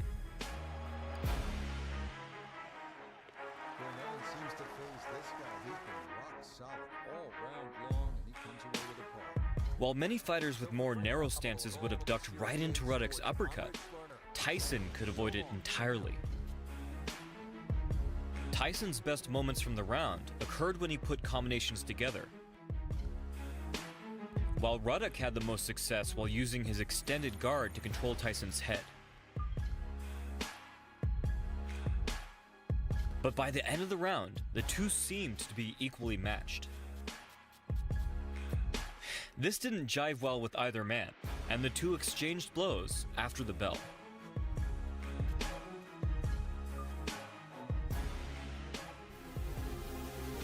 Tyson charged out for the second, but Ruddock blocked and fired off a return hook, which Tyson weaved under.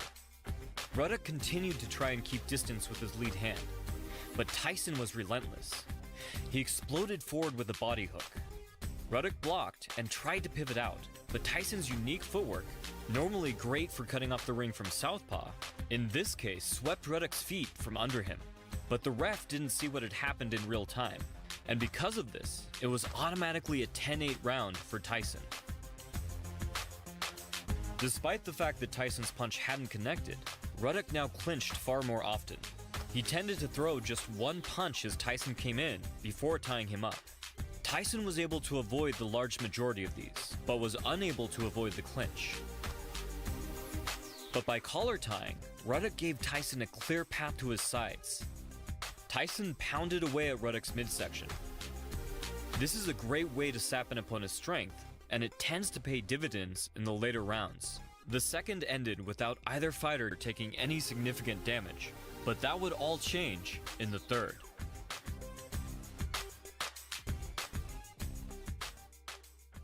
In Ruddock's corner, his coach encouraged him to continue with his strategy. It seems that perhaps the game plan was to lean on Tyson and force him to wrestle. While the usual strategy against a shorter fighter is to keep them at a distance, wearing them down by forcing them to move your excess weight can work just as well. All the same, Ruddock opened up a bit more in the third. He tightened up his shots, catching Tyson with short uppercuts as he moved in. He was also able to keep his distance better with his extended guard. There's nothing more powerful than you, making your thing happen, really going for it. And had success moving Tyson into his punches from the clinch. It looked as if his strategy of sapping Tyson's energy was starting to pay off, and it was only the third round. If things kept up this way, Tyson could be in serious trouble. Encouraged by all this, Ruddock opened up a bit more. He took some moderate shots because of this, but landed some of his own in turn. Near the end of the round, Ruddock felt comfortable enough to swing for the fences. But this proved foolhardy. Once again, Tyson's unique head movement allowed him to move directly into Ruddock's fight-ending hook. Tyson was just in time. The punch merely skimmed him. And now, Ruddock was wide open, with his base and balance completely shattered. He tried to raise his arm to leverage block, but a classic Tyson left hook sent him stumbling to the canvas. However, Ruddock easily made the count. And the two went back to their corners to prepare for round 4. Ever the warrior, Ruddock seemed completely unshaken, raising his hands up to the crowd as if he had been the one to land the knockdown. But he was also no fool, and spent much of the fourth clinching, giving him ample time to recover. However, Tyson was no slouch in the clinch. He knew how to wind his punches to go around Ruddock's arms, finding small cracks to punch through. What's more, he also knew how to punch with absolutely no warning. Usually when a fighter withdraws their arm, the sudden lack of contact tips off their opponent that a punch may be coming. But Tyson could throw with no preparatory motion, his fist traveling in a straight line with no windup. Nevertheless, Ruddock was completely recovered from the knockout by the end of the round. Once again, the two exchanged after the bell.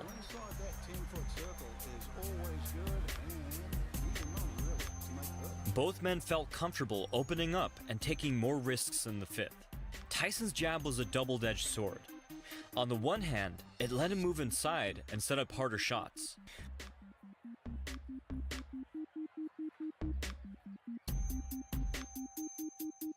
On the other, it presented Ruddock with opportunities to counter.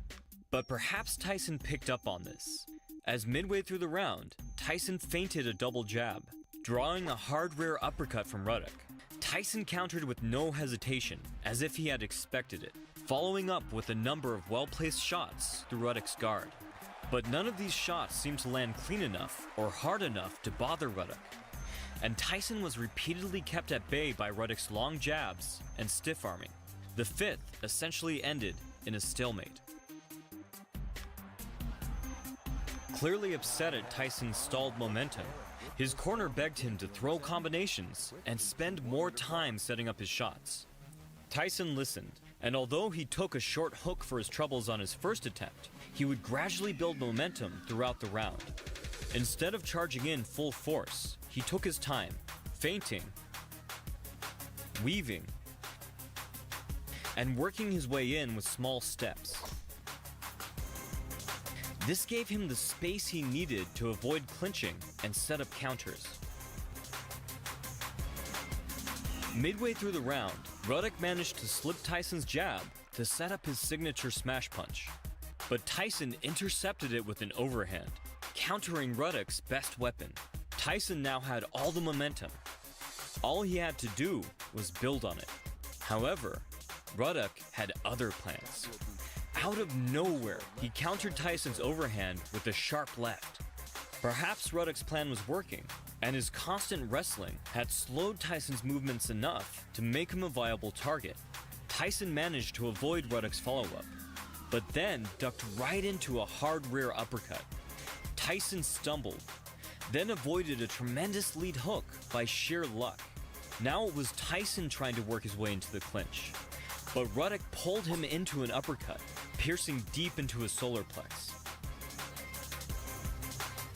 Tyson fired back, but took another uppercut, this time to the chin.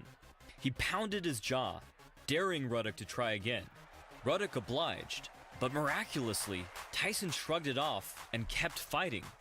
Amazingly, the round ended with neither man ever touching the canvas. But it was obvious to everyone watching that this fight would not go the distance. From his corner, Tyson could hear the crowd chanting Ruddock's name.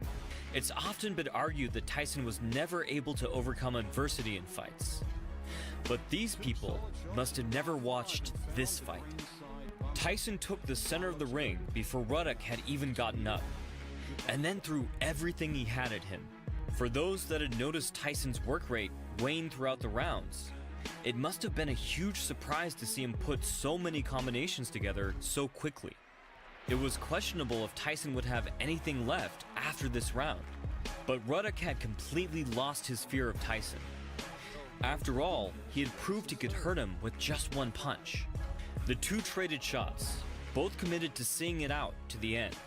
There was no new tactics here, no adjustments. Both men just took more chances, eager to prove that they were the strongest. 2 minutes into the round, the deciding exchange took place. Ruddock led with his right. Tyson barely slipped it, then countered with a right body hook, then a hard lead hook to Ruddock's jaw. Ruddock stumbled back. Tyson flew forward, battering him with 4 wild, unanswered punches. Tyson was just a few punches away from ending the fight. But as it turned out, he didn't have to. The ref had seen enough and stepped in between the two gladiators. Ruddock fell into the ropes, but then he regained his footing, protesting the stoppage immediately. To many watching, it seemed that the ref had grossly miscalculated.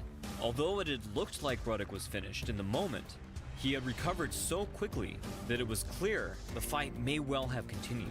The crowd was not happy about this. While Tyson and Ruddock embraced, their animosity gone in the moment, the crowd rushed the stage, hungry for blood.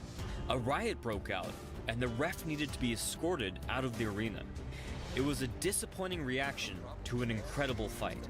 Nonetheless, it was clear to all that Tyson and Ruddock had unfinished business. That business would be concluded with a rematch just a few months later. Stay tuned for more technique and fight breakdowns. You can check out my books on power, footwork, and defense in the description. From the Modern Martial Artist, this has been David Christian, wishing you happy training. What's up, affiliate marketers? How you doing? This is Michael Bashi here. Now, really quick. Listen, I know you don't want to be here. I know you'd rather go see whatever video you want to watch. So before you skip, scroll, or do whatever you do, let me just pretty quickly. 20 years after his infamous loss to Ali, Foreman did the unthinkable. At 45 years of age, Foreman took his title back, shocking the world and leaving little doubt about Foreman's place as one of the greatest fighters in history. The magnitude of this accomplishment cannot be understated. Foreman had pulled off perhaps the greatest upset in boxing, defying convention and embarrassing a multitude of prominent sports writers. How Foreman pulled this off, and the path he took to get there, are both equally astounding. Foreman's early career had been full of nothing but easy victories, until it wasn't. But it was the difficult path that Foreman had tread, the one that had turned from endless triumph to loss and failure, that gave the ex-champ the experience he needed to pull off the impossible. The Foreman that took back his title was a completely different man from the Foreman who had lost it 20 years earlier. To understand how Foreman took back his title at 45 years of age, we must first look at how Foreman used to fight, back when he was a young up-and-coming boxer in his prime. After winning the Olympics, Foreman arrived on the scene of professional boxing like an atomic bomb. He destroyed nearly everyone who had the misfortune to share the ring with him, usually within the first few rounds. He did this by using his natural size and strength to pile on relentless pressure. Funnily enough, half of the pressure was purely defensive. While unfairly known as a rough brawler who simply used power to overwhelm his opponents, Foreman was in fact an incredibly intelligent fighter, using a number of old-school defensive techniques to control the ring. Primarily, Foreman used frames, stops, and leverage blocks to stay safe and destroy his opponent's balance. In this clip, Foreman leverage blocks, straightening his arm to intercept his opponent's punch. A variation of this technique is called a stop. Here Foreman stops his opponent's punch by clamping down before he even has the chance to start throwing it. Foreman used these stops, leverage blocks, and even jabs to frame against his opponent's head and shoulders, his outlocked arms pushing or steering them off balance. It was these long guard tactics that led Ali to teasingly dub Foreman the Mummy. While long guard techniques left Foreman far more open than he would have been using a more traditional guard, Foreman was able to stay safe by being surprisingly agile for his size. When his opponents attempted to throw wide hooks around his outstretched arms, Foreman would deftly sidestep or duck away before resuming his steady march forward. This relentless, risky pressure style was perfectly in line with the image Foreman wanted to portray, and how he wanted to think of himself. Influenced in part by his rough childhood, and in greater part by his mentor and sparring partner, the terrifying ex-champion Sonny Liston, Foreman carefully cultivated the persona of an invincible juggernaut, cruel, uncaring, and mostly unstoppable. As Foreman climbed his way to the top of the heavyweight division, he picked up even more skills, adding wrestling techniques to control his opponents at close range and place them where he wanted them. I have it on good authority that most of these techniques were taught to Foreman by Archie Moore, the legendary cross-guard boxer with 132 knockouts. These new skills greatly helped Foreman in taking the heavyweight championship from Joe Frazier. Foreman moved the smaller man exactly where he wanted him for the duration of their short fight, winning the title in just 2 rounds. Another factor in Frazier's quick demise was a tactic that Foreman had used from the very start of his career. There were few better than Foreman at setting up power punches off of the jab. See how Foreman capitalizes on Frazier's preference to duck under his jab by following up with an uppercut. In this way, Foreman used the predictability of his opponent's head movement against them.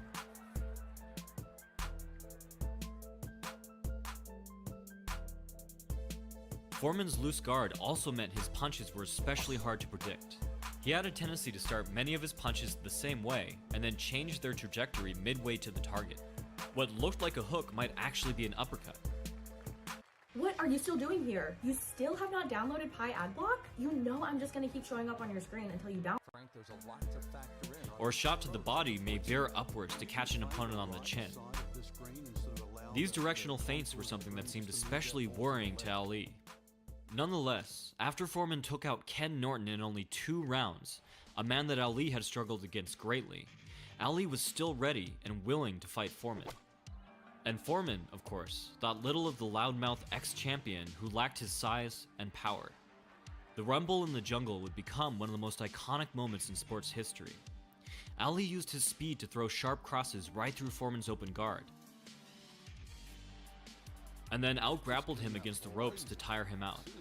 Foreman's wrestling worked to sap the strength of every other opponent he had ever gone up against, punishing them every time they threw a punch by throwing them widely off balance.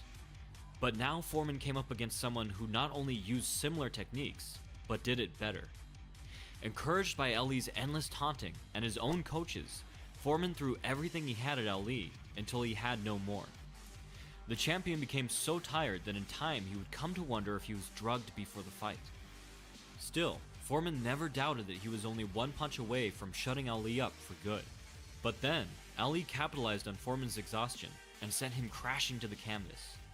With that 1 punch, Foreman lost everything that he had spent his life working for.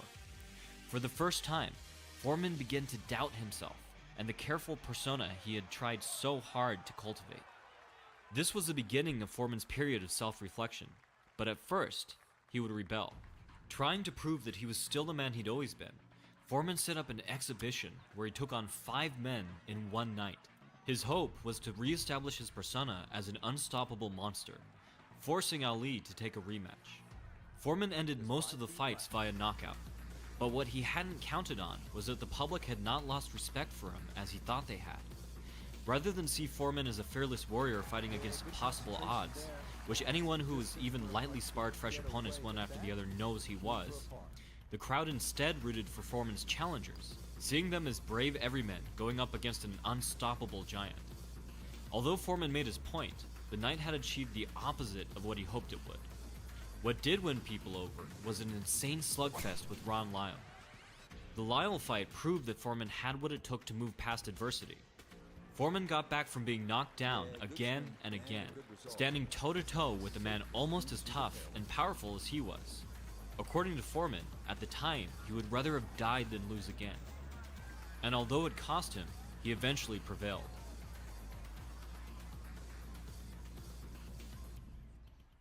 As time rolled on, Foreman convincingly put down challenger after challenger. It seemed that Ali would be forced to fight Foreman once again.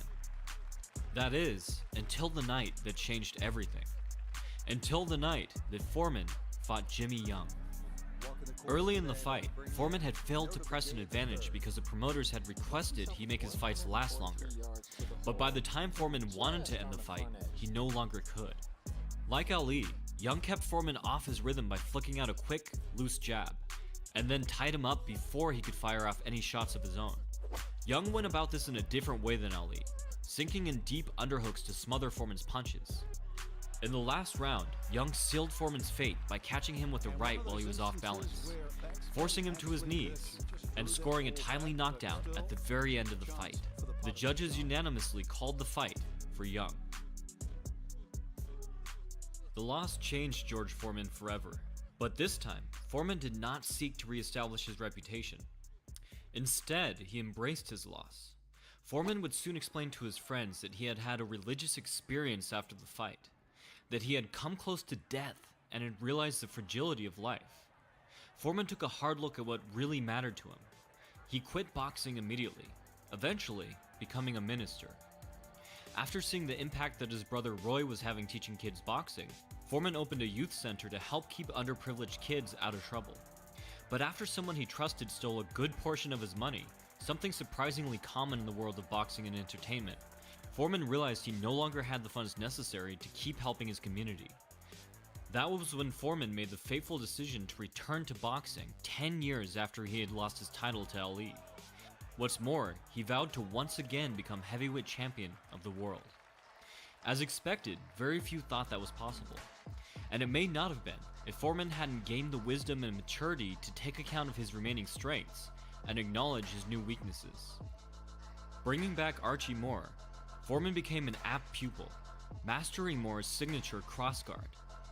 Foreman used to control his opponent's jab by reaching out to stop it, catch it, or leverage guard, and this left openings that Ali and other fast boxers could take advantage of.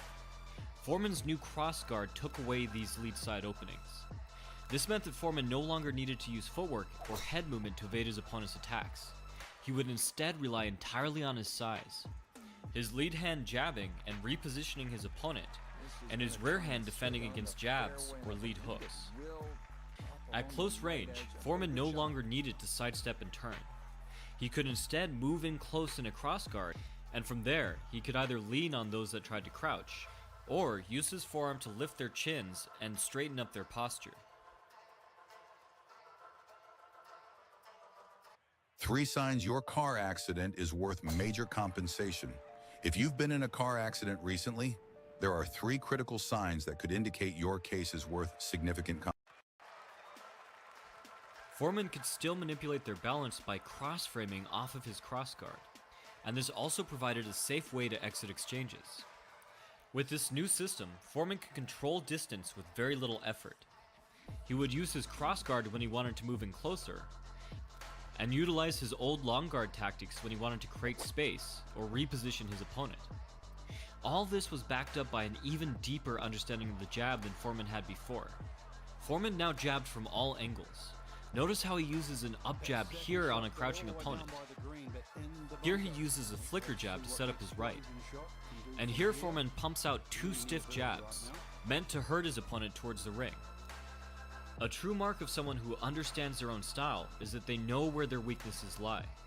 The crossguard leaves the fighter's body more open on the side of his high cross block, and his chin more open on the side of his low cross block. So notice how Foreman immediately takes advantage of this fact when his opponent tries to use a crossguard himself, catching him with a liver blow. This is why it's so exciting that Daniel Cormier, an MMA champion who uses a mix of long guard and cross guard himself, has gone to Foreman for boxing advice. While Foreman showed his opponents a great deal of mercy, calling refs over to stop the fight rather than wail on them as he had in the past, he also, at times, gave his opponents a taste of the near-death experience he had had after his bout with Young. As one of Foreman's competitors put it after quitting in the ring, "Man, I saw death. I wasn't gonna die in that ring. That was death." Eventually, Foreman had racked up enough victories to challenge the current champion, Evander Holyfield, for his title. Many viewed the contest as a joke, the last gasp of a dying man.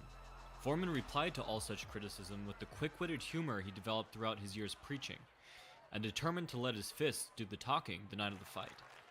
As it turned out, Foreman's fists still spoke loud and clear. The first few rounds were surprising to most, with Foreman evading Holyfield's jabs and snapping his head back with his own. Holyfield's attempts at power blows with little to no setup made for easy counters. But in round 3, it was Foreman who largely abandoned his jab, giving Holyfield the chance he needed to steal the round. He countered Foreman's uppercut with a tight hook, and then unloaded 15 consecutive punches.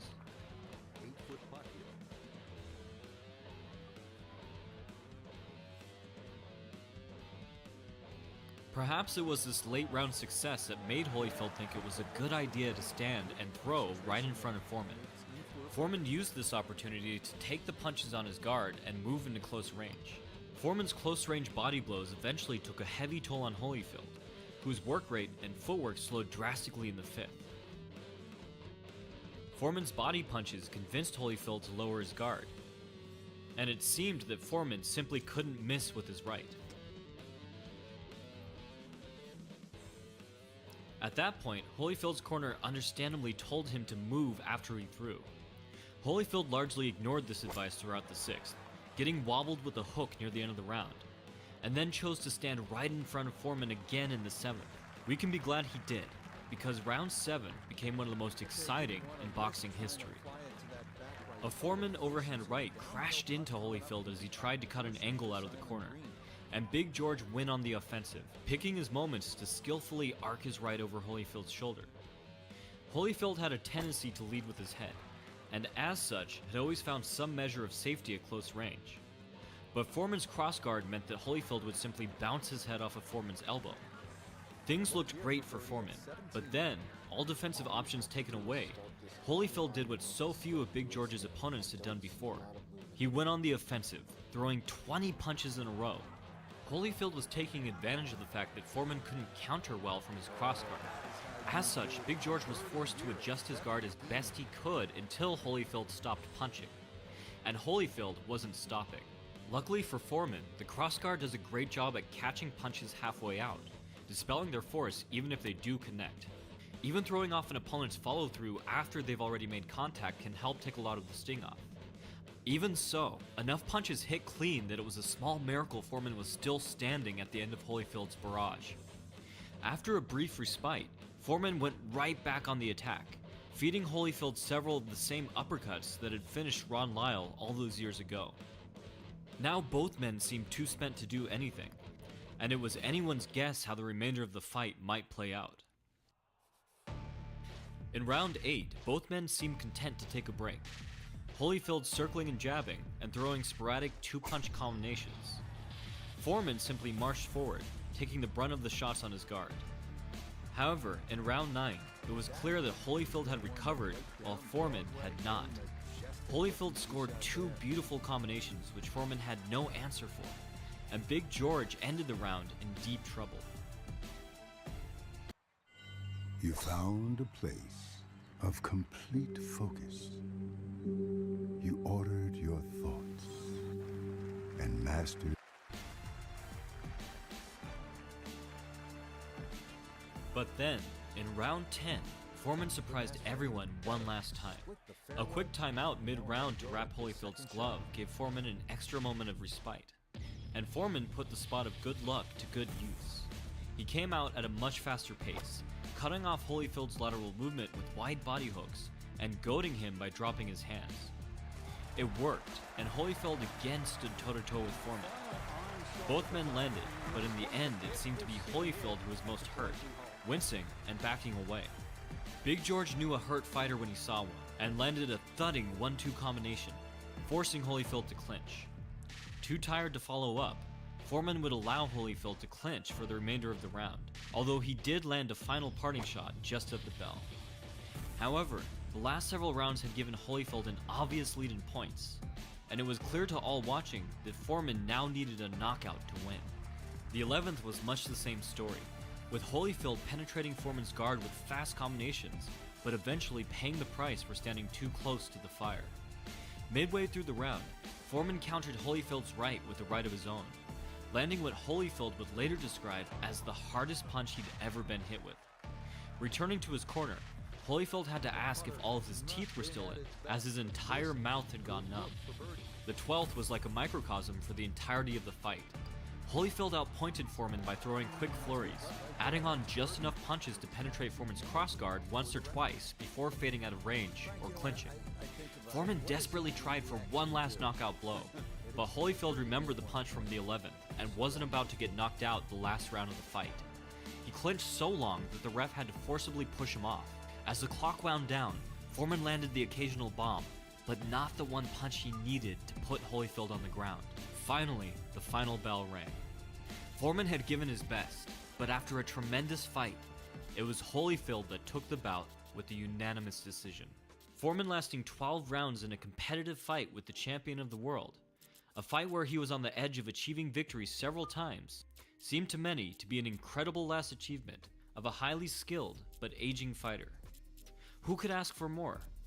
Even if Foreman wanted to keep trying, when would another chance like this ever come up again? The world just didn't work that way. But then, astoundingly, Foreman did get one last chance. Holyfield lost to the undefeated southpaw, Michael Moorer, and Moorer was more than happy to fight Big George Foreman. Moorer viewed the fight as an easy win over a high-profile opponent, a tune-up fight that would still draw attention and add to his legacy. Foreman, now 45, had other ideas. The night of the fight, Foreman wore the same trunks that he had worn against Ali 20 years before. And as it turned out, Foreman would look far more the fighter he had been when he last wore those shorts.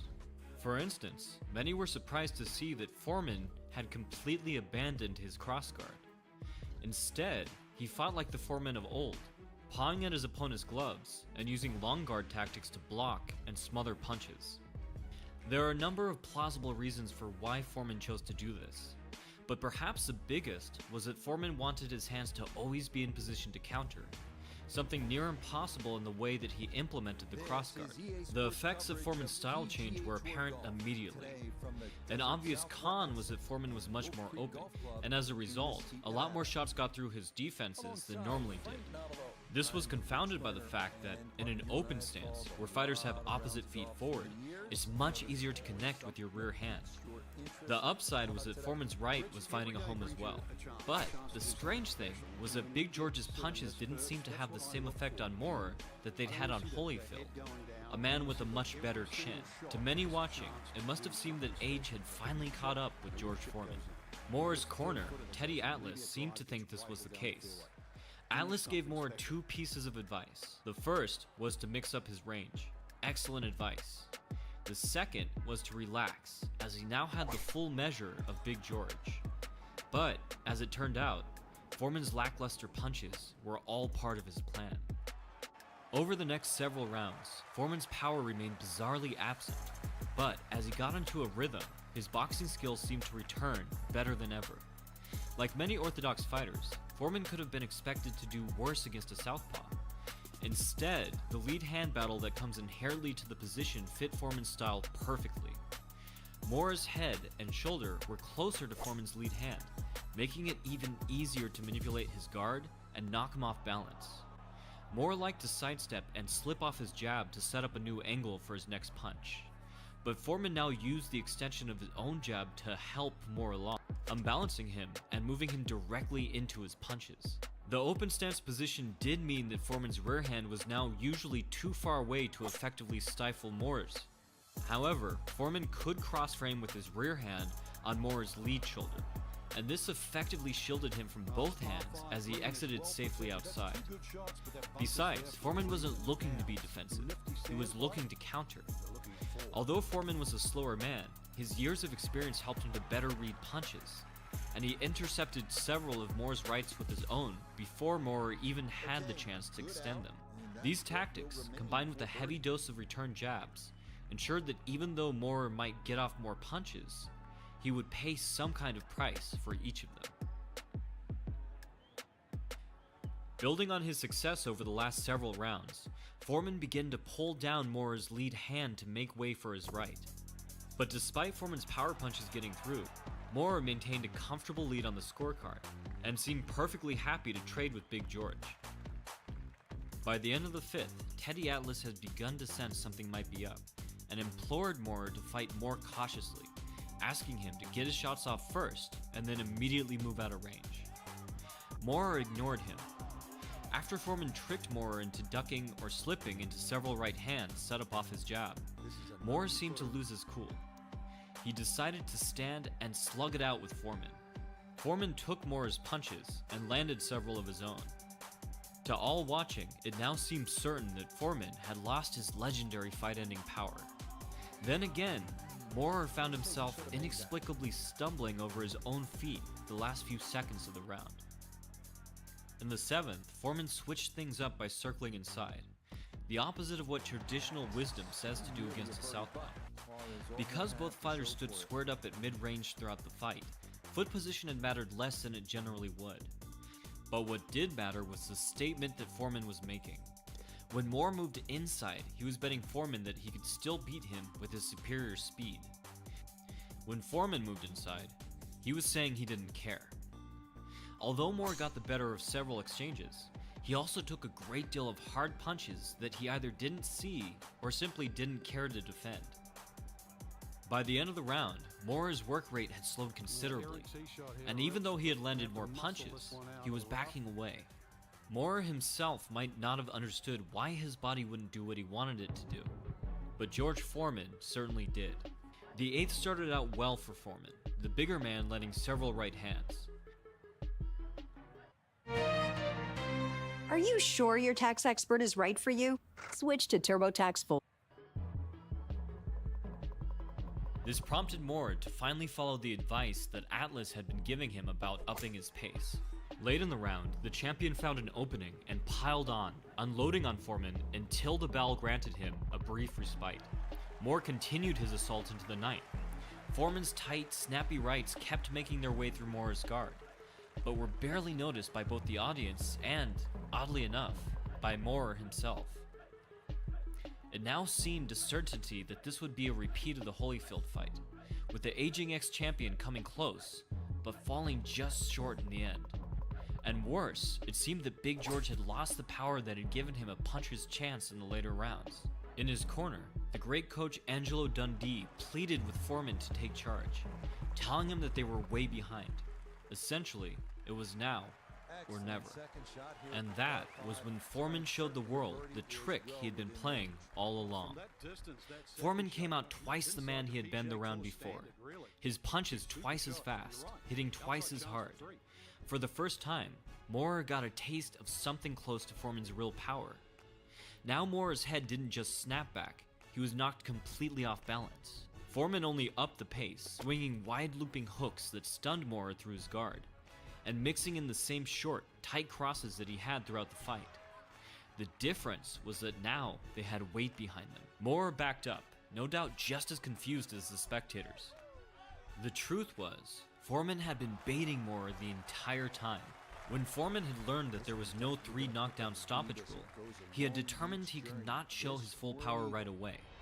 The last thing he wanted was to have Moore survive several knockdowns and then use fancy footwork from long range to outpoint him the remainder of the fight. Instead, Foreman tricked Moore into thinking he had what it took to go toe-to-toe with him, putting just enough power on his punches to hurt, but not enough to scare Moore into taking a more cautious approach. If Moore had suspected what Foreman really had left, he no doubt wouldn't have allowed himself to take so much damage. But now, Moore's apparent prey had reversed course, barred his fangs, and charged at him full speed. With a minute left in the round, Foreman again caught Moore with another tight cross. Stunned, Moore backed up. Now was Foreman's chance.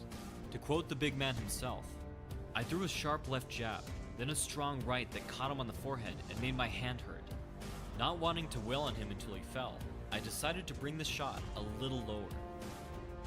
Foreman's second cross perfectly turned Moore's chin, and the champion of the world crumbled to the canvas, felled not by this one blow, but by the countless ones just like it over the last 10 rounds. 20 years after Ali had outsmarted Foreman to take his belt back, Foreman outsmarted Moore to take his belt back. Foreman had used Moore's pride against him, just as Ali had done to Foreman all those years ago. Big George stood in disbelief as the ref counted Moore out, then fell to the canvas and prayed. His life had come full circle. Foreman's victory was the last echo of the greatest era in heavyweight boxing, a final triumph for one of the three extraordinary men who helped define a generation. One last time, Big George Foreman had shook up the world. This concludes the golden age of heavyweight saga. This has been David Christian from The Modern Martial Artist, wishing you, as always, happy training. Hey everybody, my name is Sam, aka Sambucha, and I'm a YouTuber who makes variety content ranging from challenges. Only a few months after their first intense battle, Mike Tyson and Donovan Razor Ruddock were ready to go at it again. Both men, along with many in the general public, felt that the first fight had been stopped prematurely. And so, the two warriors would face off one more time to see who would have the opportunity to challenge Evander Holyfield for heavyweight championship of the world. The first fight had been a fascinating clash of styles. Ruddock had managed to negate much of Tyson's aggressive counterpunching with clinch work, and he'd landed a number of well-timed counters when Iron Mike tried to jab his way in. What's more, Ruddock's stellar jab and long guard had shut down much of Tyson's angular, multi-stance footwork and side-to-side head movement. Likewise, Tyson had been able to shut down Ruddock's best technique, the smash. The punch that Ruddock had nicknamed the smash was a hybrid between a hook and an uppercut. Ruddock loaded this terrifying blow by leaning back and dropping his hand nearly to the floor. But Tyson had expertly countered Ruddock's smash with a hard overhand.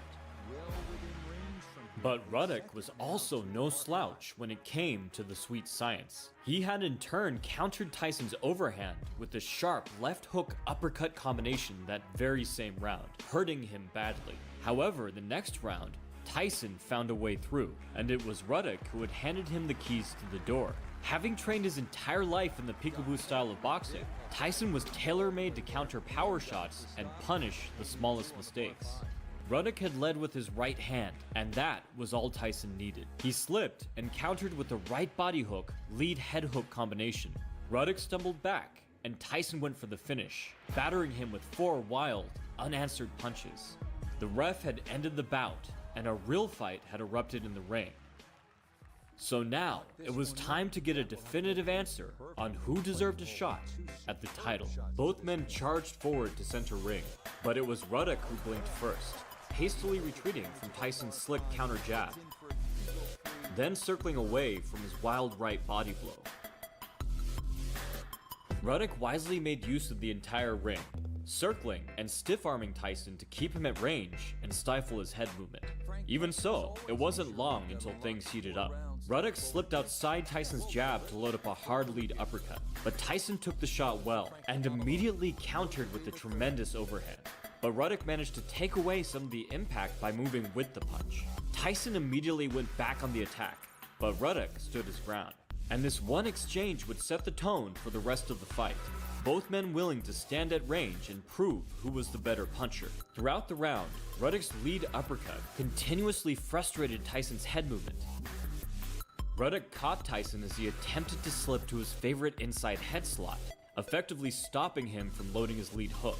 If this was Team Razor's game plan for the fight, it was working spectacularly. But then, 20 seconds left in the round, Tyson took yet another lead uppercut, but this time he went with it. laterally shuffling to regain his balance and following with another hard overhand. Ruddock was shaken and had to clinch and shell up for the remainder of the round. But it wasn't over yet. The two exchanged blows after the bell. After all, these men talked with their fists, and neither was willing to let the other have the last word. Ruddock's strategy to track Tyson's head movement with lead uppercuts cost him yet again at the start of the second. But he did have success using his lead to frame and keep the distance. What's more, by freezing Tyson's head movement, Ruddock had time to slip in tight hooks and uppercuts. But Tyson was too relentless for Ruddock to keep him at bay indefinitely. His game plan seemed to be to tie Tyson up when he got close. But once again, Tyson had an answer, targeting Ruddock's midsection with hard, punishing hooks. But this tactic actually resulted in a warning for throwing low blows. When the action resumed, Tyson almost casually sent Ruddock to the canvas. Ruddock had failed to elevate his lead shoulder while leverage blocking, a crucial detail that can leave a fighter incredibly vulnerable if overlooked. All the same, Ruddock was up right away. Tyson charged forward, landing several rights in succession.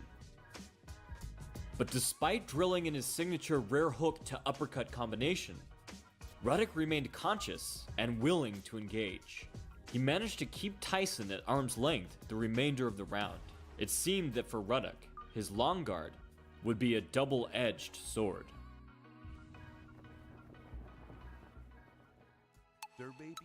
And this would hold true for the third as well, where Ruddock set up several hard rights off of his lead hand frames. He would even transition to a collar tie to pull Tyson into uppercuts. Ruddock's uppercuts continued to deter Tyson's low-line head movement. These weren't smashes, but regular short uppercuts, much more suited to the task at hand. And Tyson seemed unable to replicate the overhand counter that had negated this punch so well before. By the end of the third, the momentum seemed to have shifted entirely. But then, Ruddock abandoned his short, tight shot setup off of frames and decided to risk throwing his signature punch. Tyson easily slipped Ruddock's smash and moved into close range. Ruddock followed up with an even wilder right uppercut. Tyson's response resulted in one of the strangest, but most epic knockdowns of all time. Tyson shifted back to evade Ruddock's haymaker, then put the momentum from his step back into a thunderous jab off of his new lead hand. Ruddock was now down for the second time in only 4 rounds. But once again, he was up within seconds. A repeat of the second ensued, with Ruddock remaining upright but taking several hard shots, one of which sent his mouthpiece flying. Now visibly frustrated, Tyson once again threw after the bell, and this time the ref decided to deduct 1 point. This actually erased Tyson's knockdown from the scorecards, but not the toll it had taken on Ruddock. While both men now had a good reason to get aggressive, Tyson to finish the fight, and Ruddock to get momentum back, they each seemed content to pick their moments during the fifth. Tyson looked to throw one-off power blows with the occasional head-body combo mixed in. He showcased few of the long combinations and innovative head movement with angular footwork he was capable of. So by the sixth, Ruddock's small, concise shots were landing more and more consistently. Until Tyson finally seemed to come awake, unloading a barrage of long combinations on Ruddock's chin. But then, with only 10 seconds remaining, Ruddock finally managed to time his smash, catching Tyson as he ducked inside. Now it was Tyson's mouthpiece that went flying. However, he managed to remain upright and finish the round. The future of your business is here. With Wix, you get advanced AI capabilities. Ruddock managed to build on his momentum in the seventh. Going back to what was probably his coach's game plan, Ruddock again used frames to stifle Tyson's head movement and keep him in place for follow-up shots. By the end of the round, Ruddock was nearly landing at will. The announcers speculated it may be a 10-8 round for Ruddock, even without any knockdowns.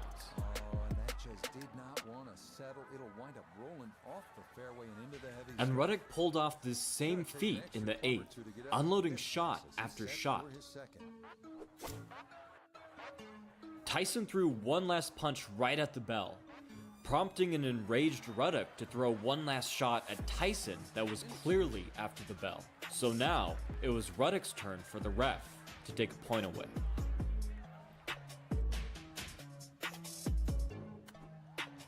Luckily for the crowd, both men showed renewed urgency in the ninth, each taking major risks.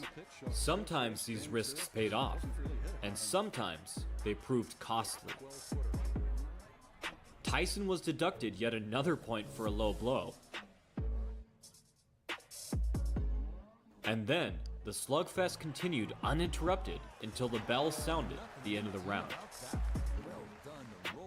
In Tyson's corner, his coach suggested he set up right body hooks off of his jab. This turned out to be excellent advice. For the 10th, each time Ruddock attempted to clinch or shell up in a high guard, Tyson pounded solid shots into his ribs. The human body can only take so much punishment.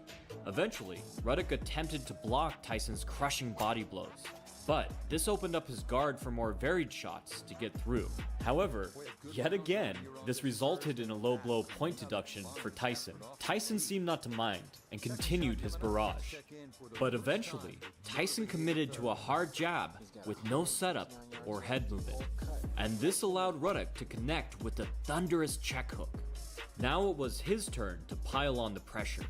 At that moment, Tyson seemed to remember he was capable of some of the best head movement in the world, dodging 6 fight-ending punches in a row.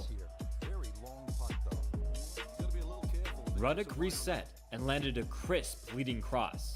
Tyson fired back, but missed, and the two fought like madmen until the round came to a close.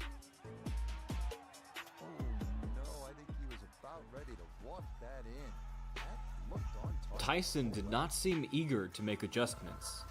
He landed a borderline low blow that received a warning. And then, Ruddock countered back with a vengeance, landing a low blow of his own. The ref gave a stern warning to both men.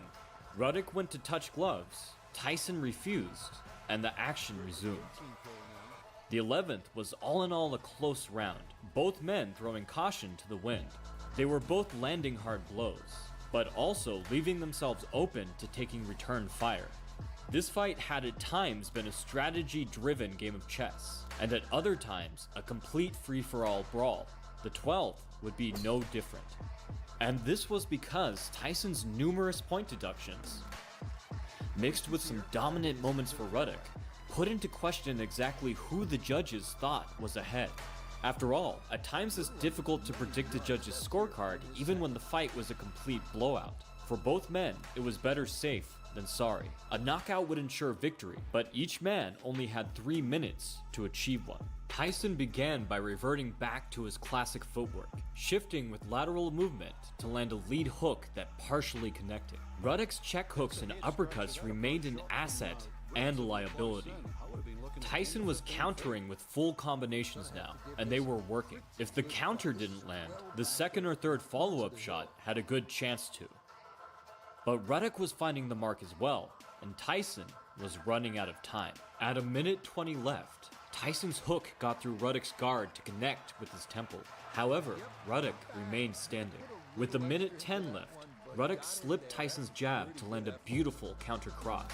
At half a minute left, Ruddock hurled a smash into Tyson's midsection. 5 seconds left, Ruddock landed a hard leading cross over Tyson's jab. Tyson responded with a low hook, and Ruddock returned the favor and followed up with an uppercut.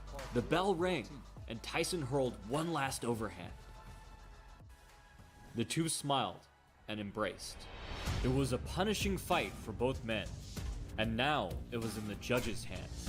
And as all 3 judges saw it, Tyson had won the fight, even with the numerous point deductions. He would now go on to face Evander Holyfield to see who would become champion of the world. Thanks for watching. From The Modern Martial Artist, this has been David Christian, wishing you happy training. Why is everybody putting up with ads like it's 2010? Like, it's 2025, guys. Just use Pi. This Chrome extension takes 5 seconds to set up, and it blocks ads on any website you visit. It makes the ads just, like, disappear. It's that simple. No more interruptions. But it gets Every once in a while, two fighters meet with such uniquely different styles and personalities that something amazing happens. The fight seems to take on a life of its own and becomes legendary. Almost no one thought that this would be the case when the young rising star, Pretty Boy Mayweather, was set to take on Emmanuel Augustus, a boxer who had faced impressive competition but had a less than stellar record. But they should not have been the least bit surprised, because Emmanuel Augustus was no true journeyman. He was the drunken master. Continuously robbed on the scorecards, Augustus put on outlandish displays of skill anyways. Never bitter, he refused to change his style regardless of how the judges felt about it. Great fighters can get away with incredible displays of footwork and timing, but Augustus could do this while dancing, grooving to a symphony of destruction that only he could hear. It's almost sad he wasn't a modern-day MMA fighter, so we could have seen him breakdance his way into scoring an ankle submission. My video on Augustus's techniques has over 10 million views, and he deserves all the credit for that, having one of the most interesting and skillful styles of all time. The short version is that he was comfortable fighting in any position or range, and stellar at smoothly transitioning between them all. This gave him near infinite possibilities on which direction he could move, how he could implement head movement, and which angles he could set up shots from. In style and temperament, he was the exact opposite of Floyd. Although Pretty Boy Mayweather was a much more aggressive fighter than Money Mayweather would become, with 17 of his 23 fights ending by knockout, Mayweather's style was always built on calculation and precision. He paired a Philly shell guard with a high guard, and was excellent at countering from either. He preferred to limit both his opponents and his own offensive options, so that he could bet on his superior smarts, reflexes, and timing to outscore them. He could then get much more aggressive once his competitor had been worn down. While most expected Floyd to have an easy time breaking Augustus down, in reality, the drunken master would take Mayweather into a trial by fire. It remained to be seen if he could take the heat. The fight got interesting right away. Although Augustus was the one pressing forward, Mayweather was the more aggressive of the two by far. He unloaded crisp, sharp lead hands and even the occasional long combination. But for all of that, his punches rarely hit home, and this was all due to the defensive wizardry of the drunken master.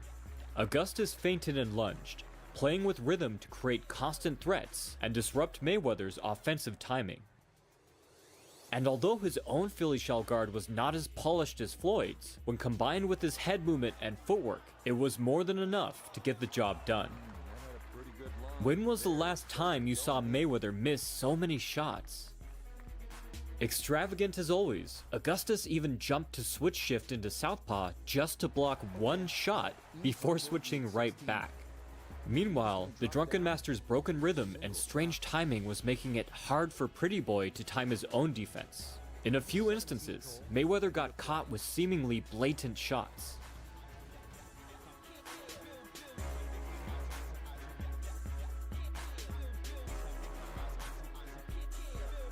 By round 2, the drunken master was tacking punches onto his stellar head movement. And not just a few.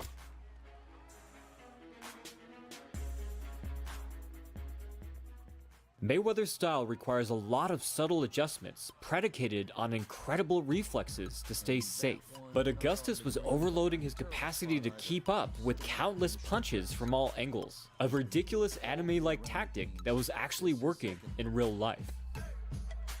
However, Mayweather is a master at neutralizing his opponent's offense. He framed against Augustus's head to read him better and freeze him in place, stopping his off-rhythm threats, and following up with well-placed shots the moment Augustus grew too relaxed.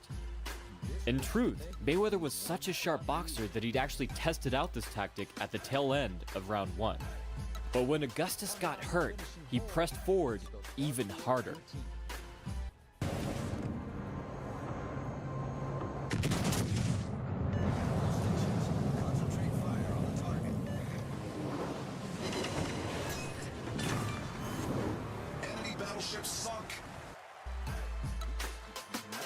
Floyd is the kind of boxer who loves to take away his opponent's options and simplify the fight to where he can dominate where he's strongest. But the Drunken Master was the exact opposite. He preferred to force complex exchanges, regardless of if he took damage or not. Smiling all the while because he so enjoyed the thrill of the fight. Mayweather smiled back, perhaps happy that he had finally found someone who would test him. But as it turned out, this was all just preamble. The next several rounds would turn out to be a high-level display of back and forth insanity. Both men took big risks and put everything on the line, showing off their best tricks of the trade. Mayweather used some complex footwork of his own, pivoting with his cross to take an outside angle, then framing to off-balance Augustus and stay safe, before throwing another shot from offline. As always, Mayweather showed an incredible ability to catch opponents mid-movement, landing from tight angles that caught Augustus unaware. These punches didn't need a huge load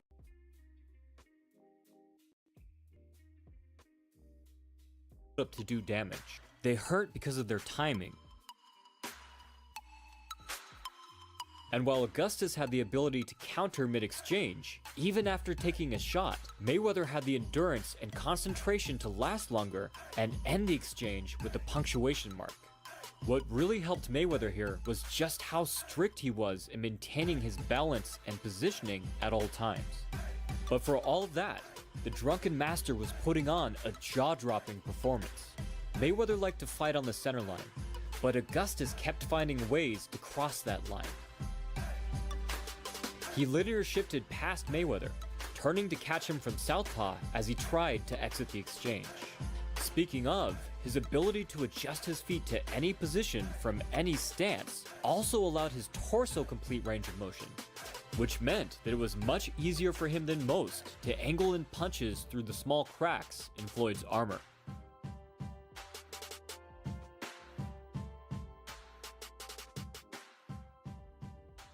As the fight neared the midway point, to the surprise and downright shock of many, both Augustus and Floyd had been hurt. In the fifth, the Drunken Master trapped Mayweather on the ropes and managed to deal more damage and put more pressure on him than anyone had up until that time ever.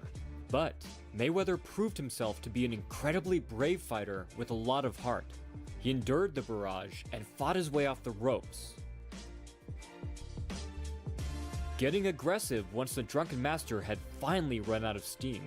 Even still, most were stunned to see that the momentum of the fight had shifted to Augustus, even if only briefly. And a big part of his ability to do this was that Emmanuel had found ways to pick holes in Floyd's Philly shell. I've recently come across a fight breakdown from a hype channel that claims to know how Julio Cesar Chavez picked apart the Philly shell, and I'll be addressing that in depth at the end of this video. But for now, let's take a look at a few smart tactics that worked for the Drunken Master. Augustus tended to set up his power punches with jabs, targeting the small opening that the Philly shell position inherently leaves around the chest to the chin, depending on guard position. Targeting one made it much harder for Floyd to defend the other. He would then throw his power punches after the jab had prompted Mayweather to create more openings by either tightening his guard or turning. The Drunken Master also took advantage of the forearm frame commonly paired with the shell against Mayweather, instantly targeting his exposed ribs anytime Mayweather tried to create some distance. But a huge inherent problem with facing the Philly shell is the powerful counters that derive from head movement. But Augustus had a smart way to deal with these head movement threats as well, targeting Mayweather's side whenever he crouched, and anticipating the roll and pull counter so that he could in turn counter the counter. By throwing the entire kitchen sink at Mayweather, Augustus was pushing the fight further than anyone had anticipated. However, for every barrage of well-crafted combinations that Augustus used to frustrate Mayweather, Floyd would come back with a few sharp, tight, stinging shots that seemed to bother Augustus much worse. And this afforded Mayweather the ability to pile on even more punches. But astonishingly, Augustus recovered every time and came back even stronger. Perhaps hoping to break the stalemate, in round 6, both men planted themselves mid-ring, stood in place, and refused to give an inch.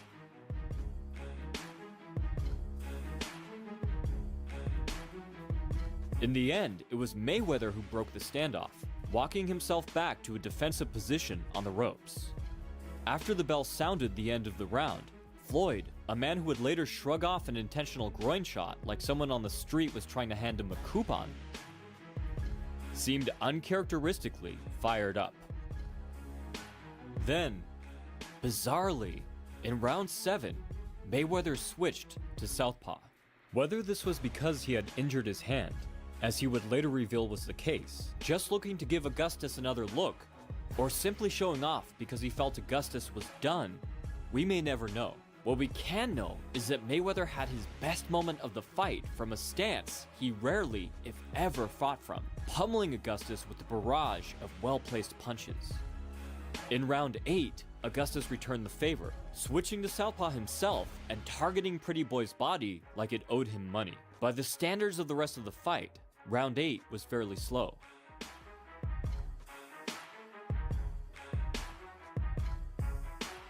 But as it turned out, it was only the calm before the storm. Both men had been through absolute hell, but in the end, it was Mayweather's cold calculation that made the difference. He kept backing up, inch by inch, staying just out of distance, all the while baiting a wary Augustus into a hard body shot that seemed to take all of the steam out of him. Augustus bravely marched forward, but his movement was severely stunted. Compared to his normal antics, the drunken master seemed frozen in place, and even when he thought a bit, Mayweather was still landing at will. Augustus put on his best poker face, but Mayweather was not fooled, and piled on until Augustus's corner mercifully threw in the towel. Afterwards, Mayweather spoke of the skills of the drunken master, saying that he had heard that Augustus had been repeatedly robbed, and he definitely believed that to be the case. He stated that his record did not reflect his skills. Ever the perfectionist, Floyd at times seemed almost apologetic, even though his performance and his heart had been impressive. In the end, Floyd gave the drunken master a painful defeat, but also added to his legend. Each fight that Mayweather won from then on, validating how incredible it was that Augustus had achieved what he had. Now, time to do something difficult. I've run across a popular video from a hype and storytelling channel that has suddenly changed my format, claiming that they know how Julio Cesar Chavez cracked Roger Mayweather's Philly shell. To set the fight up, they used the same technique points in the same order as I use in my videos, like how the narrow stance affects head movement versus a squared up stance, with slightly different wording. Sure, Chavez's forward posture and stance left him wide open, but it also allowed him the full range of lateral head movement to either side. If Chavez had used a more sideways narrow stance, he would have been limited to only having the full range of head movement on one side. The more bladed the stance you fight from, the smaller a target you present, but the less able to slip away from the side you are facing. A square posture provides lateral head movement in either direction. In contrast, a more narrow posture provides for greater protection and allows greater lateral movement, but only in one direction. This wouldn't be too bad, except that when it comes to Chavez, rather than try to analyze the dynamics of the fight and teach how he defeated Mayweather and his shell, they instead used the same points in order for my style breakdown on Chavez, only applying it to the fight with Mayweather. Chavez's forward stance helped him move laterally to cut off the ring. Chavez is one of the best ring cutters in history. Rather than directly chase his opponent, he instead traced a diagonal path towards the corner. He understood the geometry of the ring. widening his stance as he approached the ropes. This ensured that he could move to either side with ease, changing directions at a moment's notice to thwart his competitor's escape. How to step in at angles to take away space. Chavez had a surprisingly active guard, but it was easy to miss as it was very subtle. He used slight catches, parries, and bumps to deflect punches. To catch and parry and roll shots while he closed the gap. While he fought as a swarmer, his defense from the classic high guard was gorgeous. This in part helped to set up Chavez's most effective pressure fighting tactic, shifting forward into southpaw to block off his opponent's pivot and double up on his attack. This last element made Chavez's style totally symmetrical, granting him the ability to double up with whichever hand was closest. Once in range, Chavez would throw with whichever hand Roger happened to be circling into. This is how Chavez could apply pressure with his head like a wrestler, much as the great Henry Armstrong used to do. Which is his grappling game. Julio is unquestionably one of the best grapplers in boxing. And this still wouldn't be so bad, except that when they attempt their own analysis, it's either incredibly vague or just makes no sense. But his punch selection was Mayweather's biggest problem. He spanned his left hook up close, which meant Mayweather's venomous right hand was stuck at home, on defense. Overusing the lead hook up close or otherwise will not stop a Philly shot practitioner from punching with either hand, and is a terrible idea against a style built around predicting and countering power punches. It didn't work particularly well against Roger Mayweather, getting Chavez caught with the same powerful right that had felled many of Roger's prior competitors.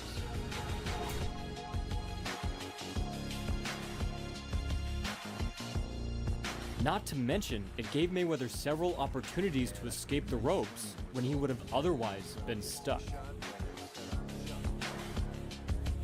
And then start firing back from a far superior position.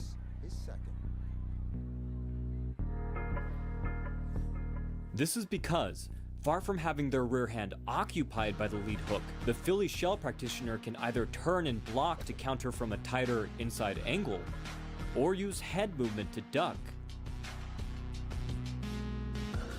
or pull and counter. So I felt the need to give a warning here, please don't try this. I personally felt that the lead straight and overhand were the punches that made the difference for Chavez. The overhand worked well for both fights, because Mayweather often failed to elevate his shoulder or duck his chin enough when circling out with the jab, frame, or roll. I could grin and bear it when they screenshot the exact same picture I spent hours looking for my thumbnail. Or if they copy my titles, or even use the exact same image text from my last video for their next video. However, using my work to build credibility so that they can provide bad, inaccurate information, that I need to speak up about. Hopefully that's the last I'll have to say about it. From the Modern Martial Artist, this has been David Christian, wishing you happy training. Back in 2009, Floyd Mayweather shocked the world, coming out of a years-long retirement to fight none other than Juan Manuel Marquez. Marquez was one of the world's greatest boxers, a three-weight champion, and the pride of Mexico. Although no belt was on the line, the reputation of these two Goliaths of boxing was enough to send fans into a frenzy. The fight generated over 1 million buys, and it was easy to understand why. Mayweather had retired the undefeated pound-for-pound king of boxing, and his well-crafted, fluid style built around calculation and precision played a big part in that. He paired a Philly shell guard with a high guard, and was excellent at countering from either. He preferred to limit both his and his opponent's offensive options, so that he could bet on his superior smarts, reflexes, and timing to outscore them. Mayweather possessed perhaps the best timing and rhythm ever seen in the ring, and above all else, the ability to adapt and use his opponent's own strategy against them. He would need all of this and more if he hoped to get past Marquez. Over his long and impressive career, Dinamita had racked up 50 wins, 37 of them by knockout. His only losses had been at the hands of the great Manny Pacquiao, who Marquez maintained he had beaten and would years later knock out cold. Marquez tended to force opponents into long, brutal exchanges where both fighters were at risk, and one tiny mistake could bring dire consequences. He employed crafty head movement and unusual punching angles to find obscure, downright brilliant routes to his target. And while he was busy setting up the angles for his punches with his own head movement, he was also tracking his opponent's head movement with a mix of wide and super tight punches. Although Marquez would be going up near 10 pounds past the weight he was used to fighting, his crafty style and fast combinations would no doubt present a challenge to any boxer with 2 years of ring rust. What's more, on paper, Marquez's style seemed to be all wrong for the former champion. As much as Mayweather is painted as a safe boxer, he heavily utilized one of the riskiest moves, the body jab. This jab basically asks your opponent to crack your jaw by placing it within easy reach. One of the main concerns for the body jab is the lead uppercut, and Marquez was known for this punch. So it's not unreasonable to think that the two main concerns for Mayweather going into the fight would be Marquez timing his body jab or low crouch in general, or Marquez using his varied punching angles to break through Mayweather's Philly shell. But Mayweather shrugged all this off, saying, "I've been there 39 times. All 39 had a game plan. All 39 came up short." And when the night arrived, to the surprise of many, Floyd got aggressive right away. What's more, he immediately started piling on body jabs.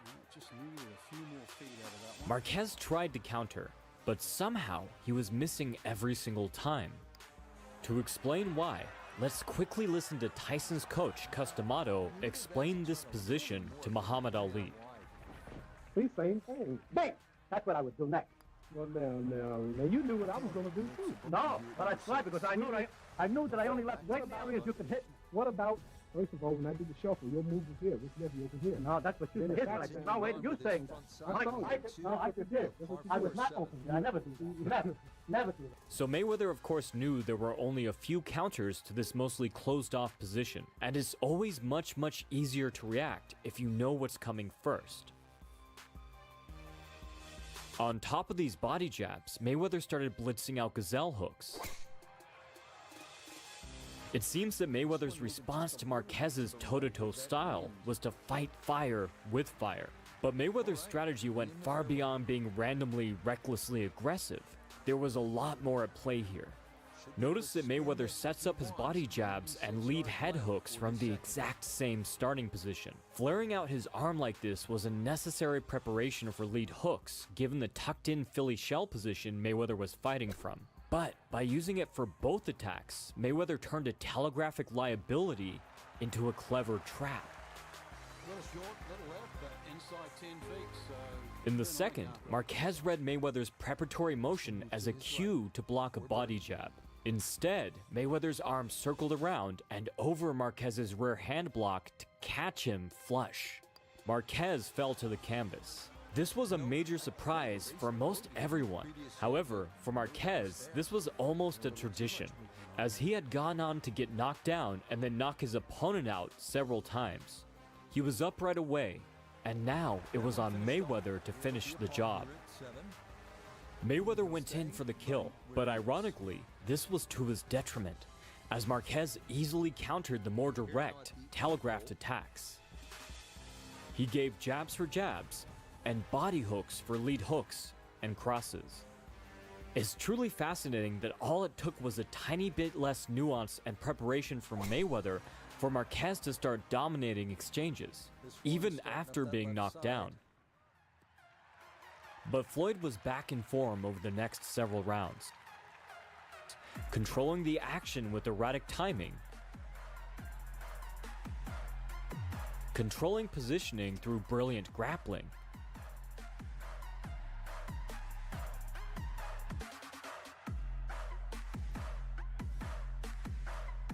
and controlling the distance with well-placed jabs and footwork. However, Marquez was not just a warrior. He was an intelligent master of his craft, just like Floyd. So, he made two major adjustments. The first being to commit to long combinations, trying to catch Mayweather out of position. Price is not taking driver out for this one. Is a long ways away, but it is for birdie. Marquez's varied angles and his ability to anticipate an opponent's head movement allowed him to land some nice power punches. Although, as always, it was difficult to catch Mayweather completely flush. In fact, the reason this tactic worked so well against Canelo and less well against Mayweather is that Mayweather always kept himself perfectly balanced and positioned, even at the tail end of long exchanges. The second adjustment Marquez made was to risk countering Mayweather's power punches with his own, even if he had to take one to give a harder one back. And this was working well enough to create the potential for a knockout. So although Mayweather was still racking up points with his jabs, Marquez seemed to be finding openings and was looking like he might be back in the fight by the fifth. But if Mayweather is one thing to his competitors, he is the killer of hopes and dreams. Perhaps realizing that his lead hook was now doing him just as much harm as good, Mayweather abandoned the punch that had scored him an early knockdown almost entirely. By the seventh, he had gone from throwing it around 10 times per round to 2 or 3. Instead, he switched to throwing his cross, using it both as a lead, like Ali, and as a draw and counter tactic, like Ali. And this punch was much, much harder for Marquez to counter, because while Mayweather's hook was a 2-beat punch that was only working because it was paired with a body jab, Mayweather's cross was 1 beat, much straighter and lightning fast. Further prepped for speed by Mayweather leaning his weight far forward, the cross was too quick for Marquez to intercept, and Mayweather was preventing any return counters by exiting with extreme angles. Shifting past the center line like Roy Jones Jr., or he could use grappling to shut Marquez down. By the 10th, Mayweather was practically walking Marquez down,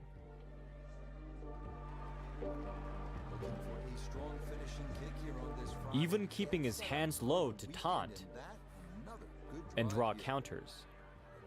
Ever the warrior, Marquez went for broke in round 11. But Mayweather blocked most of the shots.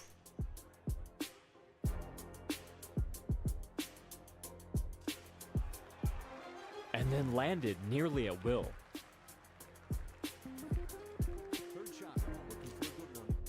In the very last round, Marquez caught Mayweather with some hard shots, showing that perhaps the potential for a victory had been there with the right game plan. But Mayweather always responded immediately to rack back up the points, more than evening out the scorecard. The bell sounded the end of the fight, and money took the decision, proving once again that he was perhaps the greatest mid-fight strategy ever to lace up gloves. If you'd like to learn more about the sweet science, you can check out my books on footwork, power, and defense, linked below. From the Modern Martial Artist, this has been David Christian, wishing you happy training. 3 belts on the line. 2 of the most fearsome champions to ever lace up gloves. And one night that would prove who was the better fighter. When Manny Pacquiao and Juan Manuel Marquez agreed to pit their skills against each other in a championship unification bout, little did they know that it would be the beginning of one of the greatest rivalries in boxing. Up there with Ali versus Frazier, or Sugar Ray Robinson versus Jake LaMotta. In some ways, both men were very similar, and in some ways, they couldn't be further apart. Both men had a lot of pride in their countries, and vice versa. Manny was the pride of the Philippines, and Marquez the pride of Mexico. Both men had grown up in bad neighborhoods, and had found their purpose and their living in boxing. Despite the financial incentive, both men seemed to be true warriors at heart, reveling in the thrill of the fight. However, the two could not be further apart on how they went about it. Pacquiao was a high-volume pressure fighter. His punching output alone could overwhelm his opponents, resulting in death by 1,000 cuts. Despite his endless torrent of blows, his punches never lacked power. And of course, there was Pacquiao's left hand, which seemed to have otherworldly power. Combined with his bizarre angles and nuanced lead hand, crafted with the help of coach Freddie Roach, Pacquiao had garnered a reputation as a force of nature, a boxer to be respected and feared. Marquez was the rare kind of skilled counterpuncher who could lead just as easily as follow. Not only did he antagonize his opponents into overcommitting by constantly probing and picking at them using in and out footwork, but he loved to goad them into long, intense exchanges. Marquez was sheer grit and will.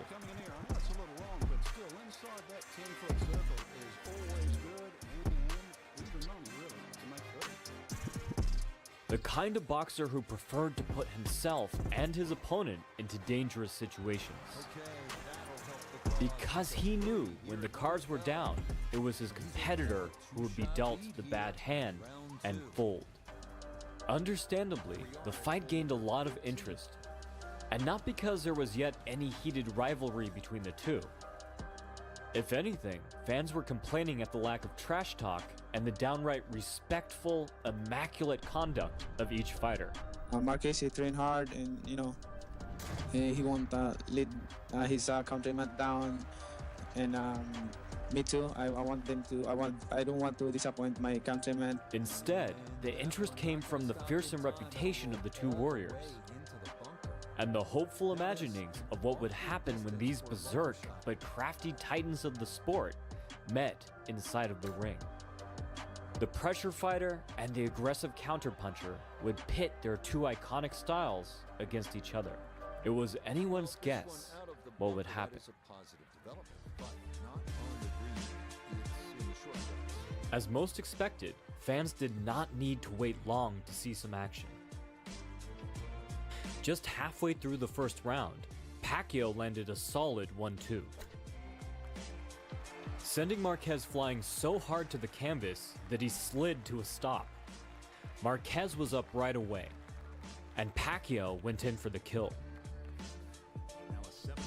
Marquez kept his cool and threw well-placed counters, but even so, he was sent tumbling to the floor once again only 20 seconds later. Like so many others, Marquez had been entirely unprepared for the ridiculous speed and insane distance of Pacquiao's rear hand. Pacquiao pulled these off in part by leaning far forward, driving his face directly into Marquez's lead hand, but betting that he was good enough to just slip the punch, even as he threw with full force. And while it's not clear if this was a built-in feature or a happy accident, Pacquiao's jab set up his left very well on both knockdowns by either pulling or knocking Marquez's rear hand out of the way. Regardless, Marquez once again got up. So composed, he appeared completely unfazed. Pacquiao looked once more to end the night early, but astonishingly, he didn't have to chase Marquez, who stood toe-to-toe with him and threw bombs. But for all his bravery, Marquez did seem unsteady, and he was soon clinging to the ropes, where Pacquiao nailed him to the canvas with one final cross. But Marquez was a man of focus, commitment, and sheer Mexican will. Not only did he rise up to his feet, he spent the remainder of the round swinging for the fences. It is in for a birdie, and he's now the leader by 4 here on this Friday. He even landed some well-placed counters before the bell sounded the end of the round.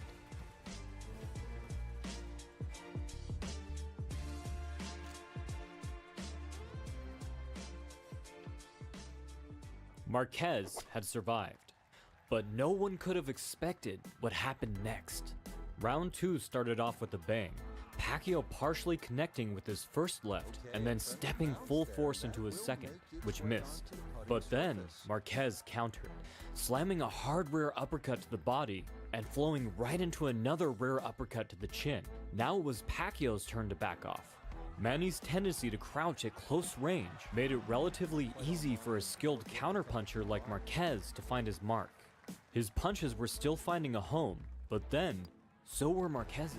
And so he punished Pacquiao, pounding shovel hooks into his exposed sides and intercepting his ducks with uppercuts. Despite this, Pac-Man's cross was still landing with enough consistency and power to make it hard for anyone to give the round to Marquez. The Mexican's parries were landing him counters when he timed them right. However, he was rarely able to get that timing as perfect as it needed to be. But all of that changed in the third, when Marquez stopped planting down and instead circled away every time Pacquiao tried to close the distance. This gave him the space and angle he needed for his parry to work.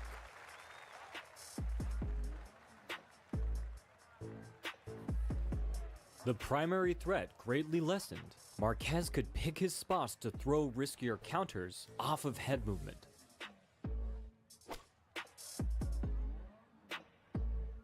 Rather than the swift conclusion to the first round's battle that Pacquiao had been looking for, it seemed that this was only the beginning of a much greater war.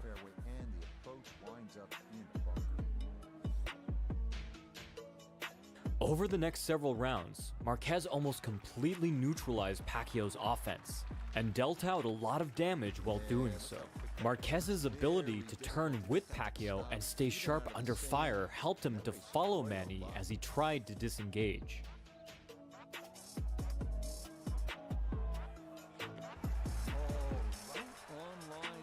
He would even shift into southpaw to catch him when he tried to exit the exchange.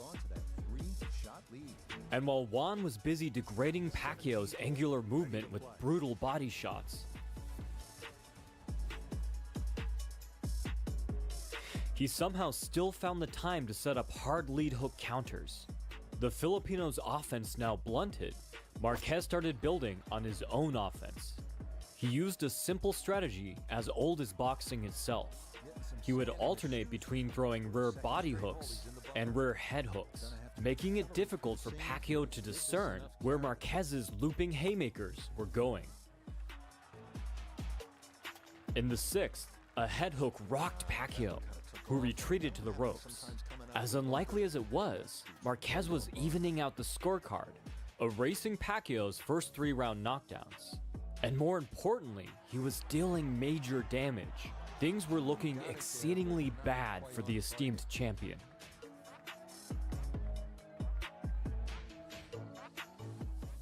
But in round 7, the fight took another unexpected turn.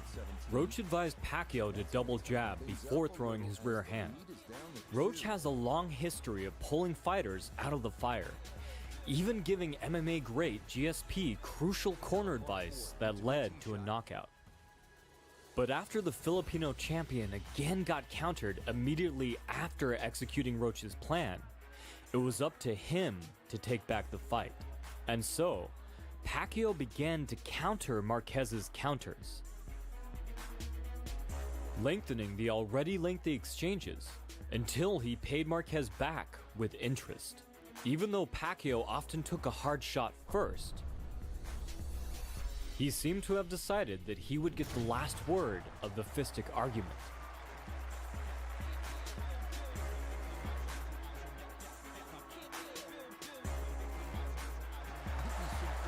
For the first time in several rounds, Marquez was no longer in total control of the fight.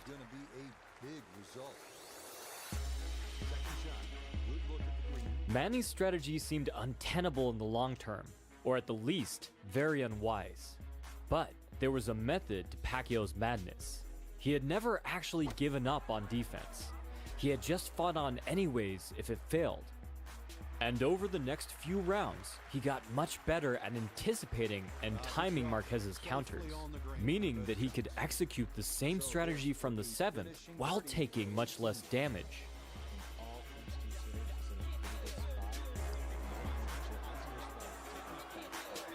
He mostly relied on in-and-out footwork from mid-range. He would attack from a reasonable distance, evade Marquez's counter, and then, if possible, step back in again. So he'll finish up there with so far here at 18. And that will be a score of 68 here in round 2. His head movement and high guard kept him safe when his footwork wasn't enough. At the same time, he gave Marquez's direct offense much more respect than before, backing up and circling away rather than constantly pressing forward. It had taken several rounds, but now both men had learned to respect the other's talent.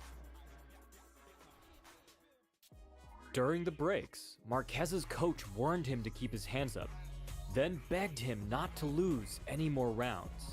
EA Sports. Going into the 10th, it was once again Marquez's turn to take back the fight. Marquez put in the work in the next round, following Pacquiao when he tried to angle out of exchanges and throwing endless combinations. For all that, Pacquiao proved to have surprisingly great defensive head movement. And the round was hard to call. So too was the next round. Although, Marquez seemed to be getting the better of Pacquiao more often. The pressure fighter's reduced work rate leaving him open to counters.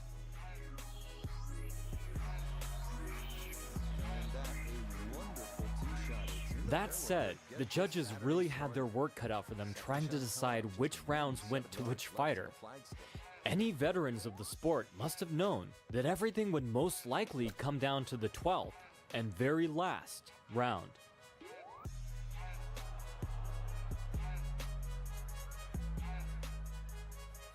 I have to try and give this a good thump to fly it to the hole. Both men fought hard, and both men landed. That's certainly not the way you want to start the day. But Pacquiao seemed to have more left in the tank. He was ultimately landing the sharper, harder shots of the round. But Marquez was always dangerous. The seconds counted down. Both men still looking for a knockout. 30 seconds.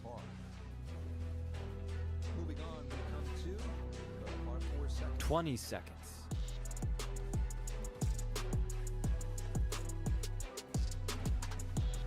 10 seconds.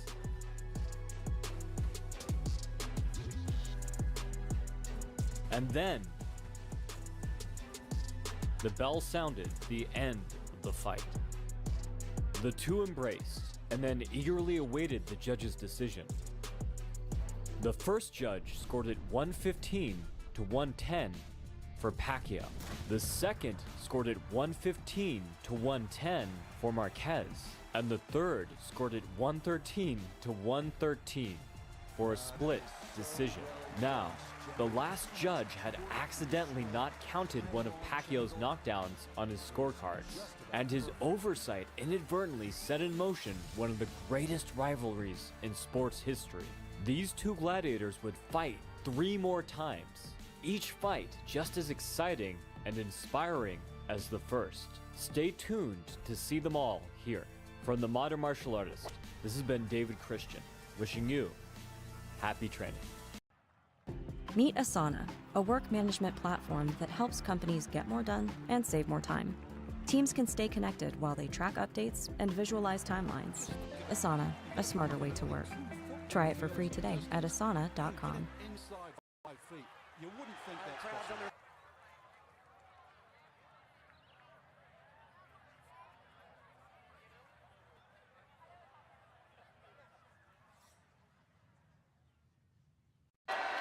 If there's one thing that Stone Cold Steve Austin is about, it's appreciation. Over the last few weeks, I find that Stone Cold Steve Austin is no longer appreciated.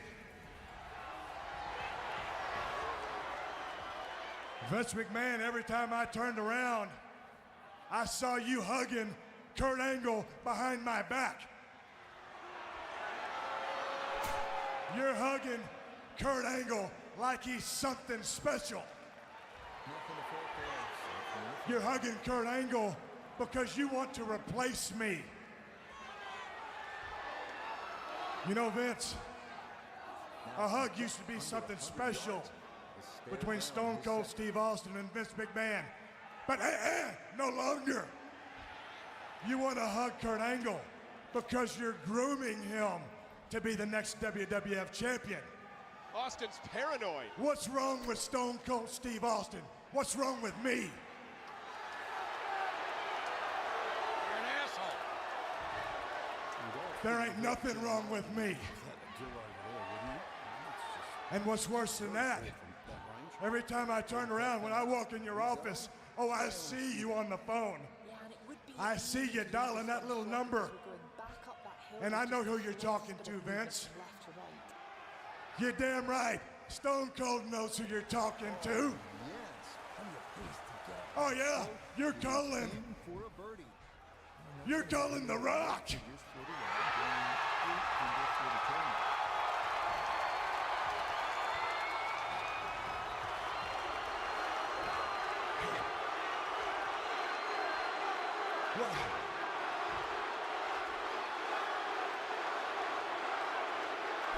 Man's chanting for The Rock. Why you gotta call The Rock? Why do you have to call The Rock? I'm right here. I'm standing in this ring. What's wrong with me? Because I don't know why. What's wrong with Stone Cold Steve Austin? Why do you want to call The Rock? Everything I've done for you, Vince, you don't need Kurt Angle. You don't need The Rock. You got Stone Cold Steve Austin, and that ain't good enough for you. I'm no longer appreciated. And you fans, the World Wrestling Federation fans, I ain't gonna cook.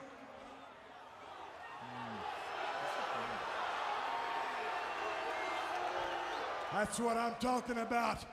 The World Wrestling Federation fans ain't gonna kick Stone Cold Steve Austin around anymore.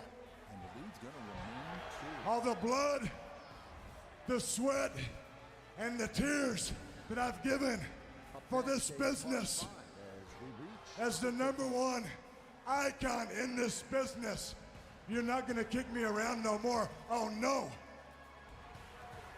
So I've jumped to a team that appreciates Stone Cold Steve Austin. I've jumped to a team that respects Stone Cold Steve Austin. I've jumped to a team that loves Stone Cold Steve Austin. I've jumped to a team that's gonna find me the best competition in the world. Because if there's one thing that Stone Cold Steve Austin is not afraid of, it's competition. Stone Cold Steve Austin will back down from nobody. That's why I left the WWF. Look at you. Look at you, you're pathetic. Captain America. The crowd chanting for Angle. Mr. USA. Olympic hero. Olympic gold medal winner. You know, the last time I saw you, you was looking up at lights, getting pinned 1, 2, 3. That's what happened to you. Thanks to Austin Stunner. When I left you SmackDown last week, you got your ass beat in the middle of this ring because you couldn't depend on Stone Cold Steve Austin. Oh no, I wasn't there for you. Meet ModMax. Contemporary design pairs nicely with the flexibility and customization of this modular sectional. Plus, the performance fabric ensures years of low-maintenance enjoyment. Shop ModMax at your local Ashley. Too clear of the field. Look at you. Red, white, and blue. I pledge allegiance to the flag. My God bless in America, my country, 'tis of thee. That's a bunch of crap. And I see you standing there.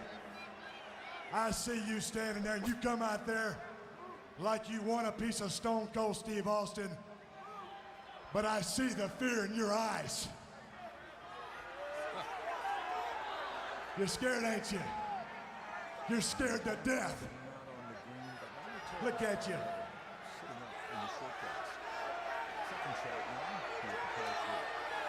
Hey.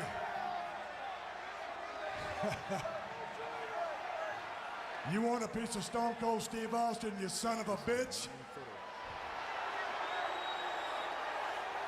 Come on down here, hotshot, and get your little mealy-mouthed bastard. Oh, here we go! Kurt Angle rushing the ring after Austin! Exchanging blows, center of the ring, Austin and Angle! But Angle's getting the better of the rattlesnake! Kurt Angle beating Austin to the punch! And the big-time suplex! Kurt Angle cleaning house! Yeah, come in. Hey, Kurt. Hey, Mr. McMahon, how are you? All right, how are you?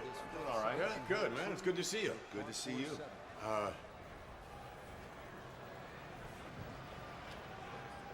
Have you been drinking? Never mind. I came here to ask you something. I mean, I heard what you said out there about The Rock, and just for the record, I'm all in favor of The Rock coming back. Any man that can help the World Wrestling Federation once again rightfully take its place to supremacy, I mean, hey, I'm all for it. But you know something? You need someone special. And don't get me wrong, The Rock's special. But what you need is a leader. What I'm trying to say, Mr. McMahon, is what you need is you need me. Okay? You need a person that's been in the Olympics and won a gold medal. I mean, what you need is a man with the 3 eyes. You know what I'm saying? A man with integrity. That when you look over his shoulder, he's gonna be there. Yeah. You need a man with intelligence. A man that's gonna make the right decisions for you. And last but not least, you need a man with intensity. A man that has the ability to tear any guy limb from limb. What I'm trying to say is, you need a special kind of leader. Vince, you need me. Well, Kurt, you might be right. I don't know. All I can say is that in this day and age, however, actions speak a hell of a lot louder than words. You're right. You're absolutely right. You want action? You got action. As only an American hero can. Oh, it's true. It's damn true. That's a good shot. Stone Cold cannot be disqualified. The stunner of Kurt Angle. I can't believe this. The hideous conduct of this turncoat, this traitor, this Stone Cold Steve Austin. Austin ambushed Angle from behind. setting Kurt Angle up. And slamming Angle through a table. Oh, God. I can't believe this. Hey, wait. Here comes a WWF superstar. And Stone Cold is running like a scared rabbit. Austin's not going to stand and fight. He's going to run.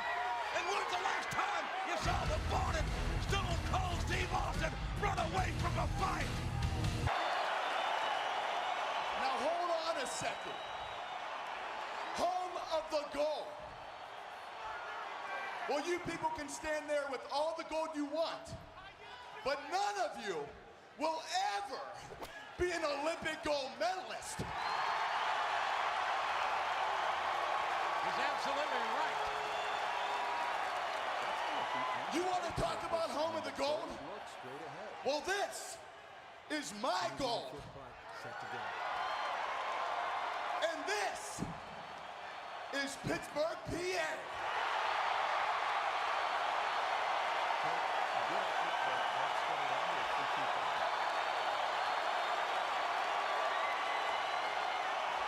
My hometown.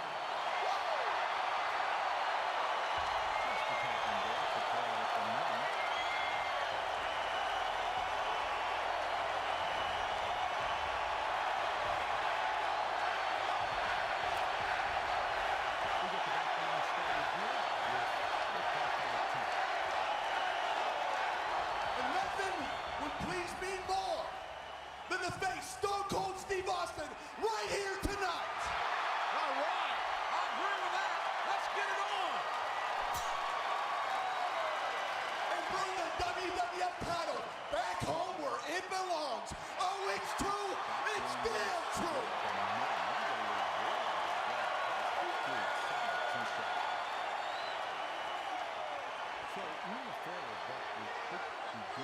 Austin seems to look a little apprehensive.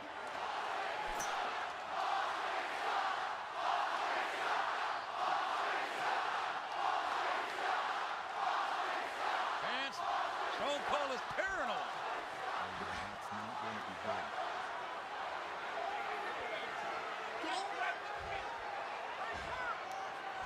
Yeah. All right.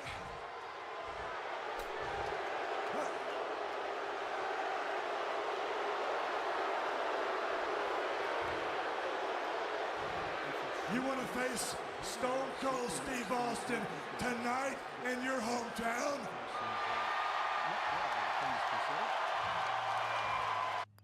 Live from New York. It's the best sketch that's ever been made. I gotta have more. Oh, yeah, it's true. It's true. And I'll tell you why it's true, Kurt. Because it says to me what I thought all along. You're very selfish. You're very selfish to want this gold. You got your gold around your stupid little neck. You're very selfish to want Stone Cold Steve Austin's gold.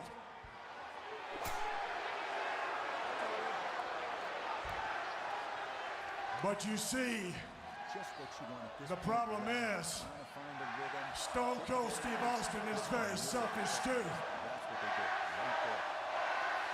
Not a very flattering chant directed toward the rattlesnake. The paranoid champion.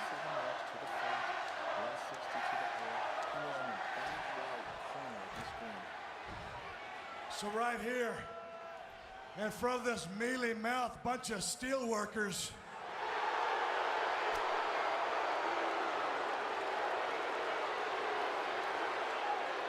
is there somebody gonna do something about it? All right, I will be happy to whip your... Yeah, oh yeah, oh you got me talking to it. I'll be happy to whip your... Oh yeah. But not tonight. What? Why? Why not tonight? Well, now don't get me wrong. Because Stone Cold Steve Austin, I am an American. I am an American. You claim to be all about America and the red, white, and blue, but I am about opportunity. Yep. You're right. You're 100% right. Well, So, since I am about opportunity, and I am a champion's champion, and I am here tonight. No, Kurt, you won't be facing Stone Cold Steve Austin. Not tonight, because you don't deserve me. Oh, no, you don't. But I can understand if you're selfish and you want championship gold. So that's why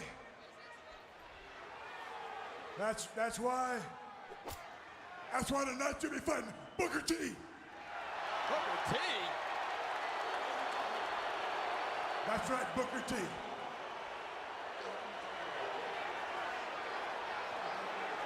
Hey! I have no problem with that. I know. That's why I'm doing this. That's why I'm giving you the opportunity. I'm giving Booker T the opportunity because I've been hearing everybody talk about you bragging about how last Monday night you sent old Booker T crashing through a table. You said This is a 13-footer. that you could beat this sucker anytime, anywhere. That's what you said. Well, I can beat that sucker anytime, anywhere.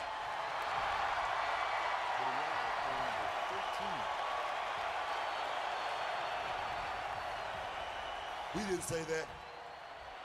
Tell me he didn't say that. It's true. He just called you a sucker. Okay, Kurt. You want a title shot? You got it. Tonight. But let me tell you this. Your belongs to me.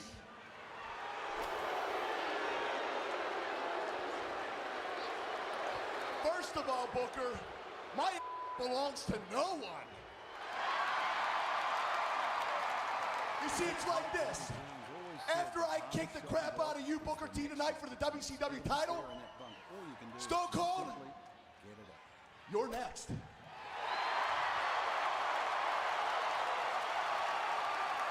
Your is mine. And I will make you a part of another alliance. The alliance of ex-champions soundly defeated by your Olympic hero. Oh, it is true. Woo! Listen to this, man. Listen to this crap, man. Who cares about The Rock? The Rock this, The Rock that. The hell with The Rock. The Rock ain't nothing but another sucker, man. Who cares if The Rock go back to the WWF? To hell with the WWF. To hell with The Rock. You know, that's just the attitude we don't need, Booker. You don't need to worry about The Rock. Tonight, you need to worry about Kurt Angle. Kurt Angle? You need to watch that Olympic Slam. That's what you need to watch. Besides, who said The Rock's coming back to the WWF anyway? You know, he might have found a home here with the Alliance. Are you ready? I'm ready. Are you ready? I was born ready. Are you sure you're ready? I'm ready. This is his hometown, Booker. This is your chance to make a name for yourself. Right here in Pittsburgh, you beat the Olympic gold medalist, Kurt Angle. Who cares about his hometown? Who cares about his damn fans? Because you can embarrass him right here. Look at this. That's gold, brother. That's gold. Don't lose the gold. I am the WCW champ. Are you the champ? I am the WCW champ. Are you going to embarrass him? I am the WCW champ. His mama's out there. Who cares about his mom? You going to hurt her feelings? I'm going to hurt her if she gets in the ring. Can you do it? Can you do it? I'm going to do it. Can you dig it? Then go out there and you whip that man's ass. Booker T whips him into the corner. Stop. And look out, Booker T. Champion referee Earl Hebner. The kick was intended for Angle. It didn't work. They got the official. And now we've got no referee here with the WCW title on the line. Oh, look out. There. Oh, missed with the scissors. Kurt Angle. The Angle slam. Angle slam. Kurt Angle just punted the WCW champion. The end is here. The end is now. And wait a minute. There's a down. Stone Cold. That damn paranoid rattlesnake. Stone Cold. Stone Cold. Austin, he wants to send the troops. What a master plan. Off to create a false distraction. All the locker rooms have emptied them. They're all over the building, but there's no one here to help Kurt. A stunner to Kurt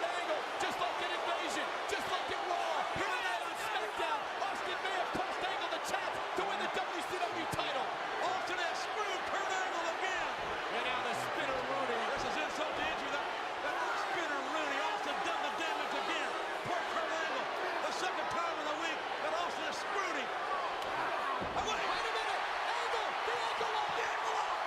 Booker T. Booker T. He's getting ready to roll. It's over. It's over. It's over. Angle's done it. Kurt Angle. Kurt Angle. Kurt Angle.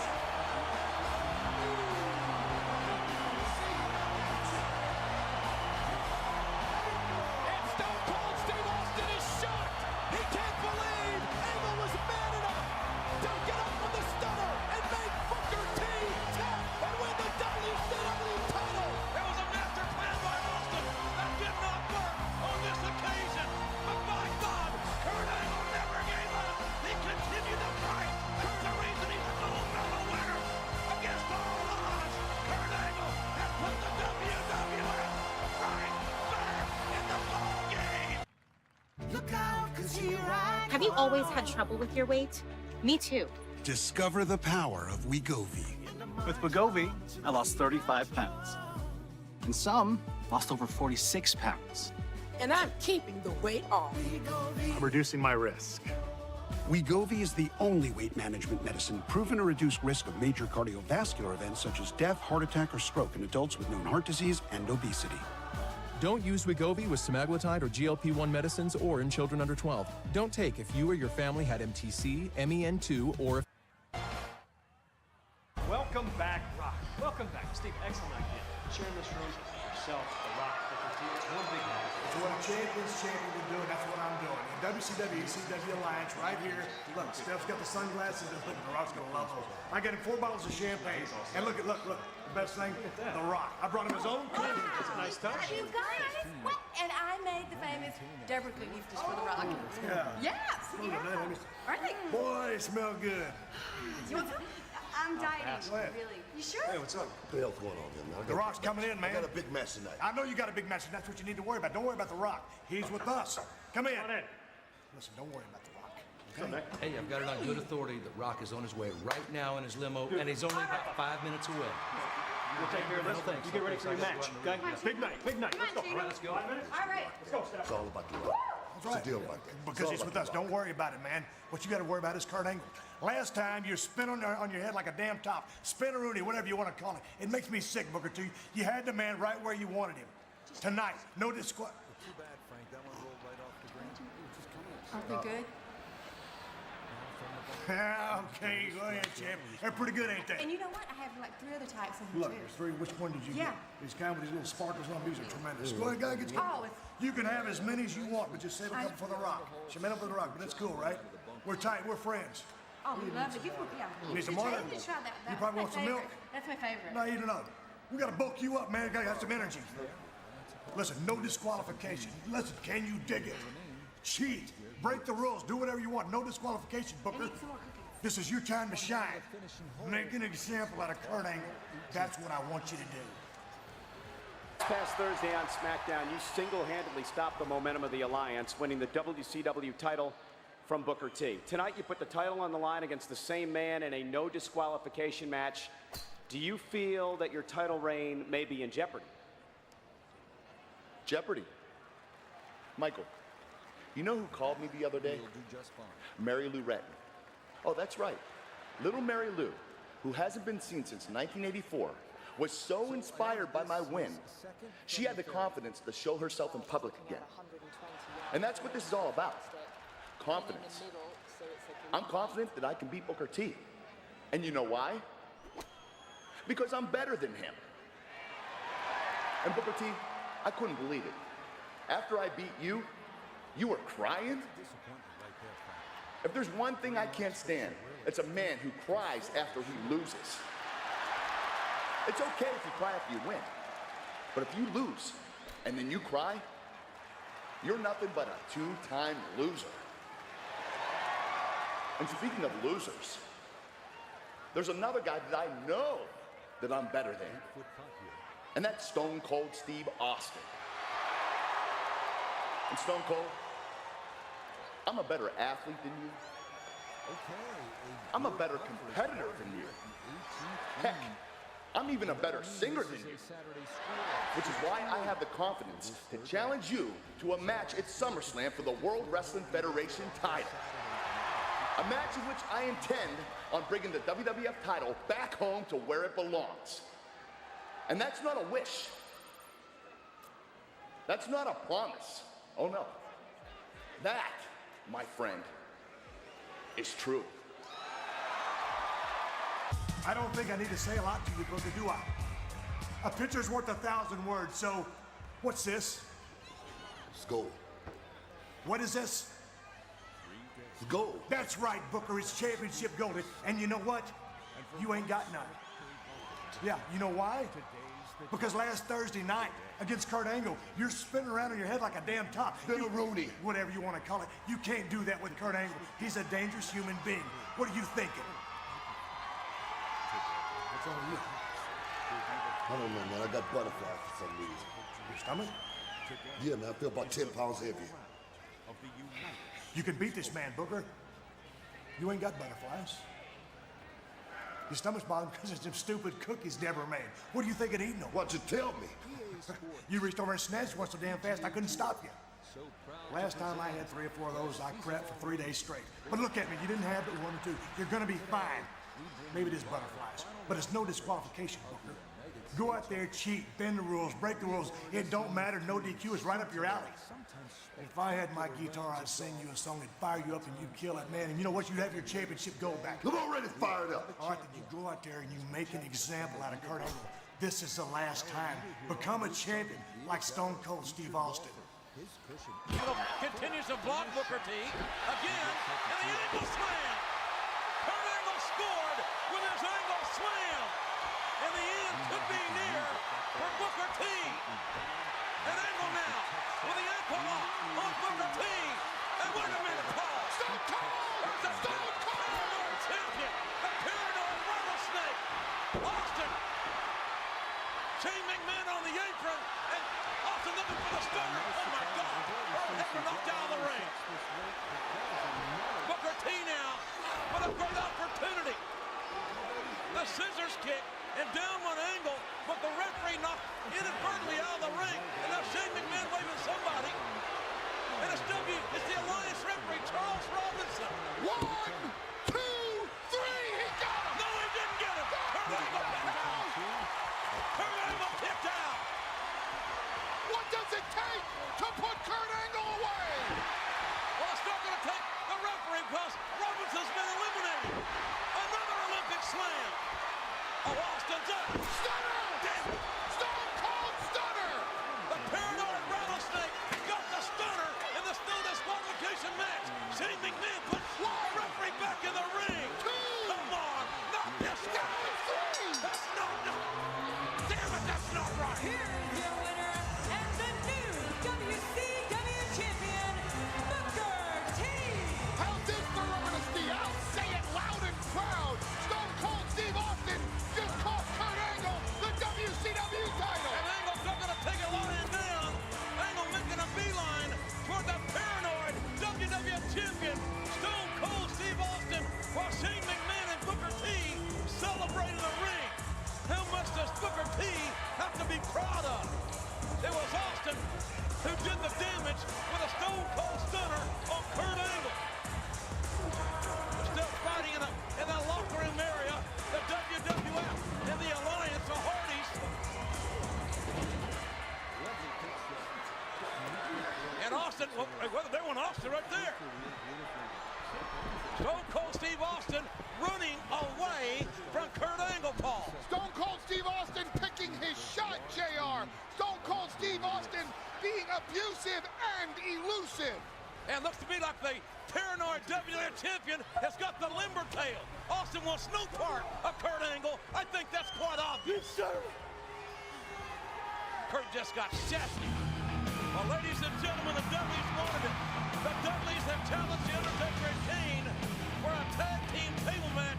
It will go down tonight. And then, ladies and gentlemen, the return tonight live on The Rock. Here's what you can expect to pay for your tax prep. Wait, this is backwards. My last tax guy only ever told me the price after he was finished. And We are back live here in Philadelphia, and this crowd's still shocked that Kurt Angle just got shafted out of the WCW title. Kurt scores with the Olympic slam in this no disqualification matchup, but it was Austin, the Stone Cold Stunner, the difference maker. No, I think the difference maker to me also was Shane McMahon, the bastion of justice, throwing Earl Hebner in the ring for the 1, 2, 3. Earl had no choice but to count in this no disqualification matchup.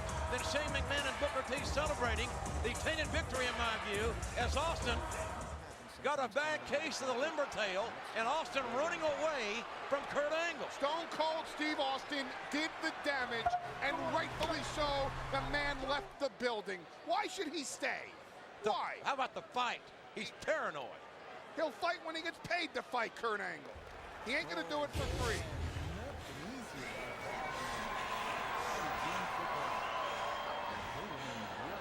Deborah, Mrs. Stone Cold. Where you going? You going back to the hotel to give your husband a little snack? No, I actually made these for The Rock. Oh, that's nice. You know what I'm gonna do, Deborah? You know what I'm gonna do to you? I'm gonna do something to you that your husband doesn't have the guts to do. I'm gonna tell you the truth.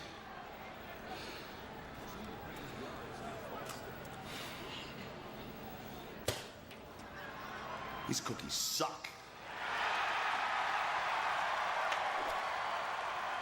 And your husband sucks too. And I want you to give him a little message. The next time you see him, you tell him, when I see him in the ring, I want you to consider this cookie one of your husband's ankles. Oh, it's true. We brought some more gold back. Yes, it's a beautiful thing. Serious. Oh, man. Yes, who's the man? Who's the man? Who's the man? Who's the man? Kurt Angle assaulting the celebration of this mini celebration with the Alliance, going right for Booker T. Palumbo and O'Hare, the tag team champions, and then Angle chasing Booker T.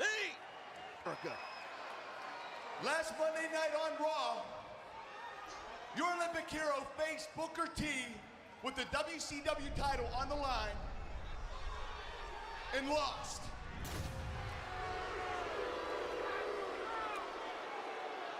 Now, some may say that I got screwed by Stone Cold Steve Austin, but I'm not going to stand here and cry about it. Because this is summertime, and summertime is supposed to be fun. And I have way too many things to do on my list before summer ends, and nothing is gonna change that.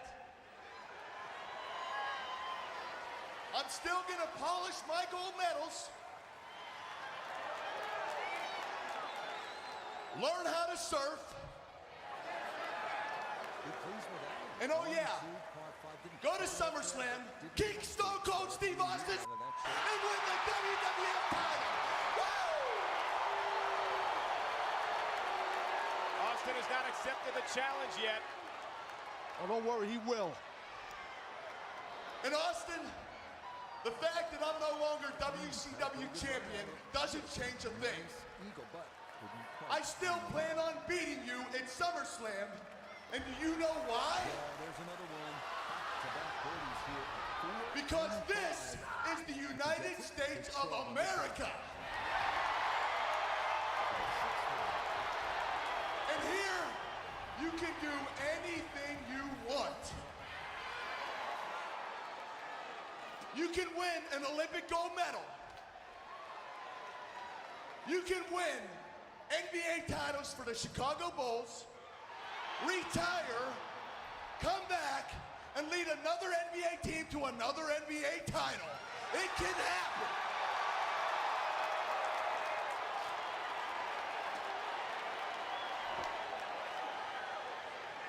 You can do unmentionable things with an intern and a cigar and still rule the free world. You don't have to touch it in the middle and face every time.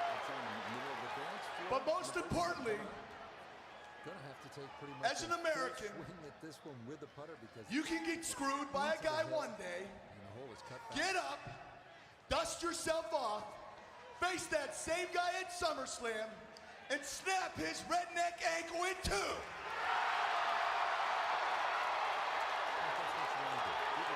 And Austin, when I face you at SummerSlam, Crowd chanting for Kurt Angle. They are on their feet in Washington. when I face you at SummerSlam and the crowd is chanting USA. It's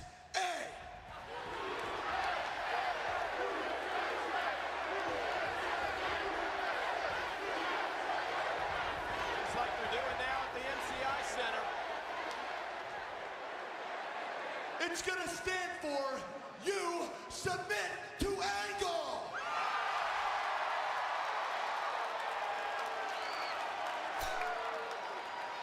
And do you know what else? Standing here in the nation's capital,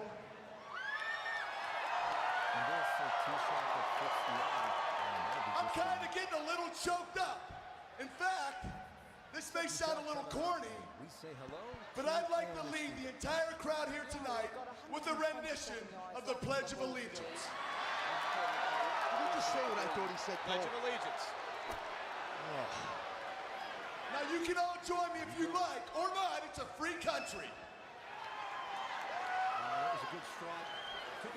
I pledge allegiance to the flag, the United States of America, and to the republic for which it stands, one nation, under God, indivisible, with liberty and justice for all. It's true, it's damn true.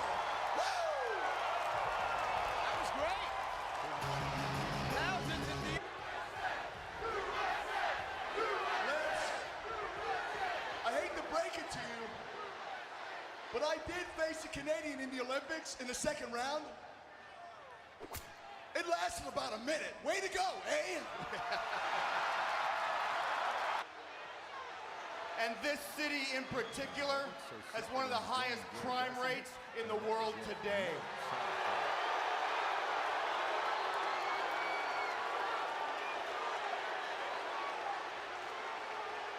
Oh, really? Well, how about if I add to that crime rate by sticking my red, white, and blue shoe right up your... That sounds good to me, geek.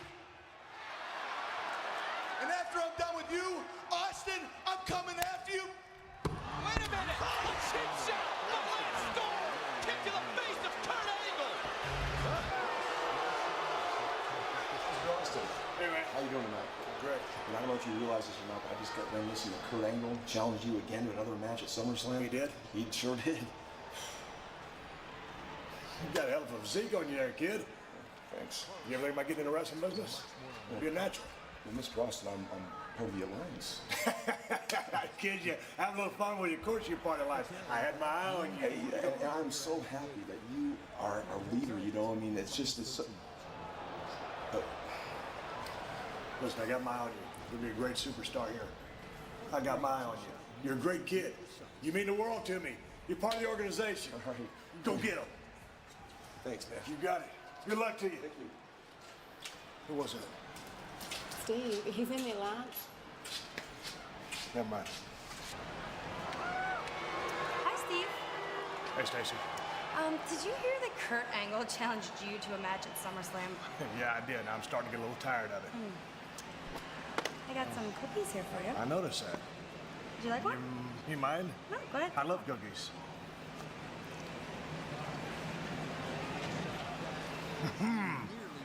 Good. Yeah. I like them. You mind? No, take some more. I love them, man. Go ahead. Take a lot. Take home. You don't mind? No, no, no. They're great. Yeah.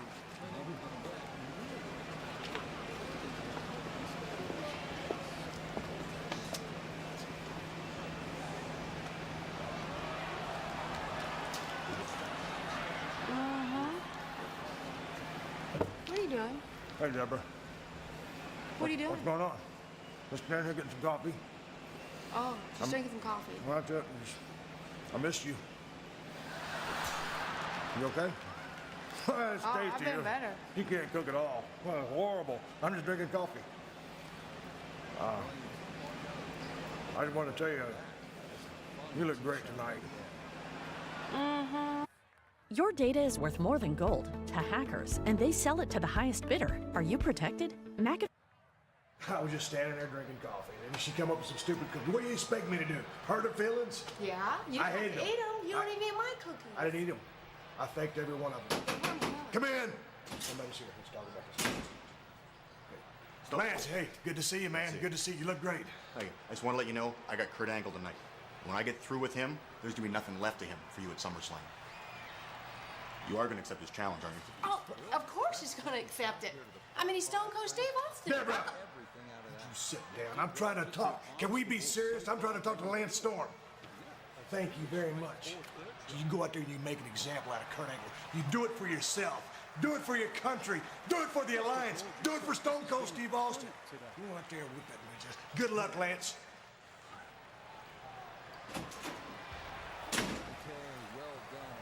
Don't ever embarrass me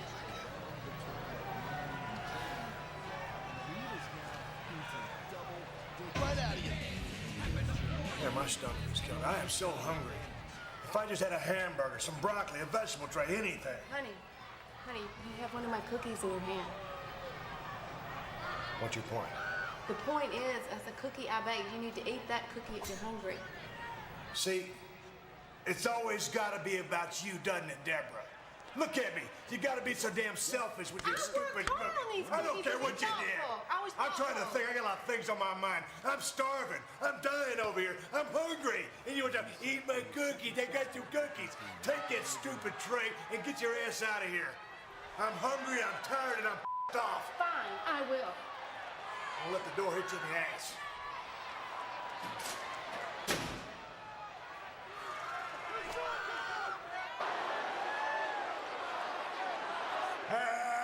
That's why I came out here anyway.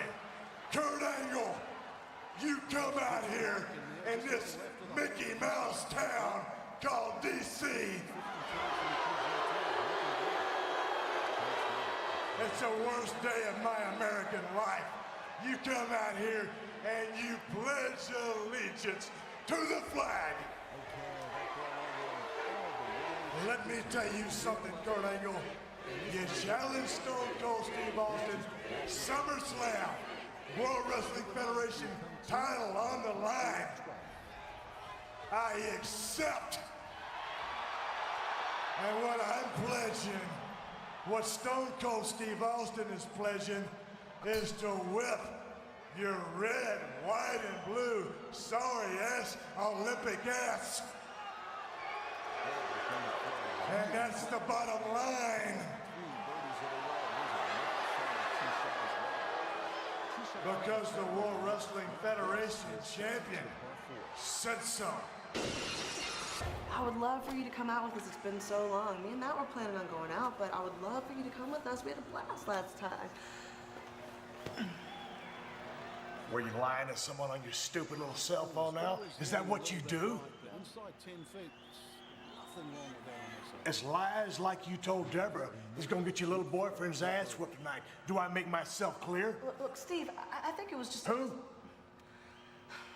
Stone Cold. That's right. I think this was just a misunderstanding. When I was talking to Deborah, I didn't mean anything from what I was saying to her. I mean, look, this thing is just stupid. I mean, I A didn't... misunderstanding? Yeah. Stupid? That one safely in. It's a par. Yeah. Number 12. And pars are 5. Well, we'll see who looks stupid tonight, won't we? Well in hand.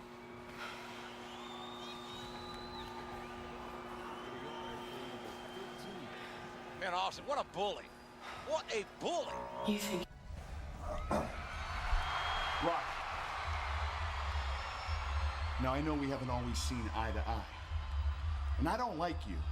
And I know that you don't like me. But the fact is... Whoa! Whoa. Why don't you like The Rock? Well, usually you're pretty mean to me. I mean, I remember this one time when you said you were going to shove my gold medal straight up. Well, The most important thing is The Rock is back. Let's let bygones be bygones. Clean slate. And we could start by you telling The Rock exactly why you're in his locker room. All right. Well, I know you had this match with Shane McMahon, a street fight tonight. And I've had my own experiences with Shane McMahon in street fights. And I have a little secret weapon that's gonna guarantee you a win tonight. Something that I used against Shane McMahon, against every guy I ever fought. Now, I don't know why I'm doing this. Probably because you and I are on the same team. But here it goes.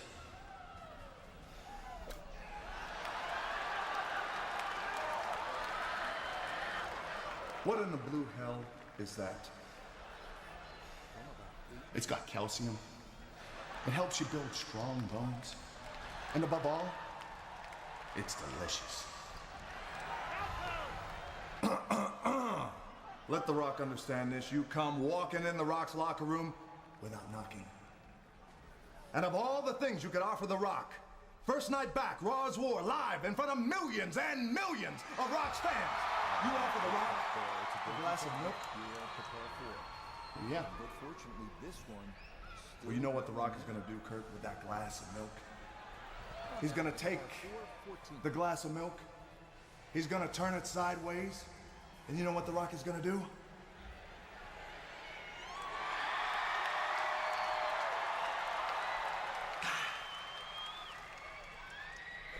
That's some of the best damn milk The Rock has ever had.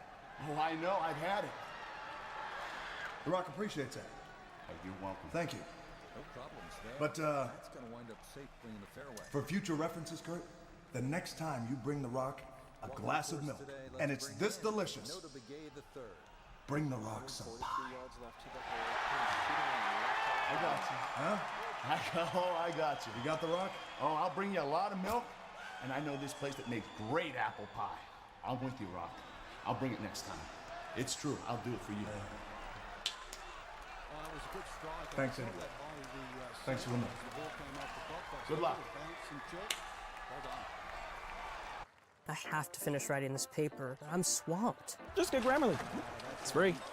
Can it help with what I wrote last night? Grammarly will catch all those spelling and grammar errors, and it'll help with the bigger stuff.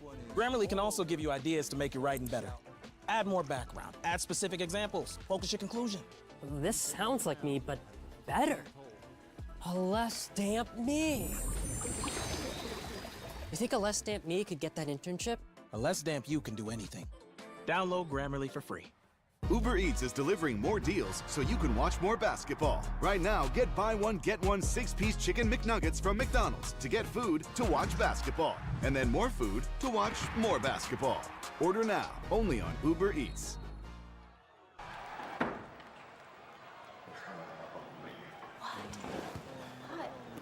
Well, I just talked to Lita, got everything straightened out. I found out exactly what she said. Oh, and what did she say? Basically, she said that you were so damn stupid that you couldn't understand what she was saying. She said you were dumb, Deborah. No, let me. If I'm gonna quote her, she said you were country dumb, and it's like you just fell off the back of a turnip truck. Oh, she's calling me though. She calling you dumb, stupid, everything in the damn book. And I wasn't even gonna say this, but if I would, she started talking about how damn dark your roots were, and you needed to touch them up. And then she wouldn't put that cheap-ass perfume that I bought you on a mule. That's what she said about you. And you know what? It don't mean a damn thing to me because I took up for you. I set her straight. I said that you wasn't that damn stupid and the perfume smelled great. And it's stuff like that is the reason why I'm gonna whip Matt Hardy's ass right now. Steve, wait for me, because I want to see this. One of you, and Deborah around, and Deborah jerking Lita off the ring apron, and that Deborah may be overmatched in this arena with Lita. Oh, look at Stone Cold. Defending his wife. Oh, no. That's pathetic. Stone Cold just stunned Lita. Lita tried to attack Deborah. And Matt Hardy looking for the twist of fate, but he got the Stone Cold stunner instead.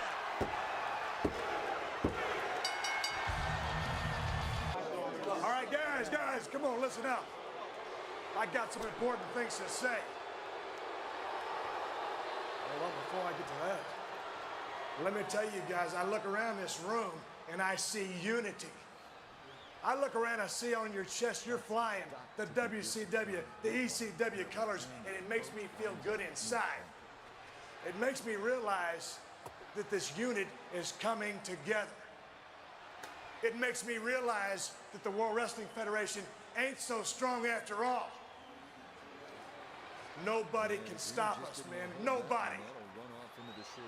I want to single someone out right now. My lovely wife, Deborah, and say thank you from the bottom of my heart. See, what guys happened is Deborah last Monday night caught Lita red-handed running down the good name of Stone Cold Steve Austin. Yeah, she ran me down.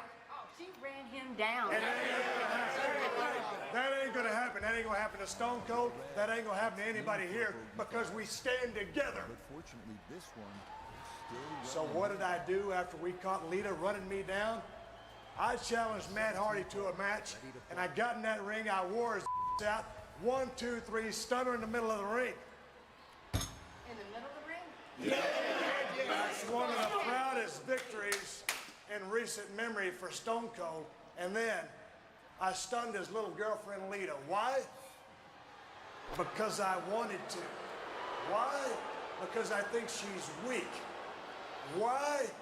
Because I think she's trash. Why? Because I stunned her for each one of you guys. I stunned her for Tommy Dreamer. I stunned her for Bubba Ray. I stunned her for Lance Storm. I stunned her for the damn Alliance. The Alliance! It's leadership by example, guys. It's watching each other's back. At SummerSlam, your champion, Stone Cold Steve Austin, your fearless leader, takes on the Olympic champion, Kurt Angle. And what am I gonna do? What? You're gonna crush him! What? You're gonna crush him! You're damn right I'm gonna whip his I'm gonna crush him, I'm gonna do whatever it takes. By example, I'm gonna whip that man's Now tonight, guys, the WWF is coming for everybody in here. Do you understand me? They're breathing down our neck. I want you to watch each other's back. I want you to fly your colors. I want you to go out tonight, each and every single one of you, and open up a can of whoop Stone Cold Steve Austin style. Are you with me? Are you with me? Are you with me? Go whip somebody. It's native. Body wash that locks in 4 times the moisturizers isn't a myth. With Asana, AI teammates are here to help keep work on track. Try it for free. It's a 6-man elimination tag, Deborah. The thing about it is, I hate Matt Hardy, I hate Jeff Hardy, and I really hate Kurt Angle. He makes me sick. At least I got the dummies. What? Come in. Hey, man, Chuck Palumbo. Sean O'Hare. I'm watching you guys. You're looking good. Steve, listen, we're fired up. We know the Dudleys have your back tonight, but in the future, we want to be there for you. I mean, you're a champ, we're the champs. I think we can help you out. Stone Cold, we're going to lead just like you. I like it, guys. Example. You're showing attitude. You're showing initiative. You're showing the traits of a winner. I like that. What you got to do here in the World Wrestling Federation to make a name for yourself is not to be afraid to challenge people. Don't listen to nobody. Do it on your own. Stand up for yourself. Raise some hell out there. Believe in yourself. We're not scared. You damn right. Don't back down from nobody. Don't ever back down. Ever. You damn right. You guys are going to be big, big superstars. I got no doubts. Go out there and just raise some hell and whip some. We're going to raise some hell and whip. Damn right. Go Thank get you them. very much. We will. Let's get them. Yeah. It's a couple of go-getters right there. Won't be just He's gonna break that ankle, Cole. He's gonna break his ankle. Kurt Angle's ankle. Poetic justice. He's had to shatter Angle's ankle. Wait a minute. Here come the Hardys. Matt and Jeff back down to the ring. Matt and Jeff going after the Dudley boys. Break it down. It's mayhem. Yeah, the brave WWF champion hightailing it after trying to break Kurt Angle's ankle. Yeah, but the hero's ankle's destroyed, Cole, at the hands of the rattlesnake. Oh, man, it's broke. Watch it. That may be a self-fulfilling prophecy from Kurt Angle. Check out the impact here, Taz. Cole, look at the impact. Look at the vicious bam! Snapping Kurt Angle's ankle with a steel chair. Look at that. Kurt Angle is grimacing, moaning in pain, being attended to by the Hardy Boys. But look at the look in his eyes as the EMTs come out to ringside. I'll tell you, this is a bad situation. But who knows if Angle's even going to make it to SummerSlam? Wouldn't that be a shame? Well, this is bad. This is real bad for Kurt Angle. I mean, don't get me wrong. I don't want to see anyone's career get ruined or destroyed by anybody. But I'll tell you what, I'm just and look glad. at Austin. Austin's proud of what he's done. Smiling, laughing. What a sick, pathetic individual. He's happy about it. Of course he is. Come on. Well, Kurt Angle's been placed on that stretcher, and he's in serious pain. Hey, look at Austin. What the hell is he doing? That's right. You ain't such a hero now, are you? Now you ain't so tough, are you, Kurt? Hey! You ain't so tough now, are you? Come here. Look at you. Come here. Come here. Hey, Kurt. I pledge allegiance to the flag of the United States of America and to the Republic. And that's a bunch of crap. Go get them some. Well, the Dudley Boys going after Jeff Hardy. Look at you. Angle's the red, helpless. white, and blue. You ain't such a hero now,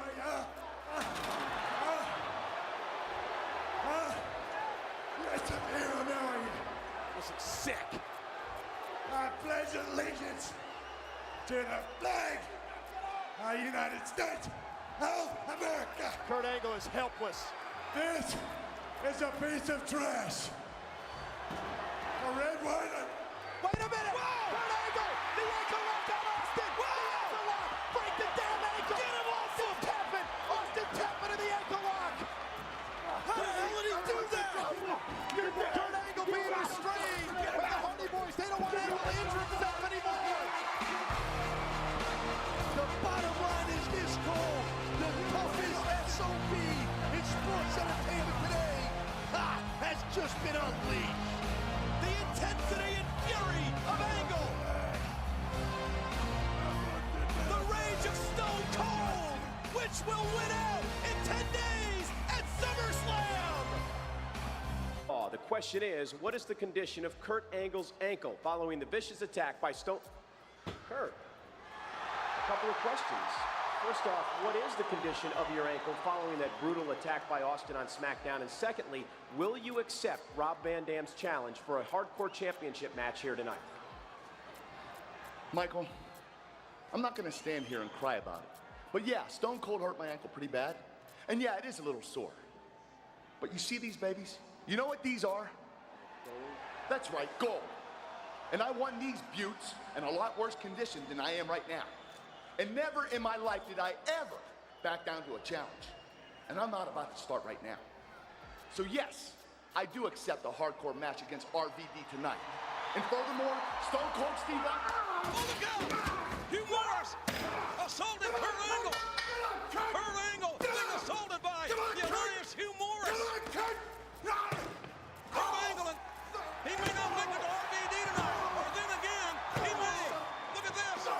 Kurt Angle turning the tables on this Hugh Morris, who's trying to make a name for himself. And now Hugh Morris making his ankle broken. Hugh Morris tapping out like a drunk man. Kurt Angle has snapped, and so perhaps has Hugh Morris' ankle. Ordinary antiperspirants can't fight sweat better than Secret Clinical, so go crush it without sweating it. When you shop in the Randall's app, you can count on us to choose fresh produce, guaranteed. Even if you can't count on Mom to eat her veggies.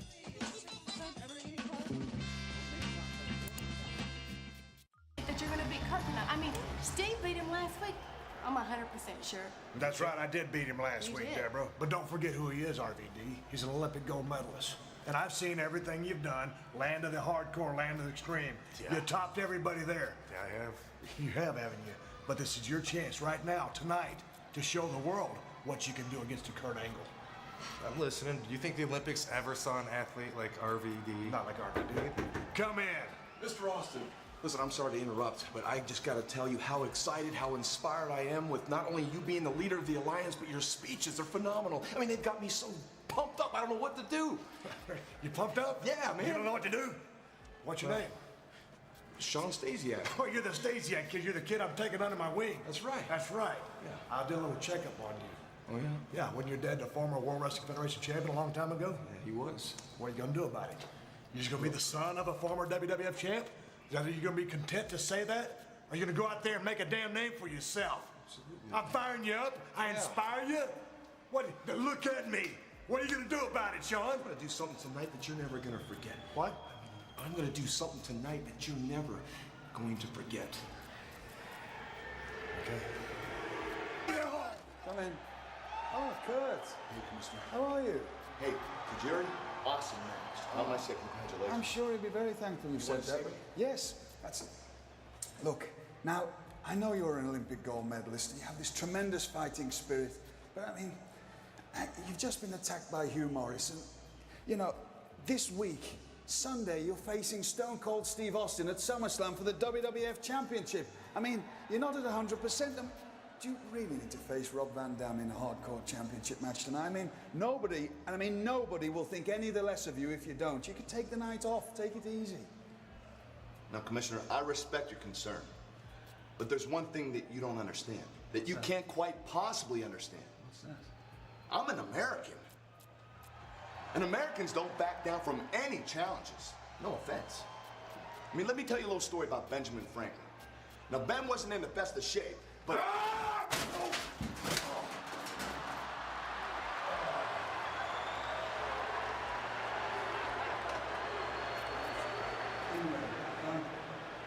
What I think you're saying is that you're going to fight Rob Van Dam tonight. Well, best of luck to you, anyway. Thank you.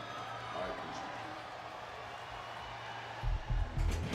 I think both guys are great athletes, but I think RVD's style is going to take Angle off base. That's the way I see it happening. Really?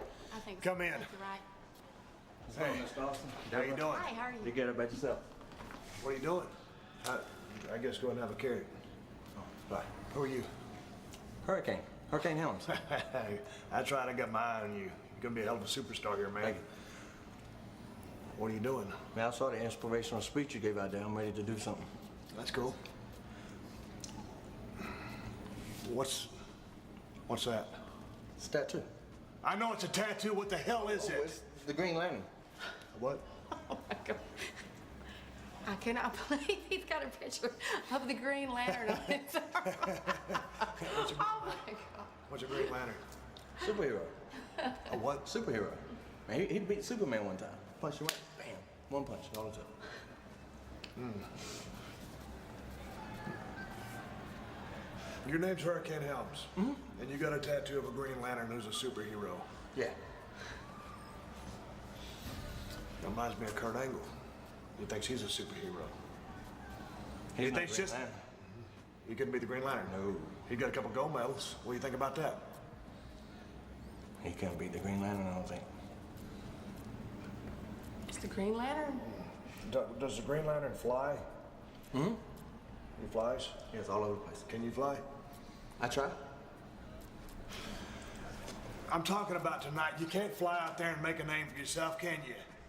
Yeah. You know about hurricanes? We got a lot of hurricanes in Texas. A damn hurricane had come through there, blowing wind, rain everywhere. It caused mass destruction. Can you go out there tonight, act like a damn hurricane, and